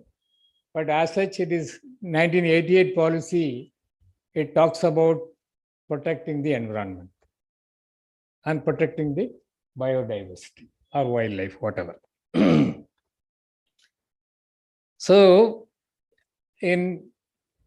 now there is a debate going on within the Tamil Nadu Forest Department, even to many of my own senior colleagues who served with me. And they talk about it is not possible to remove the eucalyptus or wattle or any exotic they have. So if you see, it is a climax vegetation. The shola and grassland are called montane vegetations. They are the climax vegetations. People who who can understand the ecology will appreciate what is climax. What is a climax vegetation? So in that area, but the people perception is grasslands are useless. But they are the source of water. They conserve water and give you in the form of streams. And our people, ex-foresters, we did what, see, in Ooty, if you go, there is no snowfall, but there will be a frost fall during winter. And people will experience such of those frost holes, we call. People introduced from tropical America, they introduced the pines. Now people talk about we should cut and remove because all invasive, etc. Because this was introduced without any thought. Those days, foresters means they have to generally produce forests or trees, then harvest, market. This was the job assigned to. Today, we have from commercial kind of an enterprise to a conservation-oriented enterprise today. And in the same place where we harvested teak and sandalwood, today we talk of conserving elephants and tigers. Same landscape. It has not changed. Same area. Now, after Wildlife Act and other things, after 50 years of Wildlife Act, now we talk about, we have Satyamangalam was known for sandal. Anamalai was known for teak. That is the product that was harvested from the Western Ghats and Eastern Ghats. Today, both are tiger reserves with a good population of elephants. So the job is not that easy to make this as a good habitat for wildlife. It is the job to be done by the foresters. They have to make it a good habitat for the animals, especially wild animals. So these are all changing. So now the scenario is the post 2020, the biodiversity. I was listening to the one talk by National Biodiversity Authority Chairman, Dr. B.B. Mathur, yesterday. And he was telling about now there is nothing like we cannot have 30% of the area within forest alone. We cannot conserve 30%. Where is the... So you have to involve corporates. You have to, because the big corporates have large chunk of lands where whatever possible. See, he talks about water conservation, soil conservation, all sort of conservation. What is possible with this thing? And wetlands. Wetlands are one thing which we are losing. Without, if you go to city like Chennai, all your what do you call your developments, habitation, human habitations are on the tanks. And same is the case with Bangalore or any big city. So unless we bring in a very radical change in the land use policy, and both government and people have to cooperate, people have to think on those lines, the future of our human beings, next 50 years, 100 years, in the years to come. Unless we do these corrective measures, I tell you, it is very, very, very difficult to keep the climate change within the level which is anticipated. So it requires we need to have green technologies and clean technologies. We need to create more awareness, and we need to, as a community, we need to participate in all the environment related issues. And I would say, I'll end with this, my thinking with this. There is one community, the ecologically a model for ecological community, if you want to mention, there is a community living in driest part of the arid tropics. That is in Jodhpur side, a community called Bishnoi. They are even today, they follow, there is a last 11th, our people have celebrated the Forest Matters Day.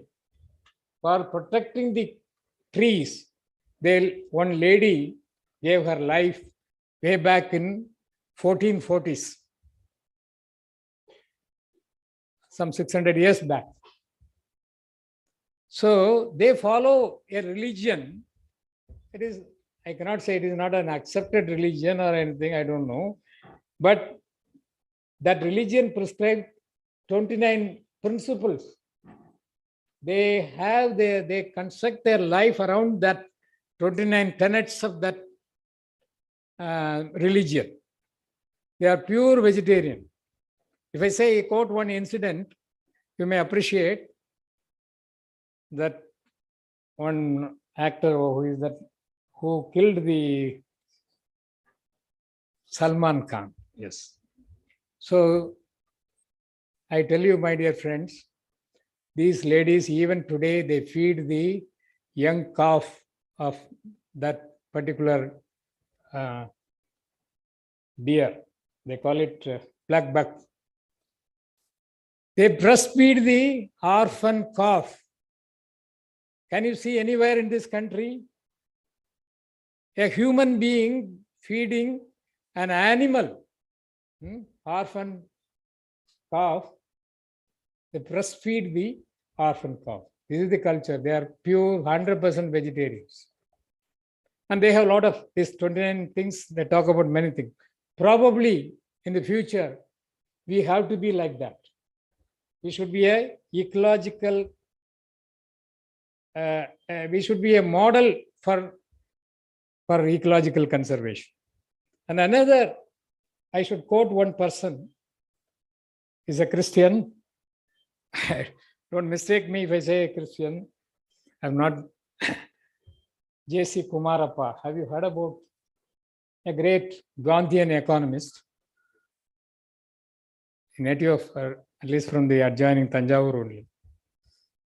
And J.C. Kumarappa is a great, he is known as the Gandhian economist. He is a chartered accountant by qualification. And he says, I will read out these things for you. Gandhian economic ideas aim to promote spiritual development and harmony with a rejection of materialism. This is required for you want to keep your environment safe. This sort of lifestyle changes is required. And the economy of these economics or economy we follow in the welfare state should also change. We say Gandhi is our father of the nation, but we have forgotten his ideals.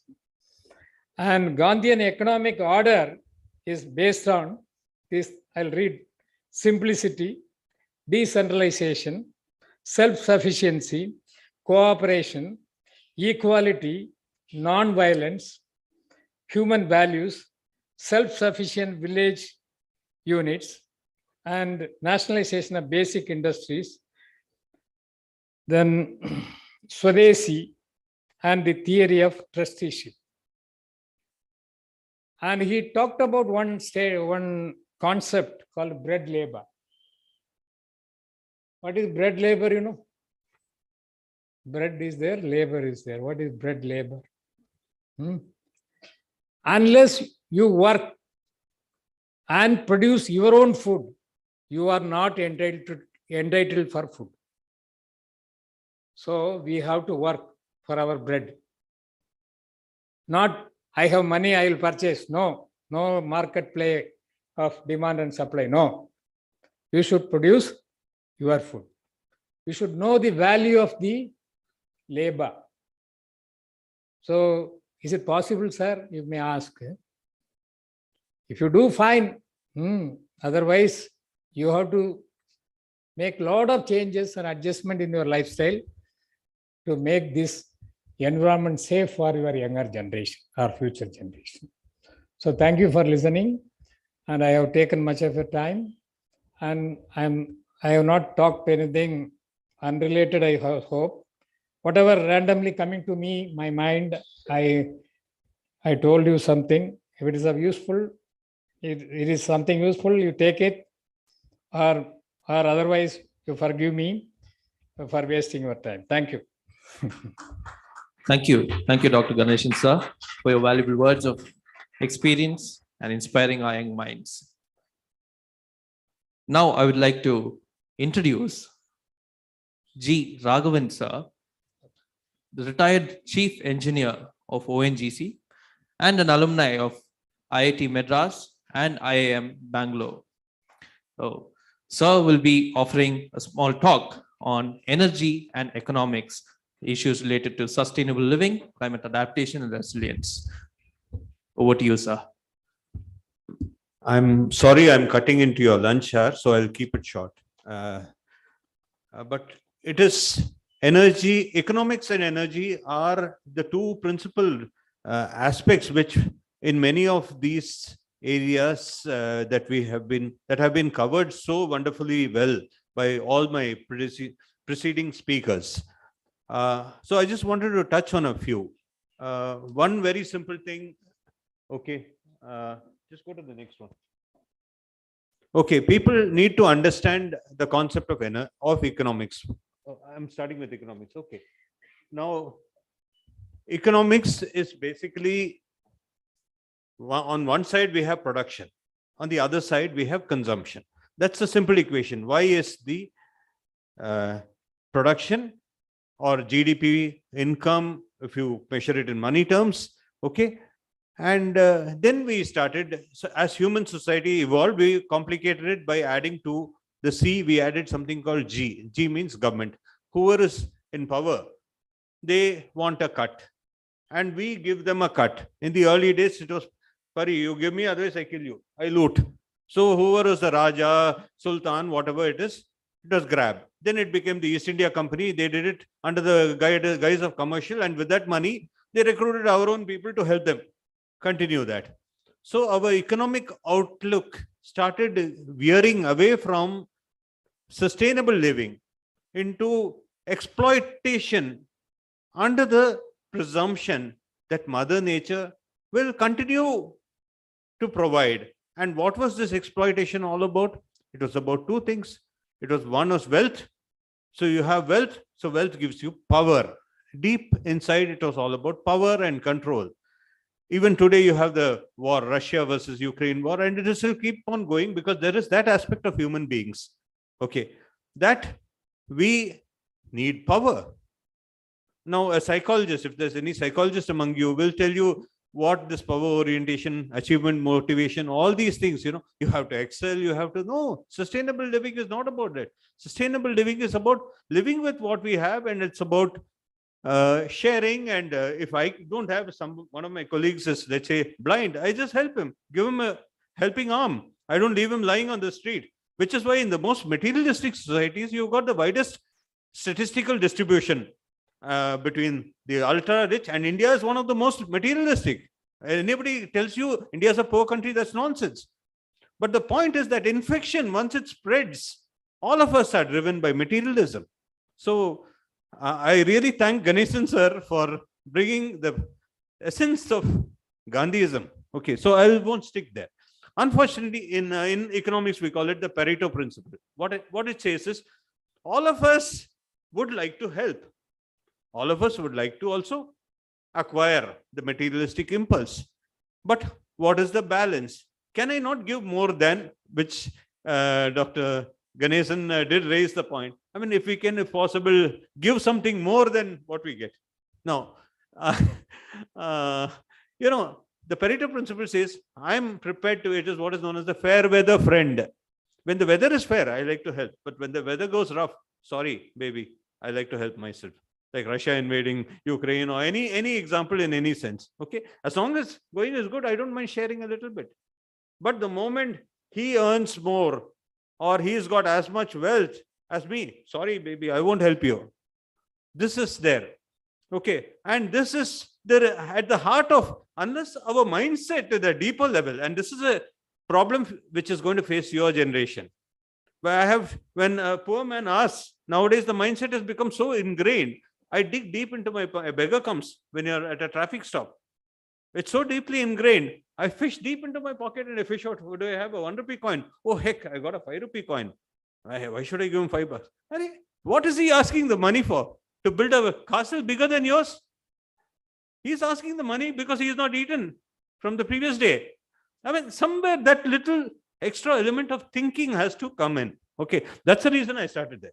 Now, at a macroeconomic level, I'm both an economist. I drifted into economics, started my PhD at IIM Bangalore. I got called from Columbia. Now, at the age of 53, I'm telling you, I quit my exploitative, because, you know, for all you people, who are the biggest exploiters? These stupid engineers, especially those in the petroleum field, those who are economists who try to give a nice little cover up and drive the governments and the politicians of economic growth.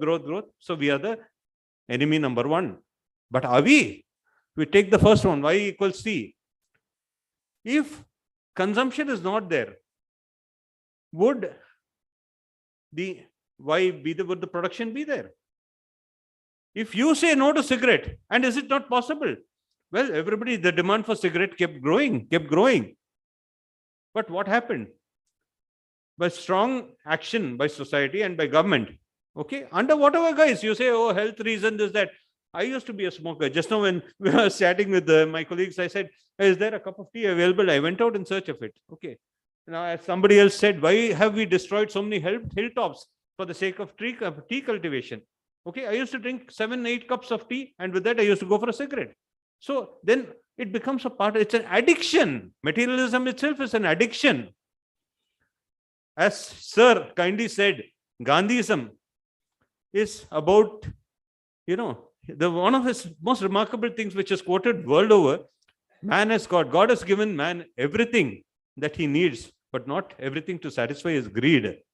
So the distinction between greed, which all our religions tell us, deep inside, that little thing has to climb into our way of thinking and our lifestyle. Certainly. Now, I just pulled out something while sitting there. I just pulled out some numbers from the thing. You know, what is the purpose of existence? Can I ask somebody? What is the purpose of existence? This is the question which is ultimately beguiling each of which is, you know, making all of us think, what is the difference between this piece of wood and that wood in that plant? That is living, this is non-living. Okay, that's the basic difference. But what is the basic purpose of life?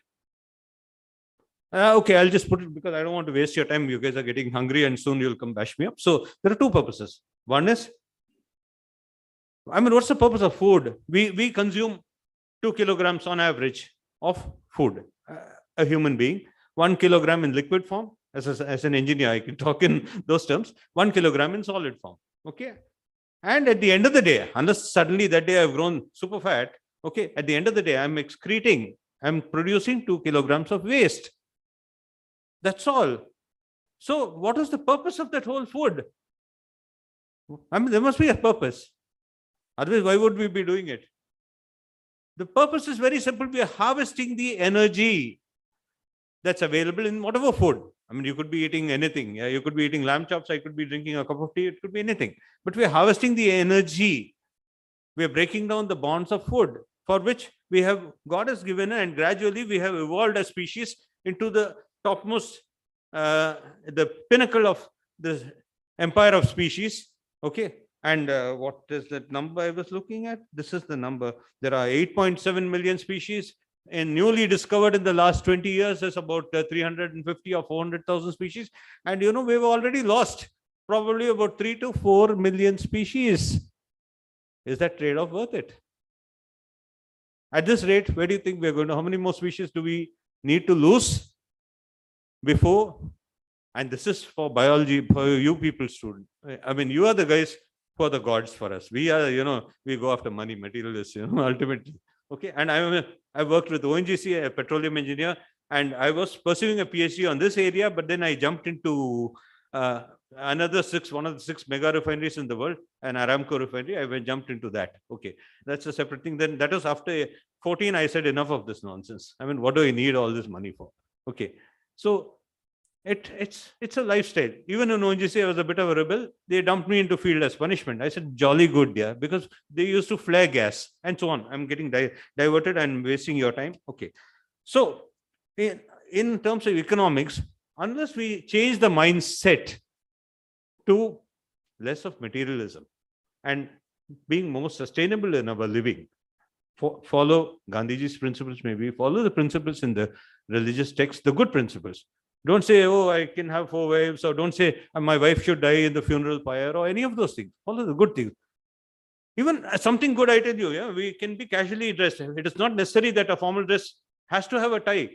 If you can save some carbon in the process of avoiding a tie, I mean, it's as simple as that.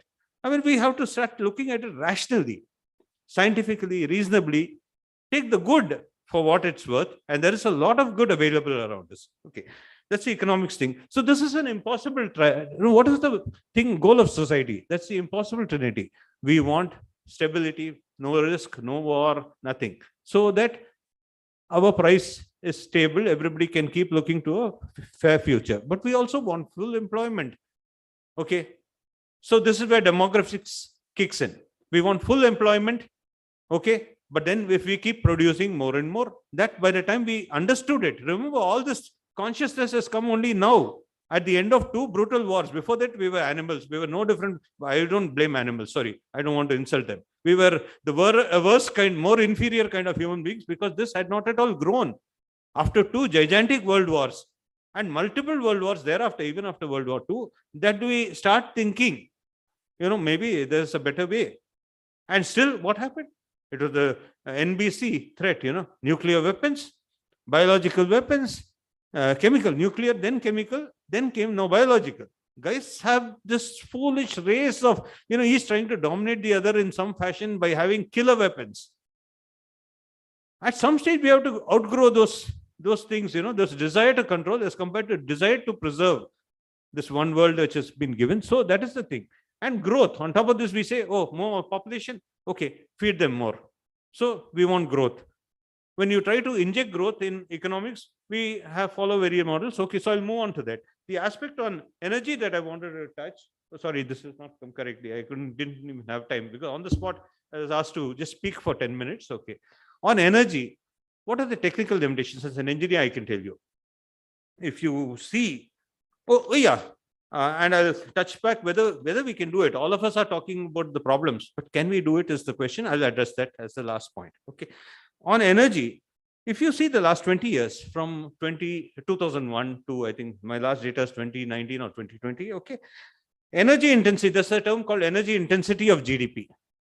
Okay, which means for every whatever activity I do, economically productive activity. Earlier, the ladies sat at home and did all the work, but it was not measured in money terms. Okay, once it's economically productive, okay, which means even if I want to run a small software shop, a computer shop, a training shop, anything, or an educational institution, just think of how much this air conditioning alone has cost us. You always have to go for cost benefit. If you're an operator all by yourself, you go for cost benefit. Okay, even there you need energy. You at least need a single light on. Okay, unless you're doing it in like the good old times under the Marathadi. Okay, those days all the activity was done in daylight time, whether it's shaving or bathing in the pond, everything except the waste was in the early morning in the darkness, under cover of darkness. Everything else was done in the daylight time.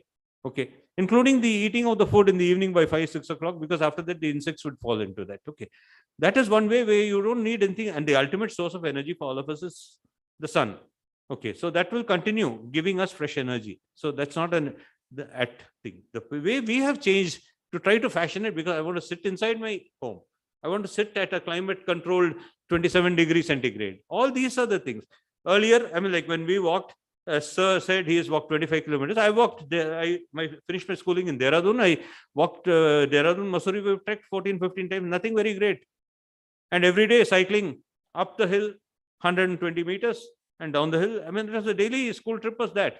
Okay. But today, end of the street, I look for my scooter keys. I waste 15 minutes. Then I say, where is the RC book? Everything, stupid cop will catch me. In that time, I would have reached there and got whatever it is I wanted and come back.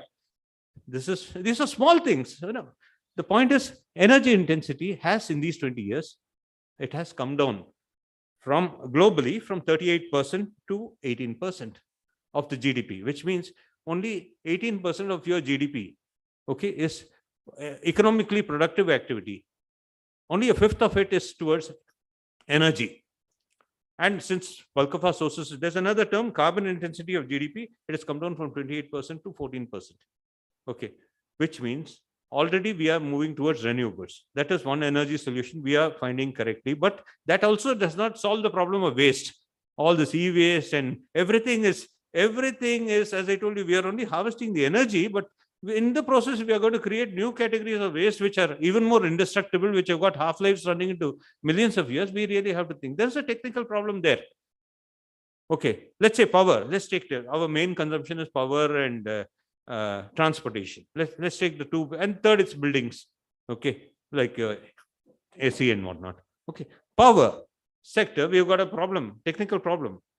All the studies are the base load. There's something called a base load because we are not able to run the entire system. I mean, I can talk 4 hours on this issue, but basically we need a base load of 30 to 40%. What has happened now is much of Europe and many parts have switched, because with solar and thing, although the sun can be, the energy, infinite energy of the sun can be translated through solar and through wind.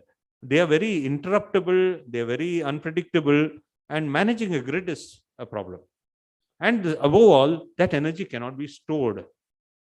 Okay.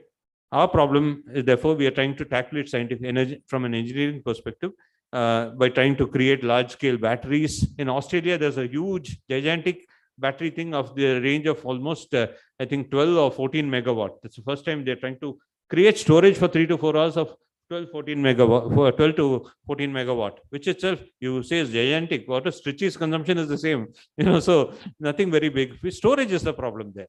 Whatever energy, you got to use it when it's available. Okay, here in Tamil Nadu, I can give you the example of hydrolift. In the night time, the turbines keep running from Mettur or from all the dams. They keep running all the time. In the night time, when your energy, see our energy requirements, if you divide the day into 3, morning 8 to evening 4, evening 4 to night 12, and then 12 to 8. It's the evening 4 to 12 is when the energy demand is the maximum. And the night period is the minimum. Daytime is like an average. So you have to design for the maximum. Therefore, all the turbines are available with maximum design.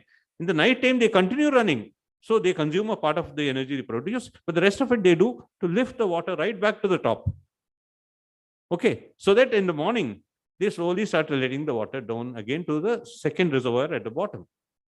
So by this process, you're not sending the water out for pasanam. You're simply recycling it over and over and over again. This is one of the ways we have done by creating that surplus capacity and using it. Hydrolift, this has been in Tamil Nadu for the last 30, 40 years. Most people are not aware that this is one of the ways. And because hydro electricity is one of the cleanest forms of energy, the carbon footprint is negligible, I should say. Okay, so the other renewables like wind and solar, as I told you, they are unpredictable. But we are not blessed with enough water. And contrary to what somebody was saying, it's not the population per se that's a problem. It's our agricultural practices, which definitely there's vast scope for improvement. Okay, and so, okay, I'll just cut short here and I'll just come up to, can we do it? What is the total amount of carbon biomass in the world? Okay, like our humans, in terms of gigatons of carbon, our humans, all the carbon in our body, okay, is, I just pulled this figure down and it's 0.006, no, 0.06%, 0.06 gigaton. All animals, they are like all kinds of arthropods, annelidas, whatnot. You guys know the thing, distinctions better. I have no clue. All of it comes to 2.56 gigaton carbon available globally. Okay, call it 3 gigaton. Bacteria, 70 gigaton. If there are more improved ways to use even a smaller fraction, another 0.5 gigaton of that bacteria to our benefit. This is where you people have the greatest role. Okay, And where is 0.06 gigaton versus the 70 gigaton? But instead, what are we doing? Bacteria are also dying out because they are also climate sensitive. Most living beings, they are climate sensitive. Okay, not just warm animals, but those associated with warm blood animals. Okay, with the higher orders. We are producing what are known as viruses. Viruses are nothing but strands of DNA, RNA floating around, and any of them comes and you are getting newer and newer categories of viral diseases. That number is going up, although that number is 0.0 gigaton. If that goes up even to 0.3 gigaton, we are all in trouble, we are gone. Okay, so that's one thing. And you know what the biomass life, plant life is? 450 gigaton carbon. What is 0.06 gigaton of humans to 450 gigaton? Okay, it just shows that our consumption, our greed is so infinite, so inexhaustible. So I mean, no, it's uncontrolled. It's a kind of monster that keeps growing on its own. You know, like what you see in the cartoons. And surely there is scope for cutting back our way of living. Okay, with that, I think, yes, we can do it since we are such a small thing and nature is there to help us with more scientific methods, with more into plant science in particular. I would give the maximum thing, and into these areas like bacteria, fungi, how we can use them better, other food sources. Instead, we head towards monocropping. Okay, we head towards ways which will lead to a extinction much faster. So honestly, we need to give a deeper thought. As scientists, I think we have a big role. So thank you. I am sorry I made an overshot time. Thank you all. Thank you, sir, for the short but sharp, incisive words regarding energy and economics. We shall now disperse for lunch. The lunch is being served in the adjacent hall in the same floor. Please help yourselves. I request everyone to be back in the same hall in half an hour, that is 2:30. The next session will commence at 2:30. Thank you.